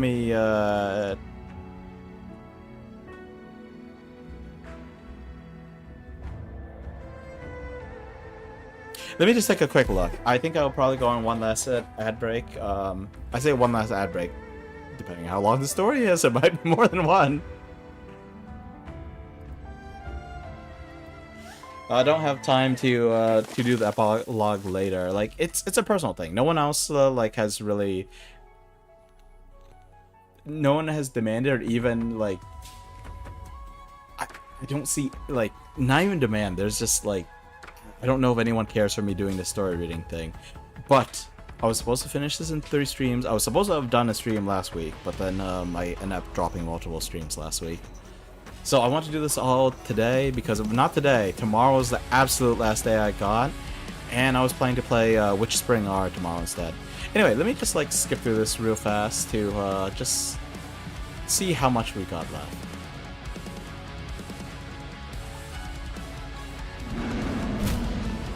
I can't read the whole thing, but between the images and my ability to just like glance through a few words, I'm actually catching parts of the story just by doing this. Anime cutscene? No. I mean, we need to see the anime cutscene like when it's actually relevant. Like if I do it now, I'm gonna be like, oh, I spoiled myself. Which, you know, spoilers aren't that bad, but spoiling for other people is probably not great. Although, I guess you would have to be here for like several weeks worth of me reading through this for it to not be a spoiler. Or else having read it yourself already.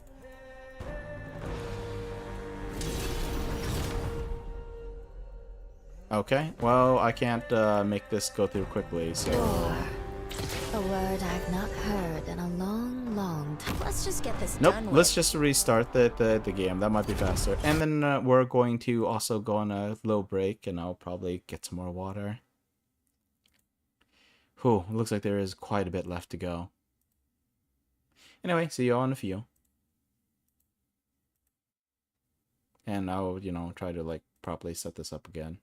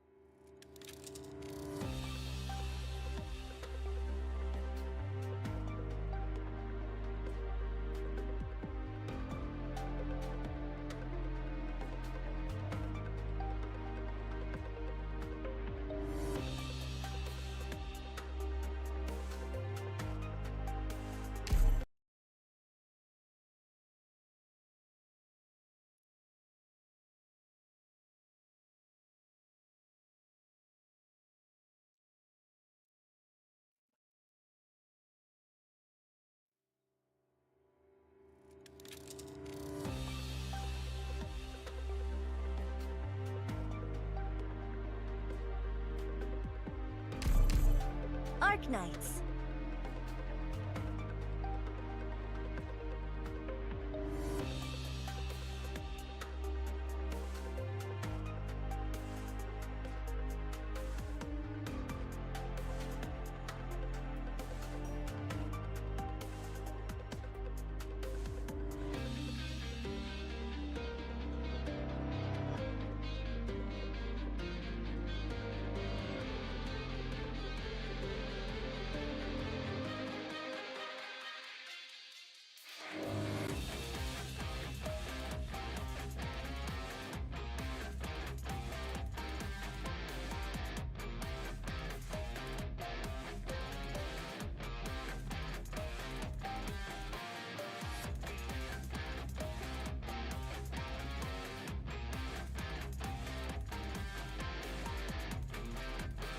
History and murders aside, Rankwood is a fine vacation spot.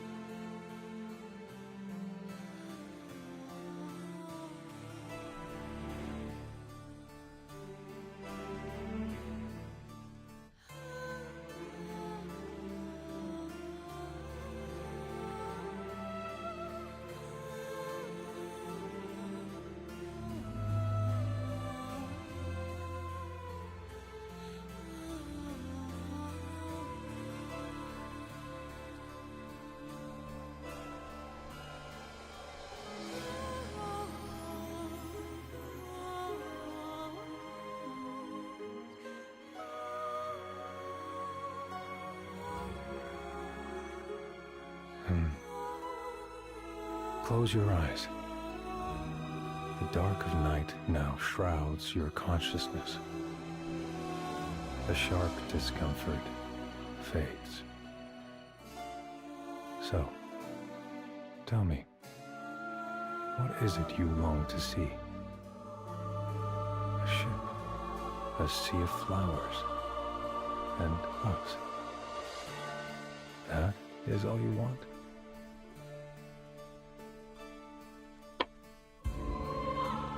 Forgive me, 3 minutes is far shorter than I expected.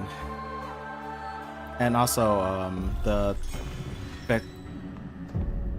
okay, so I guess the capture did work fine. I don't know why I was glitching up like crazy earlier. Alrighty, let's get back into it.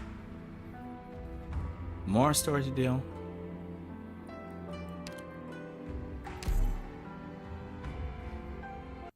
So it seems like it's not a real fight. For one thing, there's no operators that we bring in. For another, it costs 0 stamina.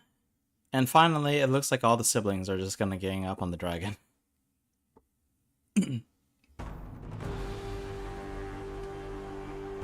Oh, crap. Gosh darn it. Okay, since we already attempted the stage already, they don't start with the story, which means... yeah. Spring breeze, timely rain. Now, let's just get this done with. Okay, since I'm already here, I'm just gonna click through this, because I think getting to the point where I restart is faster than restarting the whole game again. Especially because it was kind of glitching out a little bit. Battlefield would do. Many intellectuals must join a battle before penning a decent verse, including that sister. I can't skip through any faster than this. This is very awkward. This too is an opportunity.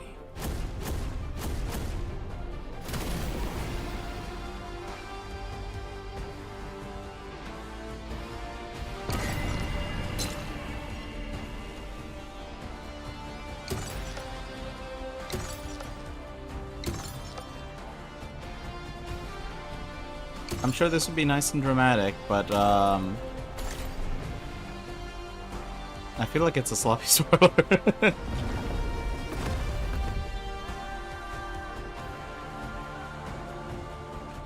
Mission accomplished. Wow.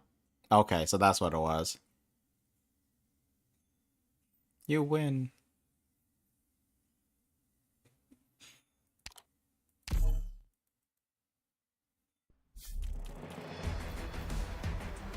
Okay, we're probably gonna have to go through that again. Not like it cost me any stamina, but like I want to actually have the context before reading through those.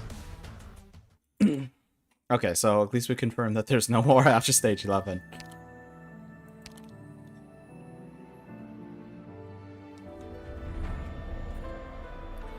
Make sure to have the YouTube side up again.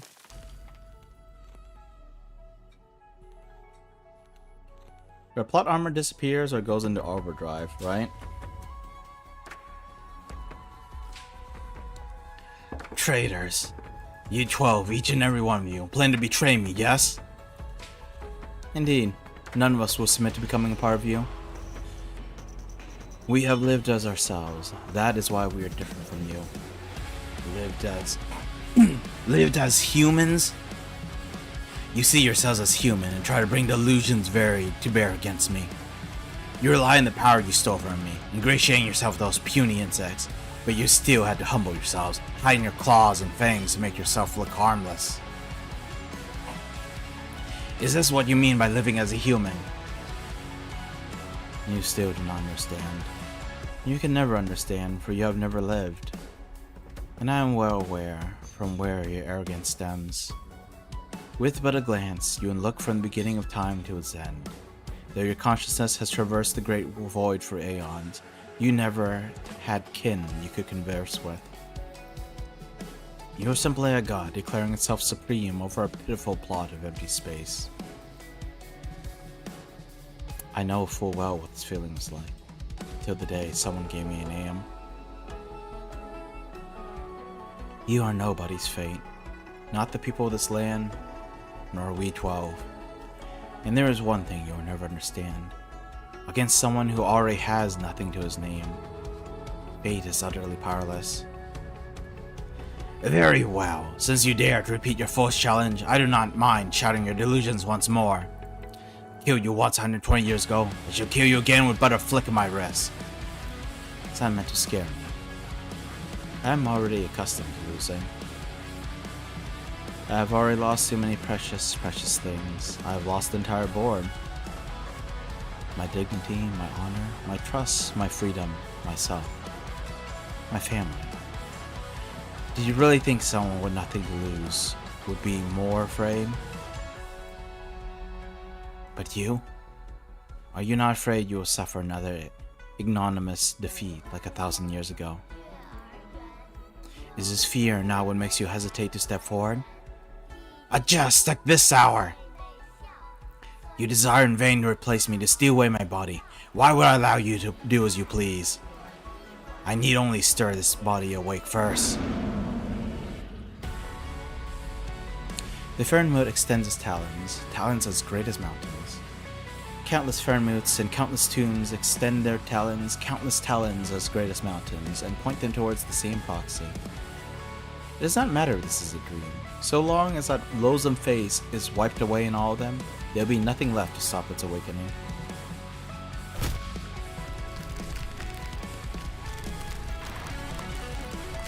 What is this? An incomparably brutal blow slams into his body. Its strength is familiar with. It knows that in this split second, it has lost its connection with his enormous body. Who could cause such harm to his form?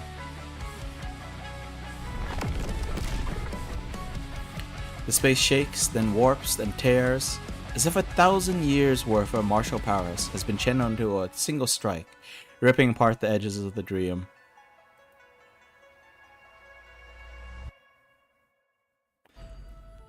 Why are you always so meddlesome? I knew you would say that.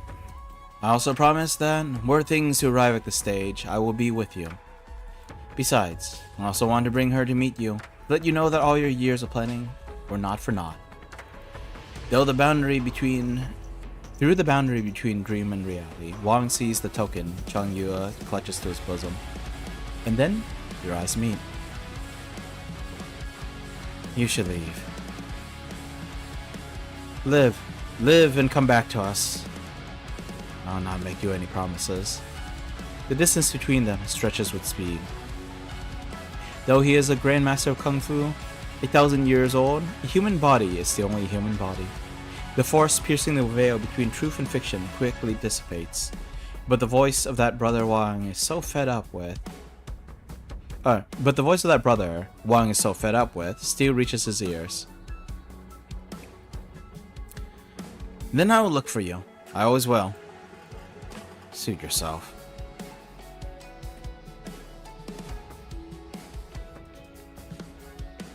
What did he do? But it does not matter. It does not matter. No matter what he did, it was only for an instant. An instant! No longer shall he disturb us, nor any of your ludicrous, insignificant siblings. This is my dream, with only you and I. I thought I would have to bring all my strength to bear to defeat you, but it seems you're still weak, still liable to collapse like the sliced breezes. You only have a single stone left. I will barely even have to lift my finger to crush you, to annihilate you. Those poems, those laws, those martial arts, such arts and pass. I need only use the strength I save for you to isolate you from those meddlesome insects. You are unfit to die by my clothes. Sorry, claws, not clothes.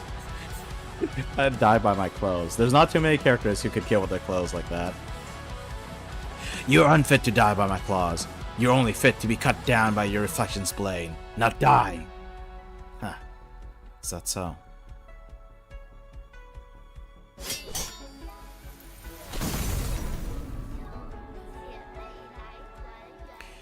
To die is your end, not mine.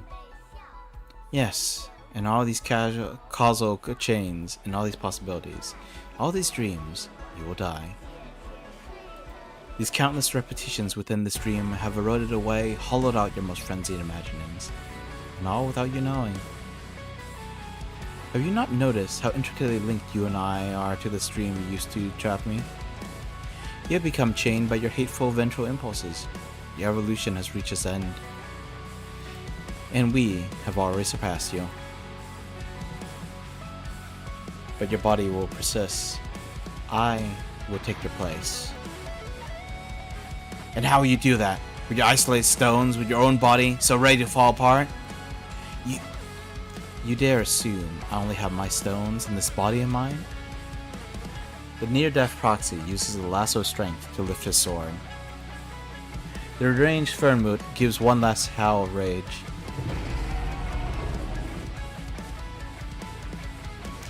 The cold moon splits stones, the fierce sun chars boards, ashes to ashes, a farewell to the ages.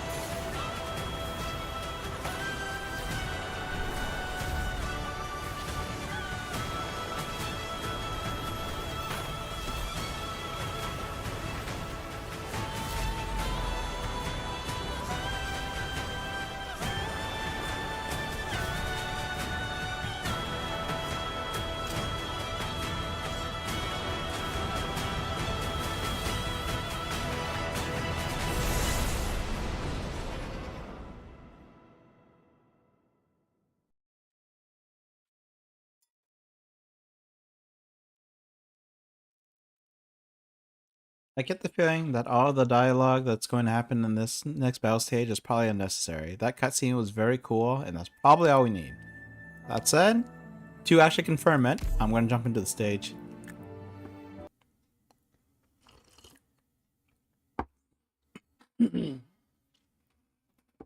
Yes, that cutscene was really cool. Like, by comparison, adding on this extra little stage, even if it's for the dialogue, it feels like this was kind of unnecessary.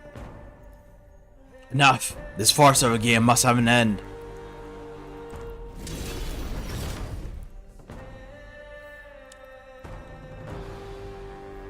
Huh. An end. Did you not once tell me that the board is endless and that our battle is so much more than the board called Wang? I am not the only one playing against Spring you. breeze, timely rain. Now we sow the grain. What you have sown, I have reaped for you. Here. When 'tis a choice of life If isn't and Wang death, the Wei Chi failure? why shouldst You thou told us lay you needed down our thy help. arms? We would have shown up sooner, you know.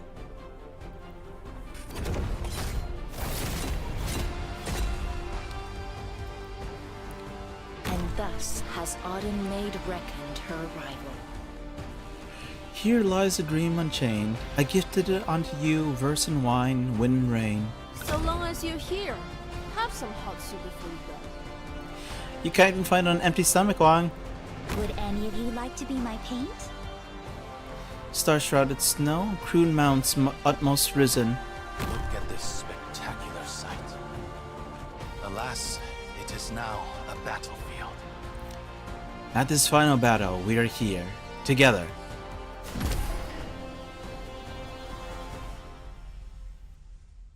They have all found their own paths. Each and every one of them has triumphed over you, leaving you in the dust.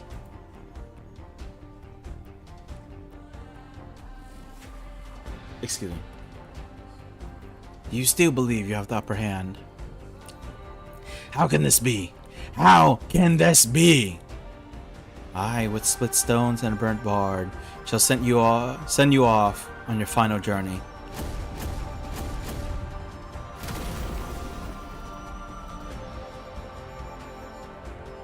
No, it is not yet over. There is still a chance. Fie upon your descendants, your own paths. Those are simply the power they have stolen from me, and your candle grows dim. My candle grows dim, as does yours. You have squandered your memories. Now upon this faraway board, we are all equally insignificant. What? You dare. You cannot. We no longer need you. The people of this land no longer need you. Even the evolution and the future upon which you fixate no longer need you. And when your opponent no longer needs you, your fate is sealed.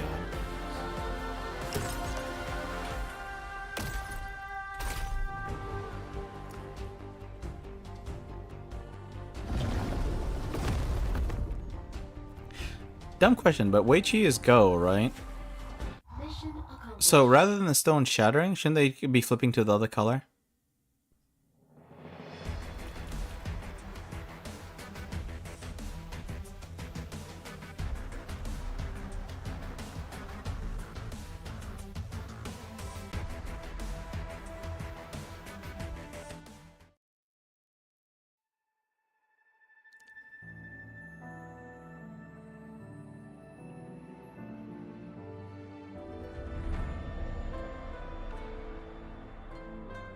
Wait, so what was the game where they do flip then? I thought that was Go. Was that a different game?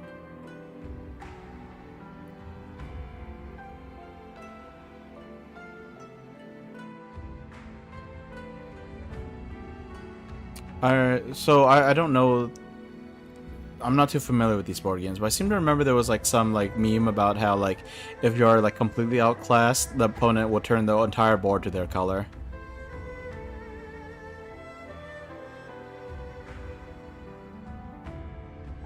So, I mean, this is obviously not the same game then, like... No, it wasn't some Apple Chess, it was some, there was some Asian game. I'm gonna look this up real fast. Let's see.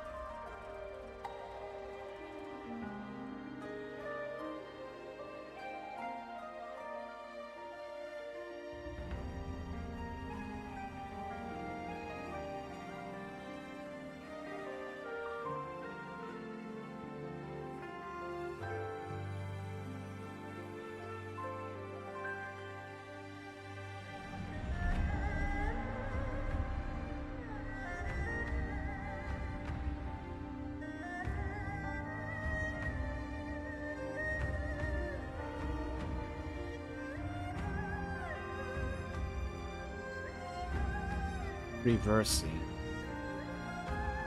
That does sound familiar. Why is it Apple Chess?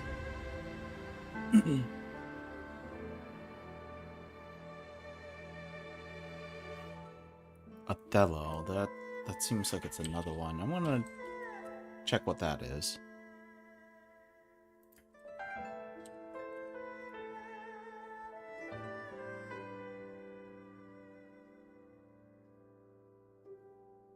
Othello's apparently a variant of that. Okay, I seem to be mixing up those games then.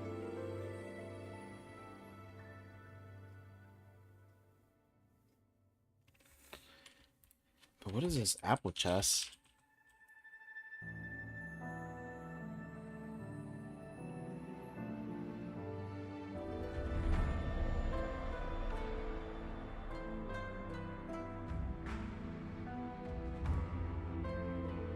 So apparently Apple Chess was released in 2005, but like this is definitely not the game I was thinking of. So I guess it was Reversi, or however you pronounce it.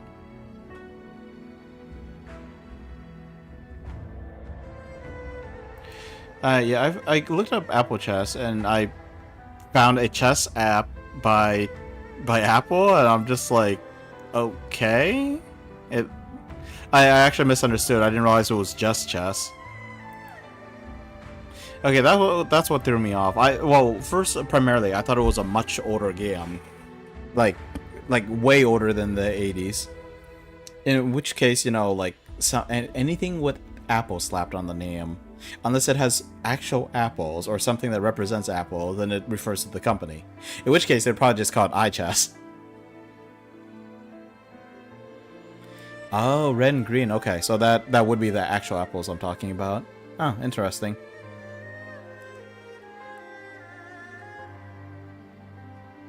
Okay, so yeah, I completely mixed it up. I thought Go and Reversi were the same, but you capture the pieces, and in this case, you annihilate them.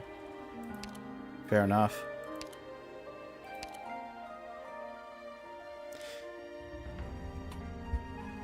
Now I'm really curious what I saw previously. Then I wonder if it was simply like, I know it was more of like a meme, like more of a joke thing than an actual like serious situation. But I wonder if it's simply one person outclasses the other one enough that they just keep putting their own pieces on the board until there's no room for the other player to put any piece at all. Because if the pieces are captured and removed from the board, then presumably there's more room on the board to put stuff on there. Memories from time immemorial pour down like a torrential rain, washing away its enormous, empty consciousness. The remnant consciousness slips and slides about the land of dreams, trying to find a single scrap of something, anything to use as its foundation. But those dreams are now as blank as unscribed bamboo slips, with only the grain of the wood to provide texture. There should be people and events written upon them, yet such things cannot be grasped. Okay, you know, I suddenly have a few random thoughts. So, like I said, that stage seemed like it was wholly unnecessary. I guess they came out with more story bits than they had, like, stages, but I feel like normally they would just, like, slide in more, like, random stages. But yeah, that stage was wholly unnecessary. The animated cutscene was pretty darn cool, and that's all they needed. The dialogue didn't add anything.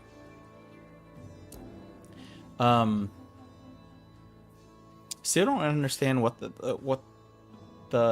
Jen was doing with the knife exactly. Maybe she's like projecting something was saved in the knife, but it looked like she was pulling out memories for each individual person. Like, she talked about a parting in the far north, so that was probably with Tallulah in the land of Ursus. So yeah, not quite sure what's going on with that. Yeah. Although Hastaga did say that it felt like the end felt kind of sloppy. Not a whole lot was really explaining about what's going on. They basically powered a friendship, right? I can keep going because I have the power of my siblings with me. I can feel their support, yada yada yada.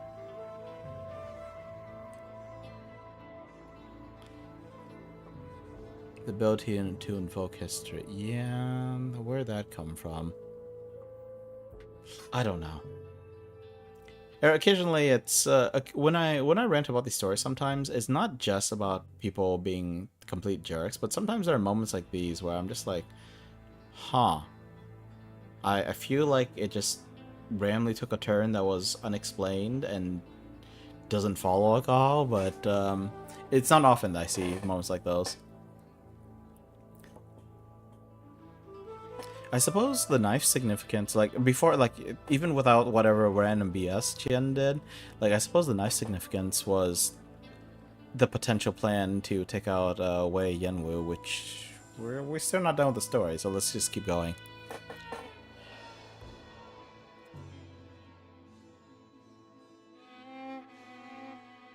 It has lost. Without doubt. You wish to seize its body, take its place, but what of your siblings? They will not see me again, nor will they come to fill this void you have left behind. That said, I will not disappear. I shall always be with you. No matter who sits upon this corporeal throne, a void shall form. Since you have no intention of filling it, I shall haunt this place eternally. Torment the master of this body. To usurp its will, to torment mine, are but two sides of the same. Still don't know how to read that word. Tongbao. There will be something to fill your vacancy. All that is left of you now is emotion. Abundant emotion, but that matters not in the face of this shattered consciousness. If it did matter, its rage would have filled it long ago. Huh. That will not be a worry. The one replacing you shall be far more terrifying than you have ever been. Proxy stepped forward, leaving the white creation behind him. The Fairmoot, about to drown in its own hollow mind, lets out a bitter cry. Soon even that cry is filled with pain and defiance dies down, leaving only an echo reverberating throughout the room. Murky dying gasp. I don't know how to imitate that kind of sound. You are about to die. I'm going to die. Who am I? Why would I die? You're the most arrogant of dreamers. In your dreams, you push evolution to the endless sea of stars. But this egotistical evolution was cut short by humanity. Humanity you saw as nothing. And then your anger, your hatred, and your defiance dragged you to your grave. But at the very end of it all, you died by my hand. You. You will destroy the future. That future of evolution that escapes ruination, and through infinite expansion touches the face of the void. It was a dream you would never have been able to see to fruition. Evolution will not stop because of your death. Your passing will simply be release for a will that suffered for 1,000 years. You truly yearn for that future where the stars shine only for you.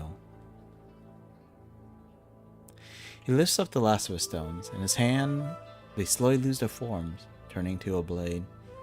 He looks on as he lifts up the last of his stones. He throws them up into the sky, up towards the boundless heavens.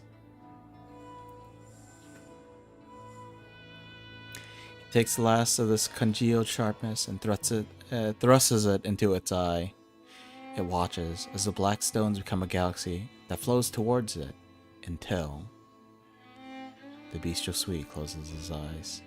The bestial Sui espies the future that exists only in its dreams. May you dream well. The entire room begins to shake before ultimately collapsing. The forms of Proxy and Fairmoot slowly merge together.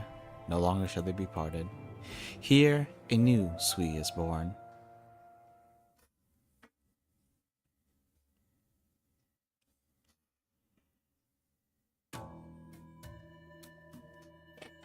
Still hanging in there, Shu? This is no big deal. It's just that handling this many of his minions takes its toll.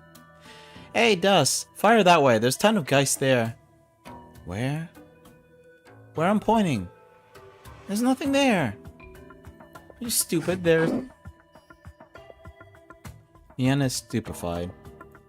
There really is nothing there. And not just there, as though someone has sneakily wiped away the blot of ink staining the ground. The rampaging Geists of just a few moments ago are nowhere to be seen. I'd completely forgotten Dust's voice. I was trying to do a more soft-spoken voice for her, but then after that little sequence where all the so far playable siblings showed up to help Wong, yeah, then I remember just how high-pitched her voice was. Oh, whoa, you nearly chopped me in half.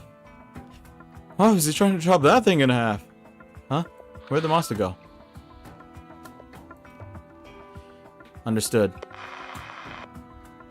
The Swede regulator reports all the script guys have disappeared. We won! Don't let your guard down. An earthquake? It stirs. All hands, move to an open space.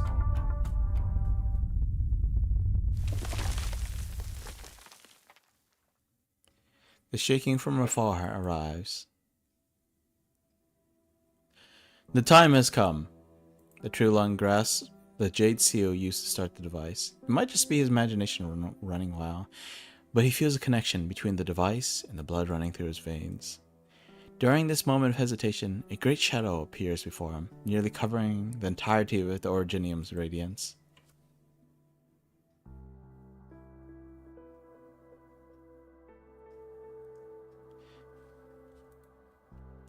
Are you it?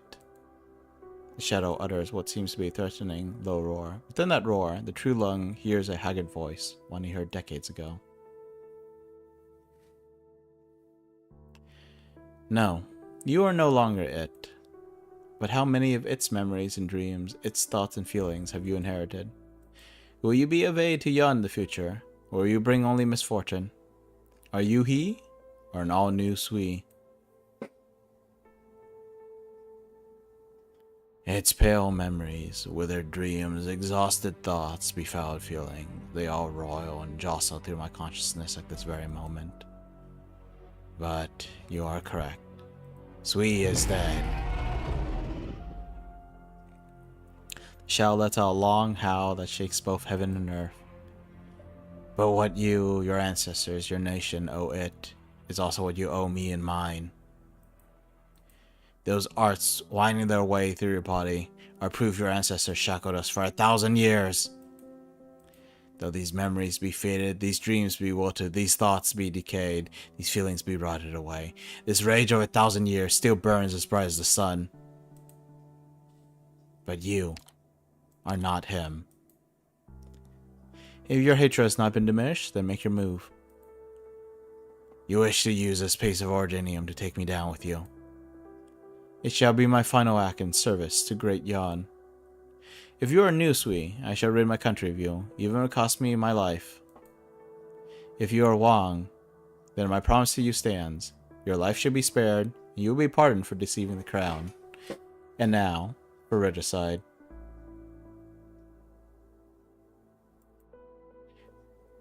Wait. So was it not Yenwu, but it was Wang who killed the previous emperor? Is that why he's called the Great Betrayer? I shall also pardon myself for the crime of unclarity of thought, which led to suspicion between parent and child, the scattering of kin, the formation of factions, an unrest that will rock the nation. Do you truly seek death? If it can begin a new chapter in the history of Great Yon, why would I deny you my life? Very well. As you wish. Although, you know, the Norman Shadow is kind of talking in the place of Sui as well as Wang, so I'm kind of wondering if maybe it was Sui whispering into people's heads like it did to Chun.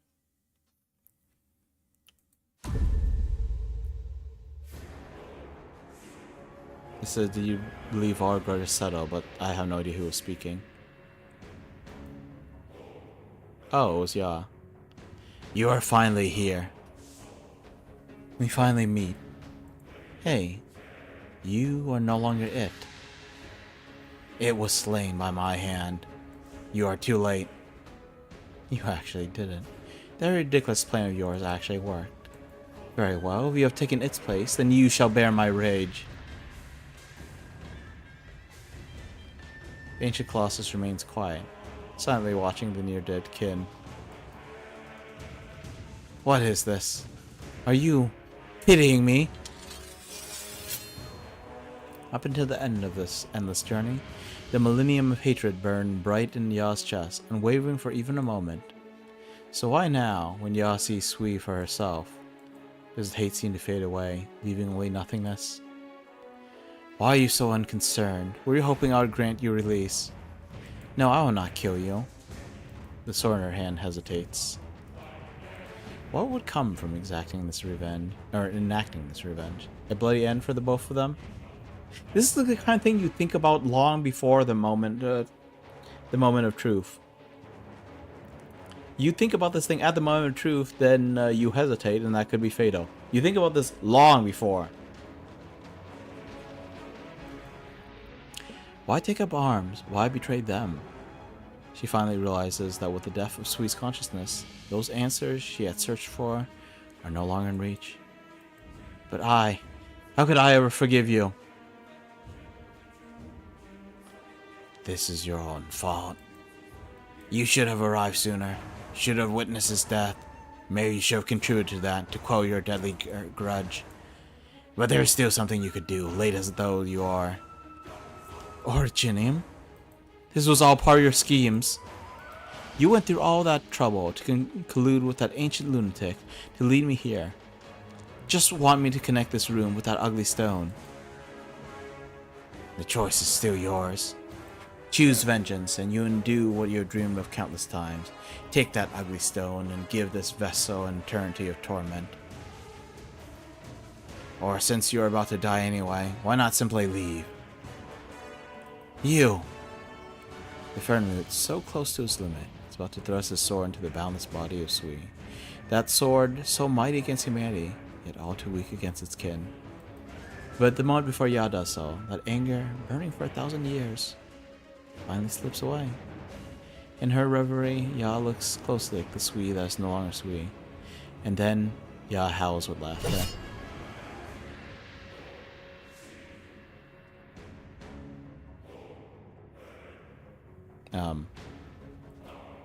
Am I in the mood to do a crazy laugh like that? No, I don't think it's necessary. The enormous vessel remains silent.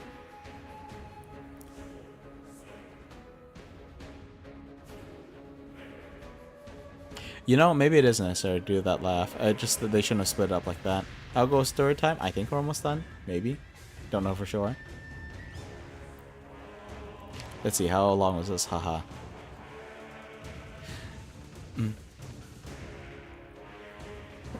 Okay, brace yourself, me. Haha!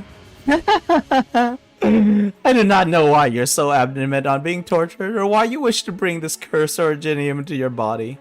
All I know is that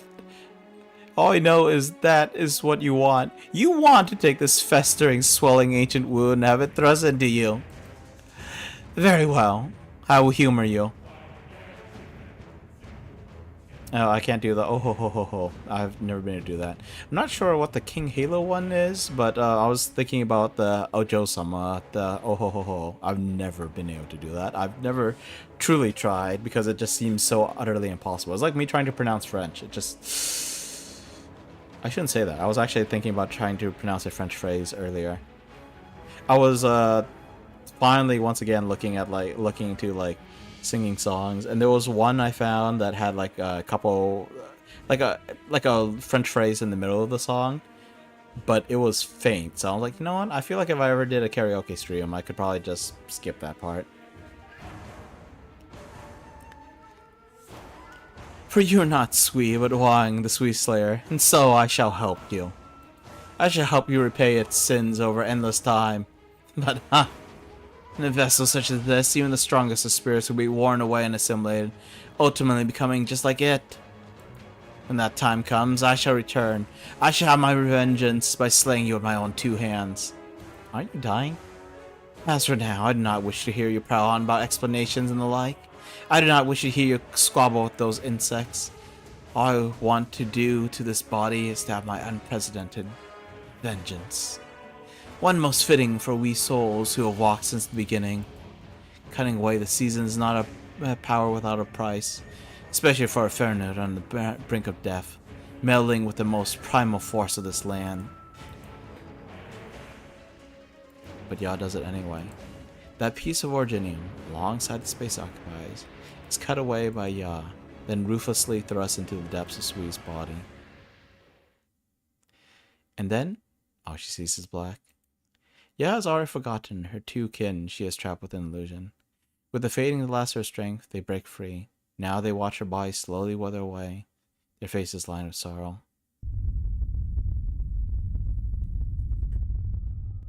I don't know what's going on with the giant Originium rock, or why Wang Sui decided to get that thing shoved into his body. Especially if it causes, like, continuous agony. Oh my, an earthquake just as we escaped those fiends. Over here, Tenshi Len. There are still people here. Coming. Lin Qingyan rushes over, dragging several bewildered guys out from the collapsing building, but the tremors get stronger, sending a falling roof beam straight to Mr. Pooh's head. Duck, you old bookbrain! Thank you for saving me, old brave hero. Sushi. Yo, everyone still alive? Not bad. Alright, everyone's safe and the earthquake's over. Get everything tidied up, then head back. Is the chaos finally over? The childlike Tenshi narrows her eyes, looking out towards the tomb of Sui. She has a rare, somber expression on her face, a far cry from her usual cynicism. This was your choice, Yuichi failure, your calculation. You must have foreseen what kind of disaster this piece of Originium would bring with it to think up a solution like this. It means nobody's going to dare mess with you. But you might as well be damning yourself to eternal hell this way. You chose a bitter road to follow. I don't know if this counts as me helping you or hurting you. Plotting a great windfall for all beings in this realm. Yeah, she did it. This game is yours, Weichi failure.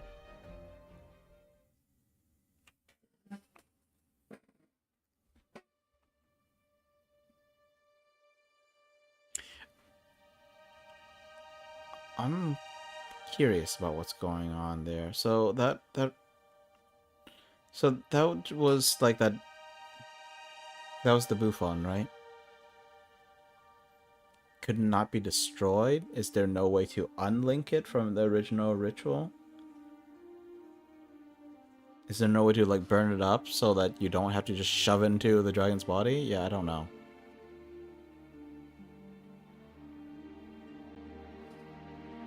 I actually don't know anything about first Originiums.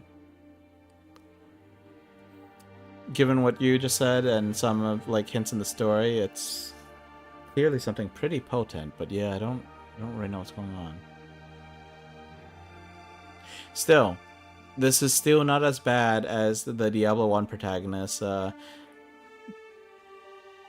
grabbing a primeval soul stone and stabbing into their head like.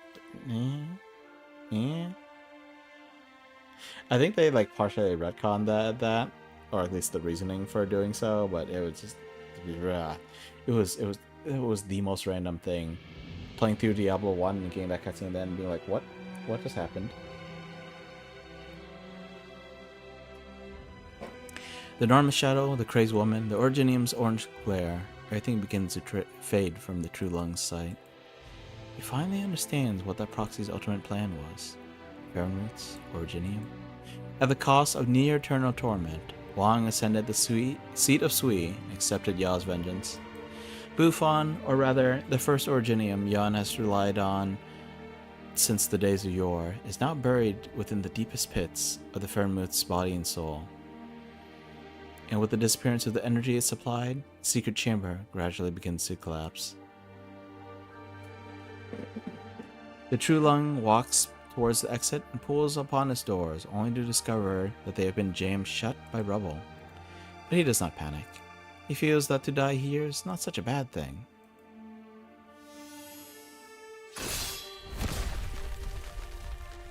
And then his big brother shows up to bail him out. Huzzah! For a moment, the True Lung believes himself to be hallucinating, but the one supporting him by the shoulder has an uncanny resemblance to his older brother. Yanwu? Don't speak. Follow me.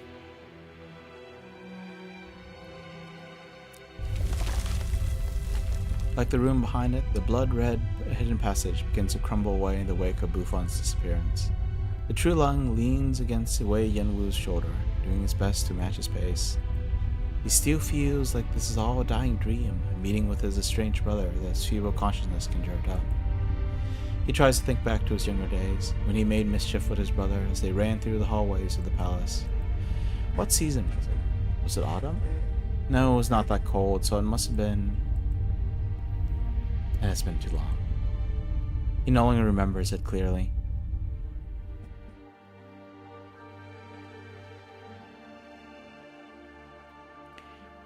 The long earthquake finally stops. Panicking court mandarins look at each other, unsure what is to come next. At least until a familiar face unhurriedly walks in. You may all rest easy. Supervisor, do you mean to say... The Sui menace has been thoroughly resolved. I ask you all to return to your posts. The chaos is over, but there are still many things in Baisao that require our attention. The Imperial Guards standing behind her add a little gravitas to her declaration. After some hesitation, the mandarins tie their clothes and hats before they walk out the doors. Once the last of them left, Chun nods like the guards. They stand aside, but they keep their eyes locked onto her. He did it. Eliminating Sui and finding you. He did both of them. The former candor holder, the current supervisor of the Sui regulator, listens to the heartbeat of the Fernmood. It is the rage that enormous creature felt against itself, but there is a gentle breath accompanying that pulse. From within, she hears something not of that consciousness, far away from that vessel, gathered somewhere within Baizao.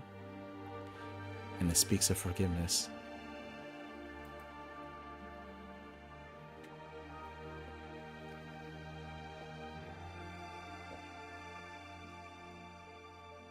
Within the Grand Palace, there is now only a single withered old man.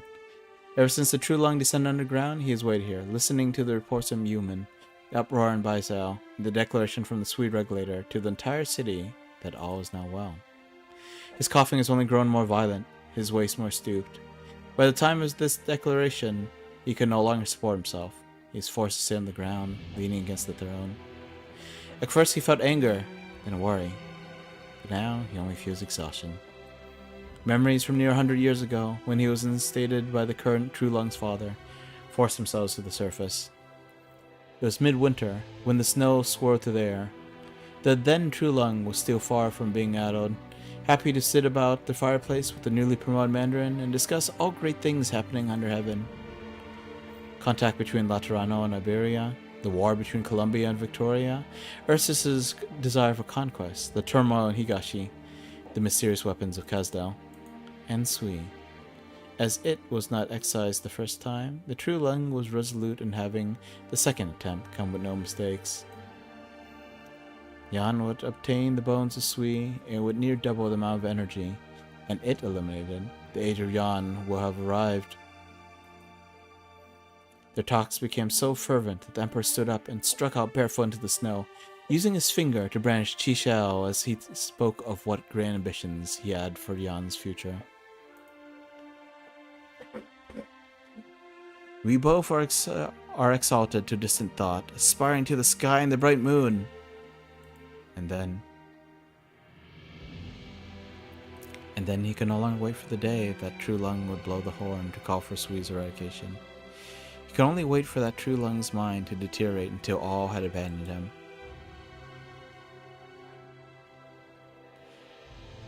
And then you also could not wait for the current True Lung's return. You cannot prove to him that all you have done was not for your own selfish reasons, but the future of Yan. Those murky eyes, the old man believes the one standing before him can only be the Emperor he has waited for so long, but the voice ringing ears say otherwise. The entire court knows your call is merely a pretext. The lingering illness that has plagued you for years could hardly be passed off as a simple chill.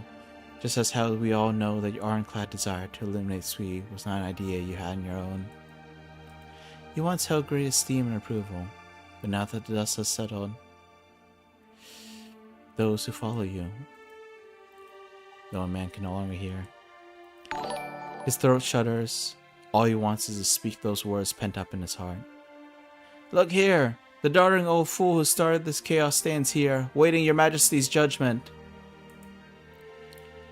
Your words would not be heard by anyone. Level 1 Echo, Raiders, welcome! We are past the 5-hour mark. Normally I would have ended an hour ago, but I want to finish the story reading. Unfortunately, I have not so much as touched the EX stages, so I'm going to have a lot to do tomorrow. I wonder if perhaps I should be doing the EX stages tomorrow instead of continuing Witch Spring R. That game will take some time to finish though. Anyway, hope you're doing good. If you're off to rest, then I wish you well. If not, then please feel free to hang around with me a little longer. Before he shot these words at his liege like an unfortunate, misunderstood hero, life itself no longer wishes to remain within him. He is dead.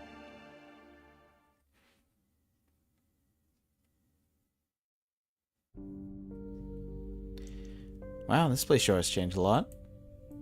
Finally tearing down this eyesore tomb. Had the same idea 5 centuries ago. So he dug around a bit about why Wang took in the first origin name. It's elaborated further in his character archive file 3, 150% trust. Long story short, Yan's originium vein doesn't disappear overnight like Ursus. Thanks, priestess. Because Wang's keeping it stable.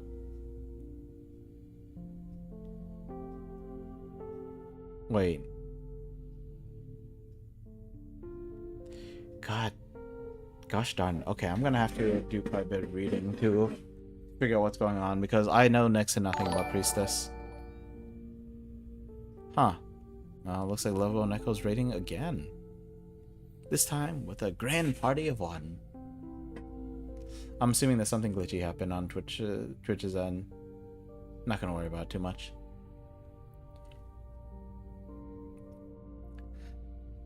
Can't believe you're in the mood to talk like that. We still don't know what's like inside. Well, that's obvious, isn't it? We're alive, which means he's not dead. Wang, he definitely succeeded. I heard upon the wind that Brother Eldest already entered. It would not be long before he drags him out. If I ought to ask him then.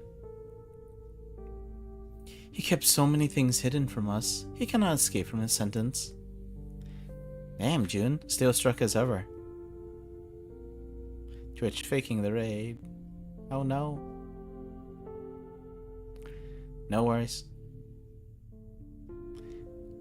Once again, welcome in, Raiders. Just in case you didn't hear me the first time. Name's Phantasma Knight, Warrior Poet, Variety Streamer, Show Us Loot Rat. Eyes real tired right now and streaming past his usual time. If you're stepping out, rest well. If not, feel free to hang out a little while longer. Speaking of, I can't be the only one who's thinking, we've never had a family gathering this big before. Feels a bit strange having so many of us in one place. Agreed. We're going to eat together, then I'll be heading back. Naga, we all agreed to a reunion dinner. Nian Dust, don't even think about running away. Alright. Can't exactly say no to my baby brother's cooking. Say my name with respect first. Pulls a face. How happy am I to see you all hale and hearty. Hot damn, you two are covered in dirt. Well, as long as you're alive.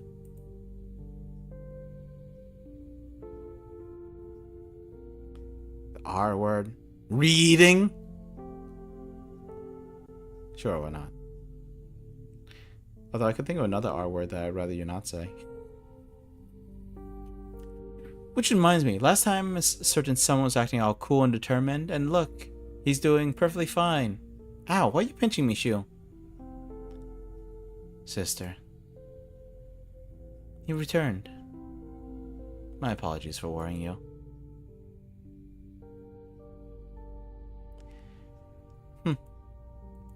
Those two inside should have been out by now, right? Look, over there.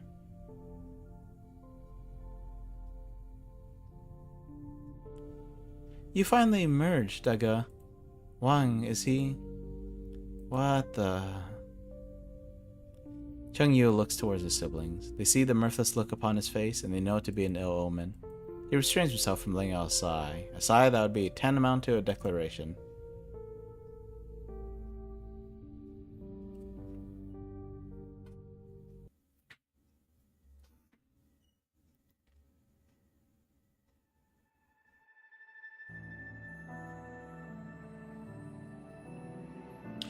That was the end of the stage 11, right? Which means even like the 5-hour mark, I still have more. I still have more. Oh, goodness.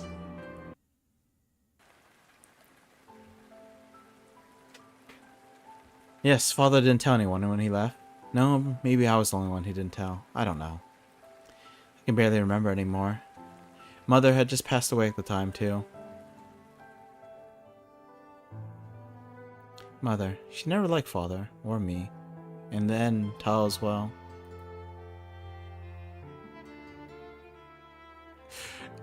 You know, I brought this upon myself. I jinxed it earlier. I was talking about how the Near Light event was compared to a Harry Potter novel, and I was like, which Harry Potter novel? The early ones, which were short, or the late ones, which were like literally like 800 pages long? And then I was like, you know, these last couple events weren't that long, right? The ones I read on stream, anyway. I didn't read all of the recent ones on stream. This one, I thought it was going alright, but... these are usually 8 to 10 stages. This one was 11 stages, even though the 11th stage was not a real stage at all, and they really could have eliminated it and just had the anime cutscene. They still had a story section before and after. I've seen events where they didn't have a story section before some stages or after some stages. This one has story section before and after every single stage. And then of course the epilogue section. Can I save my story? I mean, I don't even need to like save. Like, I could just back out, or I could just hold down the button and like fast forward through it. But no, I want to do this today, so longer stream it is. Did you know that as of the Near Light event, the entirety of the Arknights word count supersede over 4 times the length of the Bible? You saying that gives me an idea of how long the Bible is.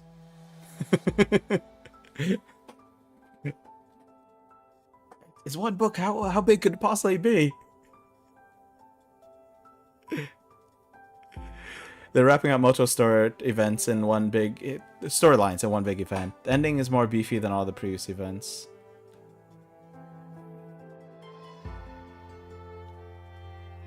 Multiple storylines, you say?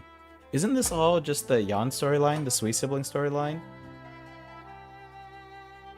I mean, there was a bit more here and there, like let's see, Leito was involved, and there was like that mini event with the individual story sections instead of the stages. There was Blaze's whole thing, but that was like literally one event, and it was in some ways like, okay, so that was definitely Blaze's story, but it felt like it was meant to be like Yu's story. But Yu was just kind of hanging out. He's like, yeah, we're gonna make this a sweet sibling story because the cook of the family is hanging out in the background. Swillingstrom has the highest count of... oh my goodness. That was one I never finished and was going to go back and finish. Okay. That's amazing.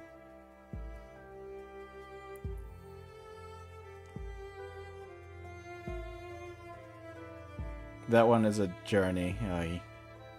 I just remember, like, I mean, so I'm kind of a fan of Virtuosa. Like, I know, like, what she ends up doing to people.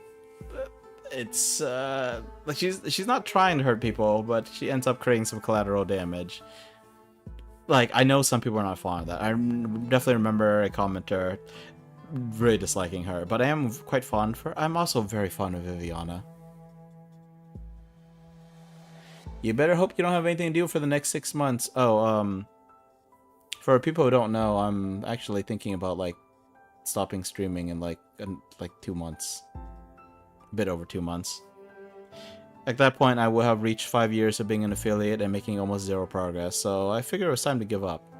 There is still the possibility that I'll take a 2-week break and I'll just come right back to it. But at this point, I need to, like, seriously get another job, so... Yeah, I have, this whole stream... I feel bad talking about this again, especially because we're past the 5-hour mark, but, so, streaming was originally done just for fun. And even these days, like, sometimes I do legitimately enjoy it. But over time, what it gives me, what it does for me, is starting to, like, lose its shine a little bit compared to the stresses that I built up. Primarily the stress of being a streamer for this long and making zero progress. I know part of it is like a personal, like, I need to do more kind of thing. But at the same time, even though I haven't done all I physically can, I've already done more than my soul is capable of handling.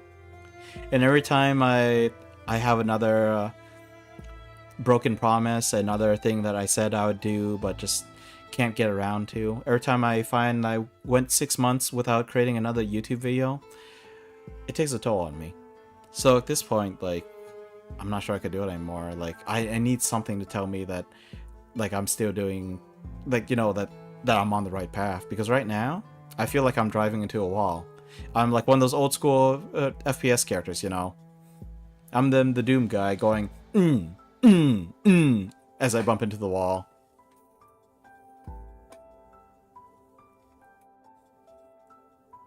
About Artheria Virtuosa, yeah, basically. Like, her music, like, brings out a certain, like, I guess, honesty in people, but it really cuts to the depths. Like, it starts messing with their inhibitions and so on. She brings out the truth in people, the music deep in their hearts.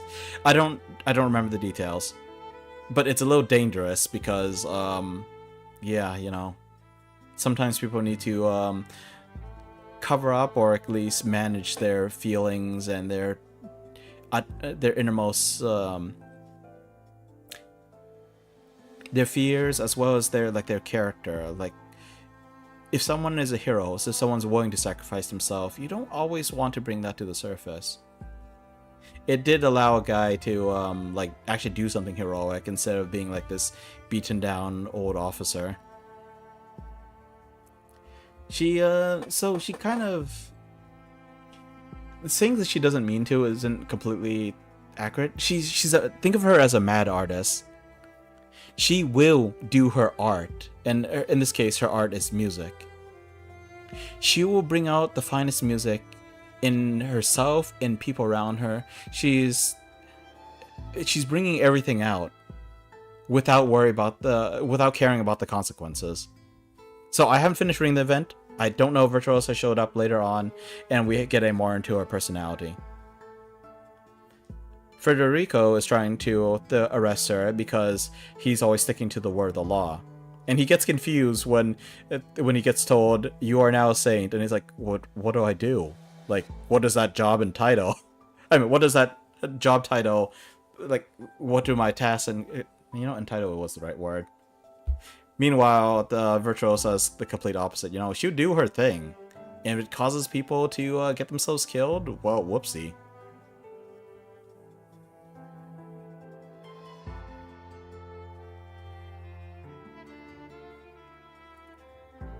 I'm not sure she is showing restraint on the Doctor, but then again, I haven't seen them officially interact. But yeah, it's not that she wants to hurt people, it's that she doesn't stop because she hurts people.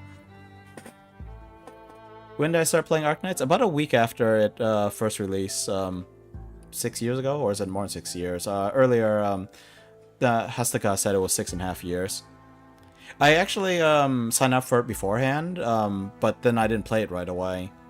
I've dropped many gacha games over the years. I do not like gachas.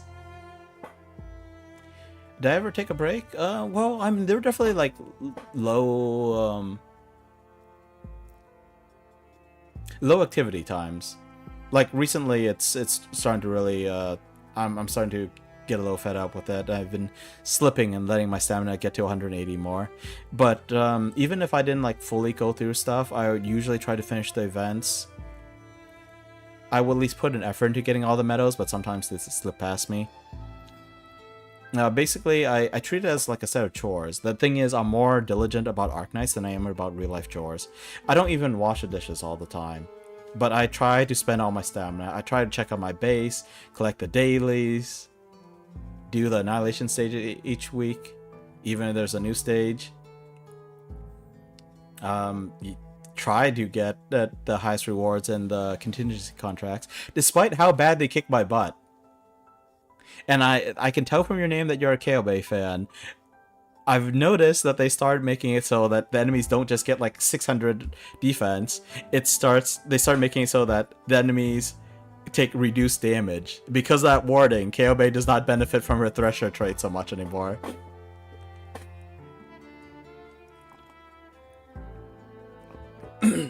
Arknights is a good game. When it comes to gacha games, I think other than Arknights, I've only ever spent like $1 on a game. And it was one of those like one-time early game deals. Arknights I spend a little bit more. Still not as much as other people spending on gacha games, but still. Yeah, Arknights has been the best for me, but even so, it's wearing thin. I don't have the attention span for this kind of thing. Like, if you were to like, if someone were to sponsor me for a game, I'd be playing it for a while. There is no game I could play for 6 years. This is too much for me. I appreciate the follow. And like even like despite like what I said, you still followed. I appreciate that. Thank you. All right, let's try to finish up the story. So this is clearly Chen's point of view, talking about her father, talking about her mother, Wei Yenwu, as well as Tallulah. I'm glad you think so. I have a temper. I can't control myself. I will whine about all the things under the sun. But I hope that at least most of the time, I make this an enjoyable or at least a relaxing place to hang around. Yeah, I don't have to quit, but like a year ago, I made a declaration that I was going to either make significant progress or quit in a year. I was hoping that that deadline would push me to do more. If anything, I've gotten more fed up with stuff. Some days, like, you know, some days you just feel like you're shouting to a void. Today, there's a lot of people to talk to. I like it. But some days, it feels like you're shouting to a void. Some days, you do something because you promise yourself you do it, and then you're like, does anyone even care? Was this a bad idea from the get-go? Some days you sit there and you are having a most decidedly not chill moment, and you're just looking at other people and you're like, man, these people are crap. How come they're doing better than me? Even though I know I'm not anything amazing. I'm not like some kind of world-class person. Like, even if we set aside the assets I have, my lack of planning, like me as a person, I'm not that amazing. I know this, but I still have those moments, you know, where I look at other people, I'm like, how come they've pulled so far ahead of me?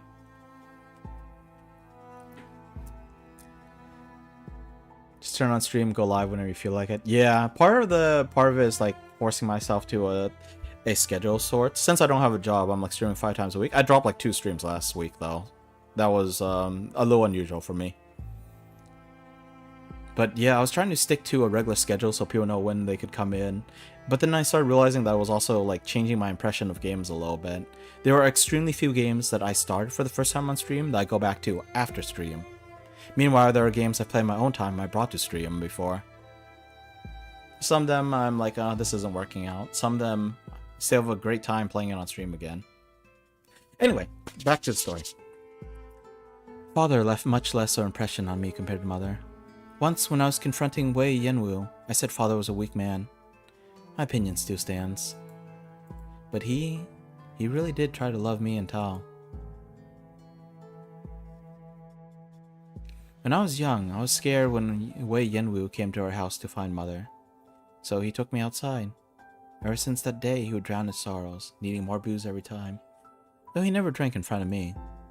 Tao didn't like him either at first. He spent a lot of his time with her, even learning Victorian alongside her, though he had never heard the language before in his life.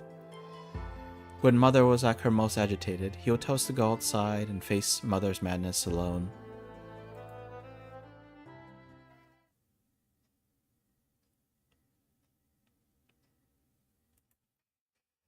Early winter 1102. I never remember what the current year is, but though this is clearly after the events of this armament, after the events of this event. This takes place after the rest of this event. Thank you, Huiche. I think that is enough. You know, before your father married, he was not completely like this. I can see it. So now we use the running knife to correct the mistakes in the family history you compiled? No, it's simply a family chronicle. It won't even be published. It's not worth using something as precious as that knife on it. Despite Jin and Chao's... I still don't know how to pronounce this. This I is throwing me off. I have no idea how to pronounce this differently. Despite Qian and Chao Tian's repeated declining, Huichia still takes the knife off her hip and presses into Chao Tian's hand. Gonna look for a while? Very well then. Yeah, we're probably ending soon, hopefully. Fingers crossed that this thing isn't like another novel's length. But yeah, thank you for stopping by, and thank you once again for the follow. Jie and Jun had hoped that this knife would be able to correct the mistakes that happen when we whitewash or forget the past. Even though these errors only involve one fallen family instead of all Yan, I think they would still want them corrected. Alright. Qian Chao Qian fiddles with the knife, feeling its weight and balance in her hand. She makes no move to use it. Huichia, Jie, will she really come back? Honestly, I don't know. That thing from the Garden of Grotesquerie settled itself down quite nicely in that office on the top floor. But you're asking me if that's the Jie who walked with Yan through the centuries. I really don't know. I do not know when it happened, but it seems some of our prior generations took this overly reliable, seemingly immortal woman for granted. So when she passed, a few weak people like me lost the pillar propping them up. It appears that all that was left after the fading of that omnipotent goddess were the words of everyone else. It's true that historians should have some confidence in their statements, but when that confidence loses the backing of someone who is eternally correct, it is easy to give up. If that's what you're saying, you guys should invite her back when she's revived.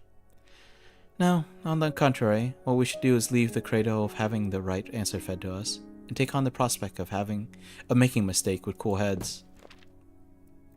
She uses her free hand to pick up the chronicle, throwing it onto the table. What page did it open on? Take a guess. Based on the thickness, around page 30? I would say about the same, but... She picks up the book daintily and, without looking at the page number, ties it up once more. We have made one of history's unsolved questions. One's just for you and me.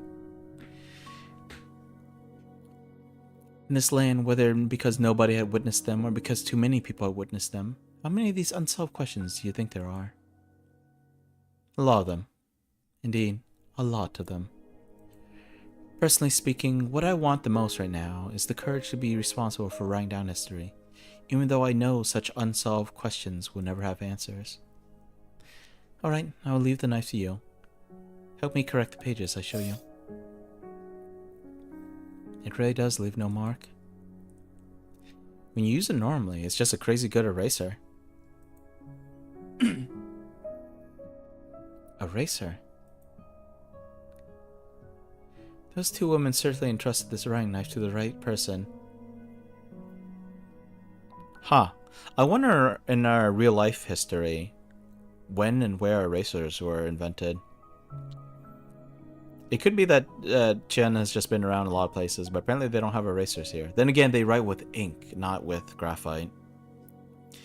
Meanwhile, Chen has studied in Victoria, which is basically England. She grew up in Lungmen, which I think is supposed to be Hong Kong. She's traveled around to a couple of different countries. Alright. Is Mr. Liang still in the pavilion? Where is he? Mr. Liang? He's on leave today. With his girlfriend? I'm kidding. No, I'm not kidding. I hope those two end up married. I don't know what's going on with those two, but I hope they end up married. Then you're meeting someone else? Miss Ning, as it were. Oh, I don't mean that, Miss Ning, mind you. I mean... Oh. Oh, hey! I totally forgot her name. I don't remember her name at all. I didn't expect to see her in this event. I'm happy to see her. You know, I actually did like the Blaze event. Like I didn't like whatever the F was going on like 40 years ago, like executing an entire family as scapegoats. But I loved Blaze hanging out with this girl. Hello, is this Miss Qian Huitia? Miss Ning, I presume? Who else? Oh my goodness, wait, are they from the same family? That never occurred to me. Huh. She wouldn't have to go to the Ministry of Rights early in the morning to ask for leave to come here. I see, I see. A pleasure to meet you. I'm Ning Yin. I heard Chao Qian would be transferred to a research post at the Imperial Historical Cabinet in a few days, so I came over to discuss recent events with her, and also to use some treats to hear her opinions, along with seeing the Rang Knife. My colleagues at the cabinet are pulling out all the stops. They want to take advantage of the fresh winds of early winter to do some innovative research. I wonder how familiar Qin is with Blaze. Apparently, Blaze brought Ning Yin, who we might know better by... gosh, what was her username? Did I say username? I meant her operator code name.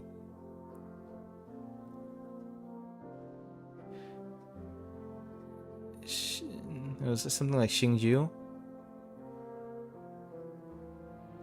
God, I can't remember the whole name. But yeah, she brought her over, and everyone was kind of weirded out because they were like, Blaze has a twin sister. But you know, they don't even know like who's older and who's younger, and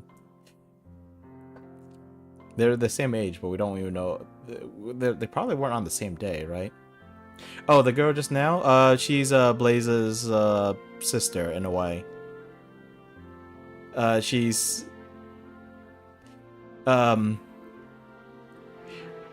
she was switched with Blaze at birth, sort of. Blaze's father has that was Blaze's father's biological daughter. Very confusing, I know. Gu Quan, I think his name was. His hair color is just like I still don't know whether to call her Yin or Xingju. They have the same hair color. Blaze has dark hair instead, which might look a lot like the rest of the Ning family. Although now that I think about it, the other Ning that we know, she has antlers. Meanwhile, Blaze has, well, cat ears. They're both adopted technically, but yeah, I'm not super sure what was going on. So one of the Imperial guards caught up with Gu Quan when he was trying to flee the country, and they spared Gu Quan as well as his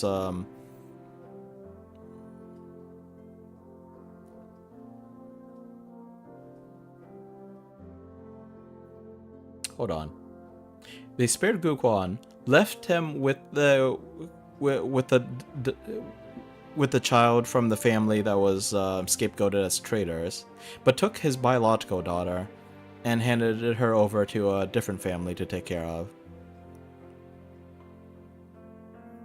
So I think there was a little bit of awkwardness all around. Like, I don't think Blaze ever realized, because Blaze just called them her father and mother. Meanwhile, Ning Yin there, I don't know if she realized she was adopted. I don't think she did. But she called the head of the family, I think, her grandfather, and I'm not sure she ever had, like, parents of her own. So I think she might have been raised by her grandfather. She actually met her biological father, but she never quite realized. Anyway, yeah, that event was quite interesting because of that. At least for me.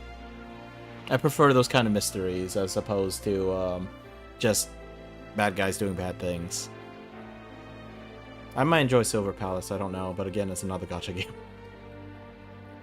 Silver Palace is one where you play as a detective in a Victorian setting. I don't know if it's actually a Victorian, but definitely more old school at the England sort of setting.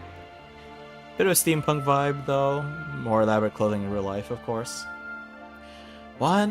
Pong still doesn't want to come over? But the kiddo made this hot pot, not me. I didn't even throw in any weird herbs and roots. My master says there is too many suffering from disease across his land. He believes that in being able to avert this disaster, he is much more fortunate than the sick. I don't think we're done with the sweet stories. We haven't even met his master yet. Excuse me. Although I'm kind of wondering if they just like made this guy and they just like need to like make him fit for the story, so they just decided to make him the disciple of one of the siblings. You know, unlike those early events where the banners had absolutely nothing to do with the story. But he also says he'll be in Yan for a while, so if he's ever nearby, he'll come see you. Okay, that's all. Master is rather pressed for time, so I should head off. Hold it. Yan pulls out a lunchbox, packed full of food from somewhere. Now he doesn't eat it all, he's not allowed to slink out of Yan.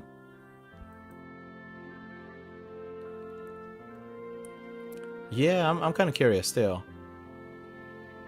I mean, we have a couple other siblings that we've seen that aren't playable yet, so I'm kind of curious about them too. Instead, we got a random Fairmood instead. That was unexpected. Got it. No laughing. There's one for you too. This time it's Shu who offers a finely wrapped bundle. Upon hearing you were from Sargon, our eldest brother became rather interested, telling you a few things about your food. Little you had to make a few guesses, and he put his own personal spin on things, but he managed to make a whole bag's worth. We thought it was rather good, but we're unsure if it's to your taste. Please, take it. Consider our gift to you. Oh, sheshe. Thank you, everyone.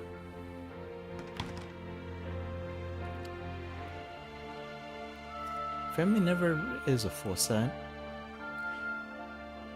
The true value of life lies in unfeathered ease. Even if you were to drag him to your savers like yous for a meal, he would find no taste in it. As for the others, young Dust truly is tired. She is pardoned. G is a master of spinning words into wealth, but is far too soft-hearted to his own family. He wished to idle the garden, and since Yi is accompanying him, let him. As for our brother eldest... Smells great. Are we late? I thought you said you weren't coming?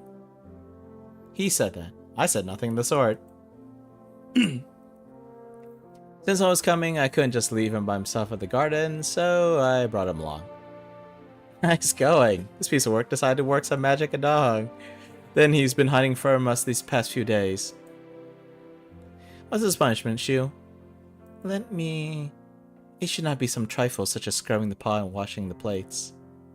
Then... No laying him off with an apology either. Too boring. Then how about... You say something like, let us settle this later? It would be rather disrespectful towards everyone's kindness. Why not? G already gave me a rent holiday for savers until the year after next. Oh, hold on. How are they all just like guessing what she's saying and cutting her off? What? That must be the sibling energy at work. Then put your business on hold for a year. Take a rest. Plan your next venture as well. Man, that's Shu for you. Always managing to find a way to let people off easy no matter what we think of.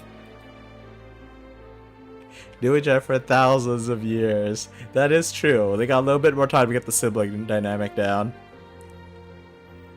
Blame him off easy. I haven't finished yet. One of the guy's a workaholic. Taking a year off is terrifying. And then all the stuff you gotta keep like maintained. All the business relationships and so on. Within this year, G, what you owe others and are able to repay, you must repay. I should keep in mind. Alright then, everyone take your seats. I know, I just sleep a bit longer. Oh, ho, ho, ho. Young Dust says she wanted to sleep into next spring, June. Why force her here? She has no taste in bedrooms. I was just leaving the Sky Mirror Pavilion when I saw her sprawled out on the ground, deep asleep. I even shouted at her to no avail, so I had no choice but to bring her here. As she spoke, the slumbering dust splayed out across June's back suddenly dissolves into a scroll. I didn't think my little sister knew how to work some magic too. With unfurling the scroll, the real dust appears atop a boulder, seemingly sound asleep. The others also see that the thing sealing Nian's mouth shut is a talisman. None dare make a move, fearing the next mouth to be sealed would be their own. In the end, it is Ji who cautiously peels the talisman off Nian. It reads, "You guys eat while I sleep. Don't wake me unless Wang comes back. Also, to Nian, no firecrackers. I'll use my talisman to seal your entire body."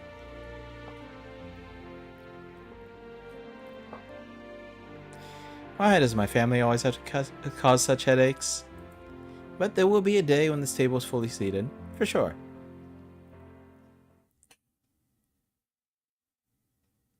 In before we have like Wang Sui say shove his giant dragon head in there, and then we also have the little Geist with Jazz life force just chilling on the table. In doll form, of course. Small doll form. Late once again. Indeed. Far too late. A flimsy curtain separates the two. The library is quiet, the sound of pages being turned piercing the silence.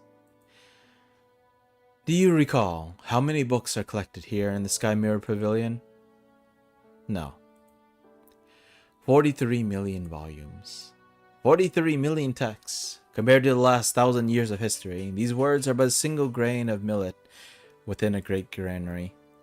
At the time, my greatest dream was to dedicate my life to complete a hydrological chart of Yon that our forebears could not. I thought I could grow old here within this pavilion. This is where I truly belong. But it would not have been what was best for Great Yon. The past is heavy, so heavy that no one could shoulder its weight, but also so heavy that no one could put it down. So much so that I should not be born alone. Yet there will always be someone to bear it. You ought to hate me. I do. Are you going to say you have never hated me?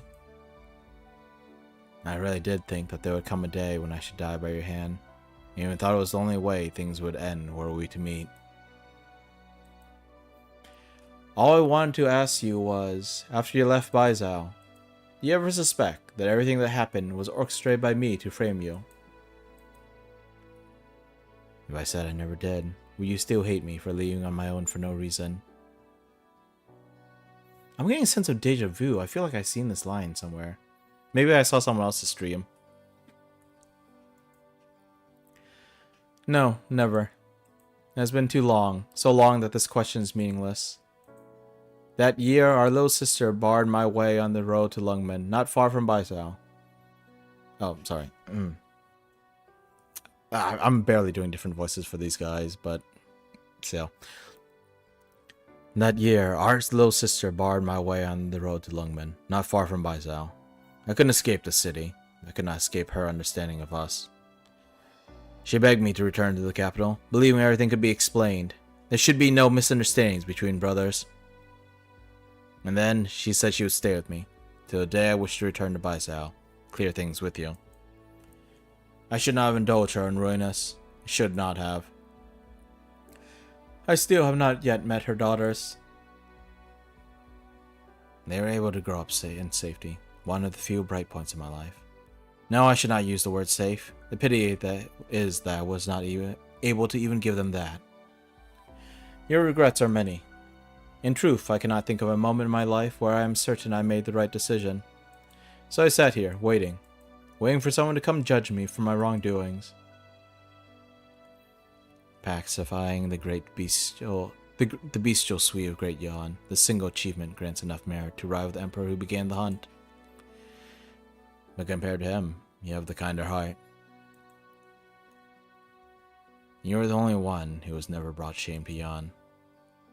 I don't know about that. The whole scapegoat incident. Yan Li, you can set them aside now. You should set them aside now.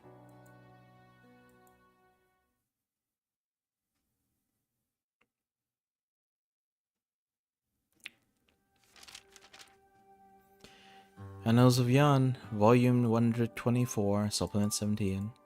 Someone's tidied up these scrolls. Even the Arknights wiki is full of contradictions. Yeah, it's bizarre. You know, speaking of things that don't sit well with me, you know at which point... well, I shouldn't have asked that. So the point at which I stalled and ultimately dropped the Arknights anime was around episode... I want to say it was episode 8? It was when we met Qian. I forgot how insufferable she was in the first meeting. She was already infected by that point, but she was talking about infected and Rhodes Island as, well... She basically talked about them like they were trash.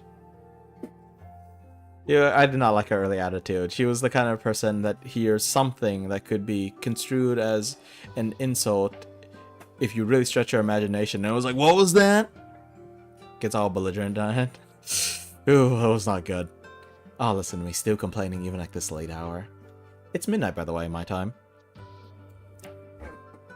After retrieving Chao Qian's request and her application being approved, Huichia arrives at a section of the Sky Mirror Pavilion not open to the public to thumb through a few tomes. She thought it would be a lot harder, honestly. But when she went to check on the case from 40 years ago, she found all the relevant texts neatly arranged on the shelf.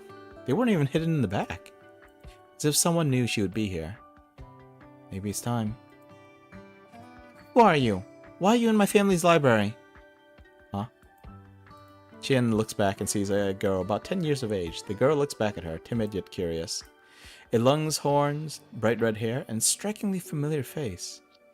Qian does not need to ask who she is. I'm Qian Huichia. I came to borrow some books. If you're here to read, are you also starting to become the Trulong? What? No. Dad said you want to be a good Trulong, you need to read a lot of books here. When I go home today, the Grand Tutor will check my homework. God, it would be really nice if they gave an appearance to this little princess. I don't know if Yenwu never had kids. Well, I don't know if he has kids. I assume that he never had kids because he doesn't want to like create like competition for the throne. But yeah, now that I know that there's a little princess running around, I want to see what she looks like. More so than I want to see the Trulong's face. No, his face can remain forever covered in shadows. I think that's a nice touch. Those with virtue cultivate in their bodies, perform in their actions, and state in their words. By mastering the classics, achieve refinement. By remedying the ills and practicing the right way, achieve virtue.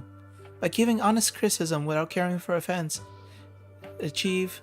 the last part is... Do you want to be the Trulong? Can I not be the Trulong? Dad says it was the duty I was born with. If someone says from the bottom of their heart that they don't want to do something, then you shouldn't force them to do it. When people are forced to do things, they won't be happy, right? You're wrong. Dad says that you need to do your duty. If nobody did, then the whole country would become a mess. I'm going to go find him and have him explain it to you. Oh, that's hilarious. If there's a chance, I'd like to meet him too. But it's getting late today. How about I send you home? Okay. But do you know where I live? I think I do. We get to see her back. I wonder if there's just like half a dozen Imperial guards just like hiding in the bushes in full armor. Because, I mean, there's no way they would let a princess just go around everywhere unattended, right? Especially because it sounds like the Trulong hasn't left the capital in 40 years. Or maybe he has left the capital, but it definitely doesn't sound like he met his brother in 40 years. That is a long, long time.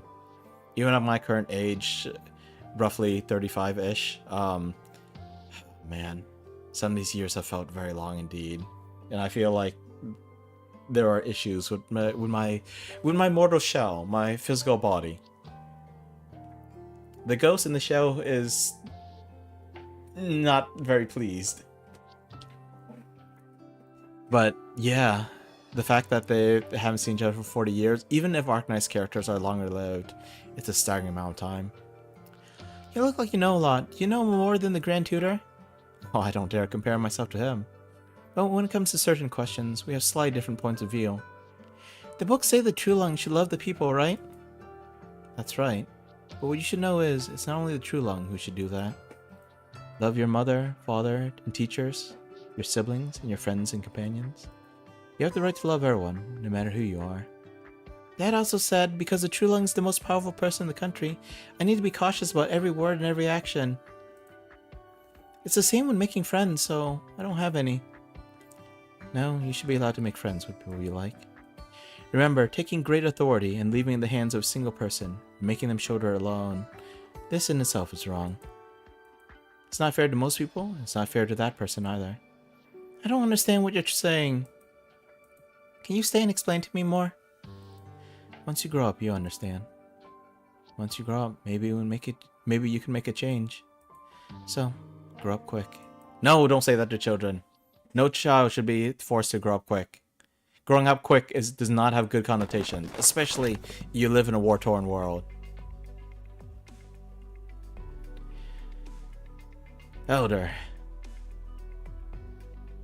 I don't know what this word is, but alright. Fantong. A bunch of Fantong. I waited in the north for nearly 400 years, and this is all the progress Baisao's Tenshi Baru made on Originium research. Tenshis today are utterly incompetent. Okay, hold on. So is she a Fernmut? Is she one of the siblings, or... I mean, there have been quotes around Oh Tenshi this whole time. And then plus, you know, the Grand Tutor's calling her elder. Jeez. Who's the head Tenshi these days? Tell him to get his ass over here. After observing the unusual meteorological phenomenon created by Londinium's shard 4 years ago, the Tenshi Barus realized the urgency of the issue of Originium. Since then, the Tenshis have labored night and day at their research, not daring to rest for even a second. I fear there's no nation upon this land who can achieve the rate of progress you have asked for. Okay, you know what? I don't know anything about Cowset either. Is there any possibility that she's a similar entity? All I asked for was this one simple thing. I would have preferred if you told me those youngsters were thinking up of ways to slack off. That way their hearts might not have been into doing the right thing, but at least their brains would still work. Ursus, Kaza, no matter where you look, there's misfortune caused by Originium. I'd hoped number 2 would be able to solve this problem once and for all, but I'm afraid time's up. There'll be people knocking on the door soon enough. Forget it, I'll move into the Baru tomorrow. I want to see just how today's young Tianshis are putting their smarts to use. Wait, forget tomorrow, I'll move in this afternoon. That you're willing to see this through personally is a good thing, Elder. Before you move in regards to the question of Originium, we have a guest from afar whom you should meet with. No?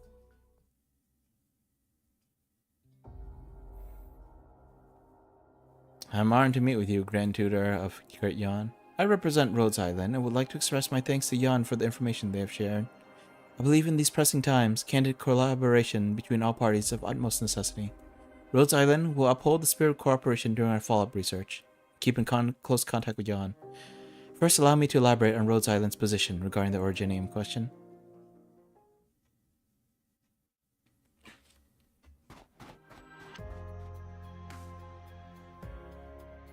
I should probably not ego anime characters too much, but I've been wondering about... Okay, well, you know what? I'll wait until it's her turn to speak.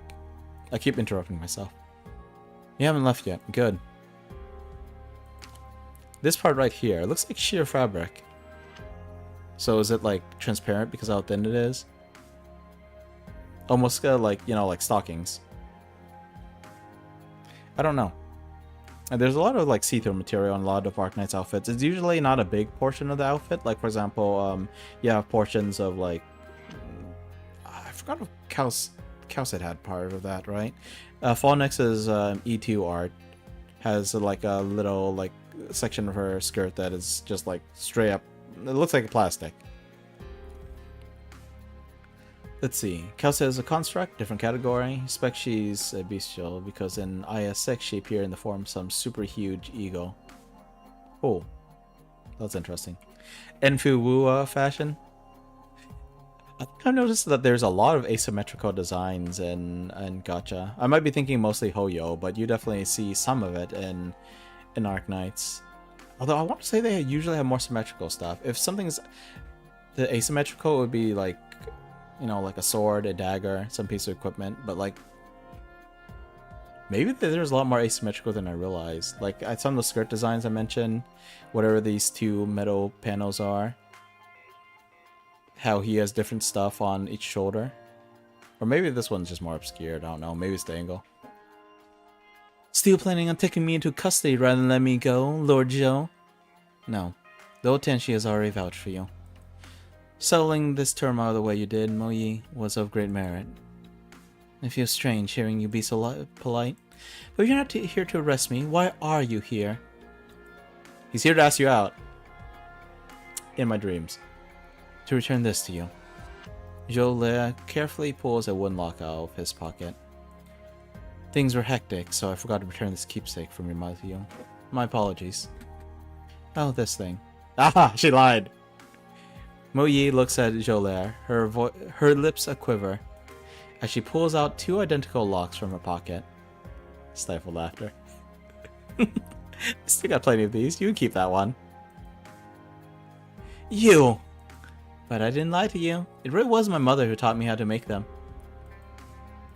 You're about to ask where I'm from, aren't you? I can see it in your face. You do not wish to say I should not offend you by pressing the matter. I simply hope that in the future you will not toy with others again.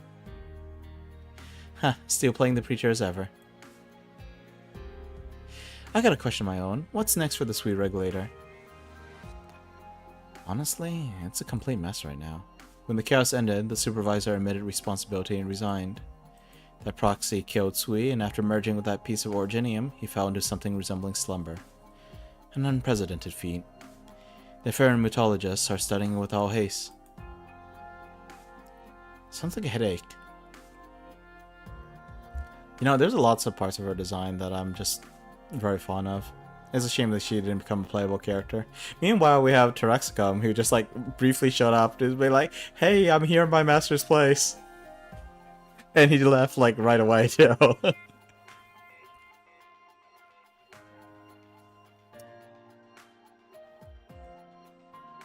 You know, there's like certain aspects of makeup that like over time is my avatar's hand like bouncing up and down? Anyway, there's like certain aspects of makeup that yeah, okay, my hand is bouncing up and down. Maybe it's because of the angle I'm sitting at. Let's turn the chair forward again. But yeah, certain aspects of makeup that when I was younger, I didn't quite realize were makeup, but like, I mean, I guess they should be obvious. Makeup isn't just like blue eyeshadow and red lipstick. Obvious, like the bright blush applied to the cheeks. And sometimes it's just a little bit of eyeliner. To some people, eyeliner is very obvious, but sometimes it's not even eyeliner. It's just a little bit of foundation just to hide some of the blemishes on the skin.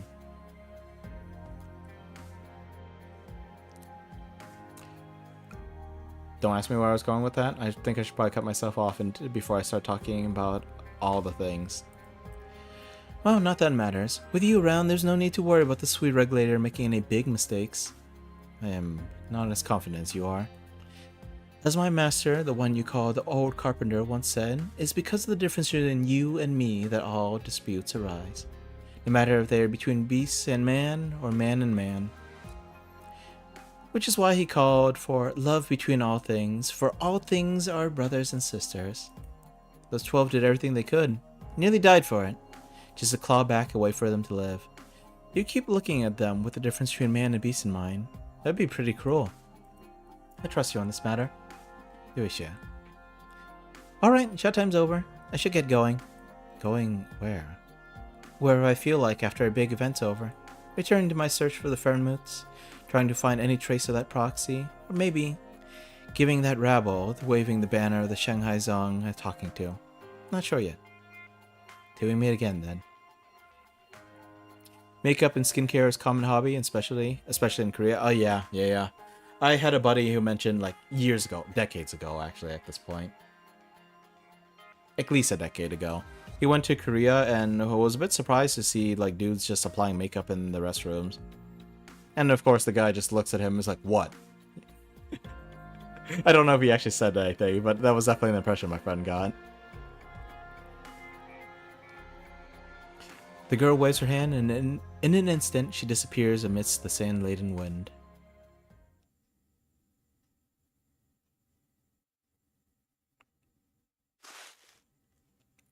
Yet another journey with an unknown end. It's not aimless wandering, though. Simply a search for the uncertain, greater than a hunt for a drop in the ocean. He has walked so far, and for so long.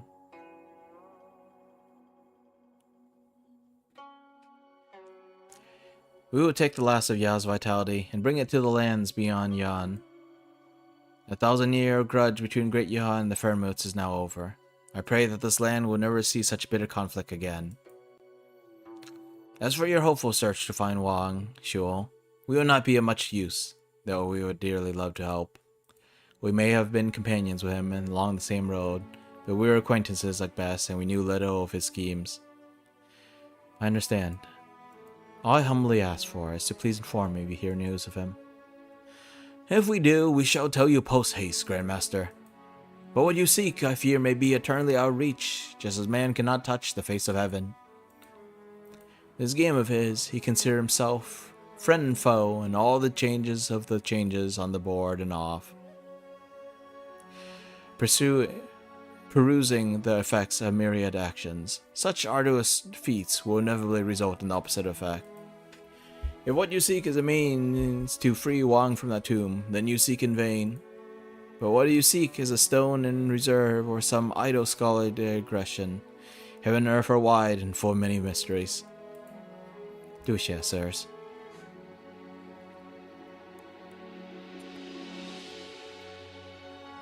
There may have been a moment where the land under his feet was his board.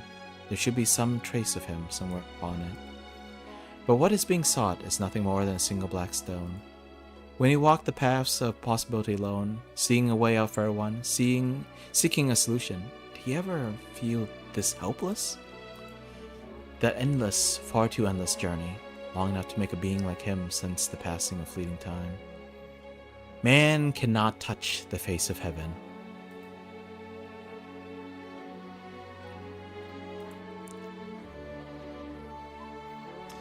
Any news? Still nothing. But I believe some trace of him must exist somewhere outside the tomb. Alas, if he truly did not wish to see us, would all your efforts be of any use? Perhaps after Jaya's fading, he cannot forgive Yan or himself. Is it this new Yan he does not wish to see, or is it someone else? Maybe he does not wish to draw us into his next game. Next game? His plots are all ended. What was the next game even bring? What can it bring indeed? An even more hopeless matter. He may have accomplished the replacement, but he was unable to make muddy waters run clear. But he will not give up. He will certainly be searching too, for the traces she left behind on this land, for a glimmer of hope. You were always the one who understood him best. So, still determined to look for him? I am. And once you find him, I will let him know that the next time he needs help, he will not be alone.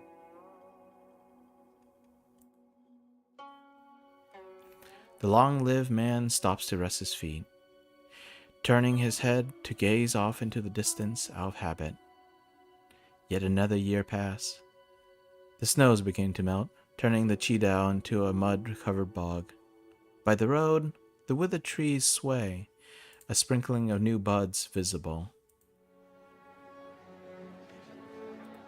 What's happening there?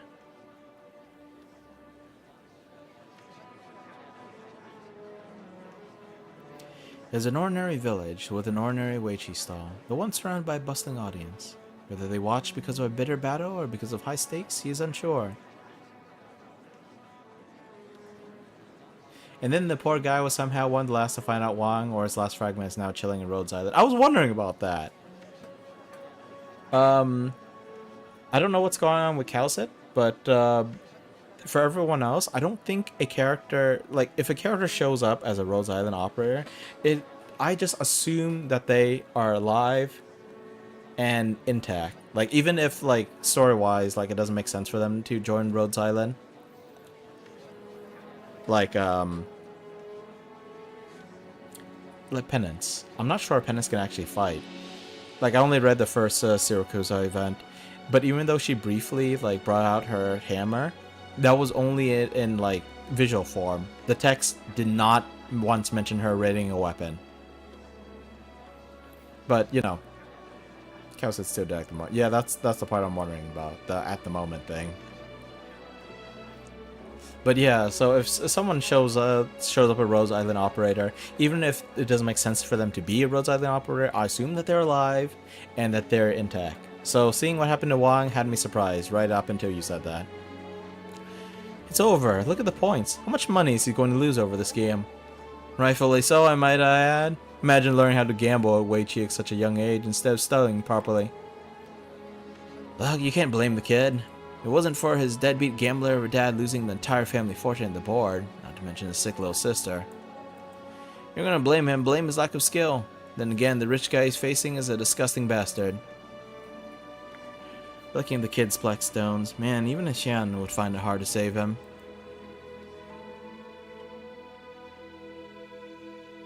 Okay, this is not what I expected at all. Not one bit. When you were talking about Wang's last fragment chilling in Rhodes Island, I kind of expected to see him there, but nope, this is some poor kid getting getting beat at the game by a rich dude. The young man maintains his determined expression, seeming to not hear the many comments from the crowd, but the beads of sweat dripping off his brow expose the panic in his heart. It's obvious how things will end. He has at most 10 moves left. All he can do now is throw in the towel. He hesitates in placing a stone, even though he knows he cannot hesitate forever. 4-7. What the? Who's talking to me? 4-7. Shoulder hit. The young man finally hears the indistinct voice clearly as it dictates a move to him. As he considers this instruction, he sees a way to victory he had never considered. Are you helping me? But who exactly is helping him? He looks about, finding no source of the voice. The young man returns his attention to the board, repeatedly calculating the feasibility of his breakthrough move. In the end, he is convinced. His victory is assured. He adjusts his posture, having calmed down a little. A charm of black jade pokes out of his collar, gleaming with a deep, inexplicable light under the winter sun.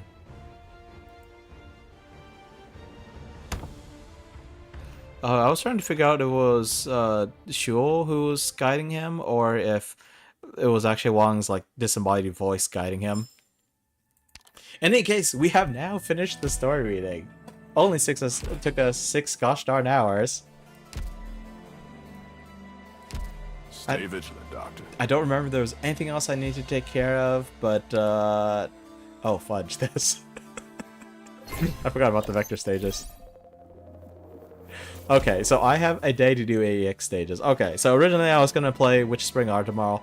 I think I'm going to switch it over to Arknights. Do the EX stages, maybe do the S stages. If I have any time remaining, maybe do the vector stages. Wang wouldn't say things like shoulder head. Oh, I was wondering about that. I don't know anything about Wei Chi, so I don't know if like maybe like wherever 4-7 is on the board, maybe it would like correspond with like if you look at the board as like a person's torso, which doesn't make much sense. Maybe that would be like roughly where the shoulder would be. But yeah, we're talking from a martial arts perspective. It would make more sense for Shuo to be the one giving him advice. Anyway, I think we're going to end it here for today. I am not feeling like rating anyone at this time. I don't know who's available. Never mind. Just a little joke. Okay, you know what?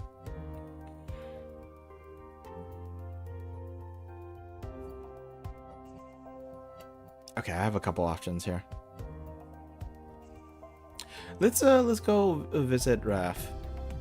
Raph was here earlier, playing potentially another demo. It's a variety night. I don't know if it's a if it's a demo or if it's a game that they've got, maybe through Keymailer or Lurkit. That was a good chance for you to revisit the final part of the event. Alright, alright. Well, I'm glad you had fun. Thank you for stopping by. And yes, I will try to have a good night. My sleep has been utter trash lately, but we'll see. Before we end it for real, though, I have a habit of doing these end-of-stream scribbles. So, something that resembles a poem for the road. I'll never be on Ling's level, but, you know, maybe I don't have to be. And, you know, this is even more fitting than I thought, because this was written for Jia, but I didn't think Wang would pull something like that. To know the price is one thing, to feel the price is another. Sacrifice is valued not only by what is gained, but what is lost, and it's not always the case that only the buyer pays the cost. Alright, that's all I got. Thank you for being here, everyone. Stay safe, stay well, and with well wishes from me to you, have a good one. Goodbye.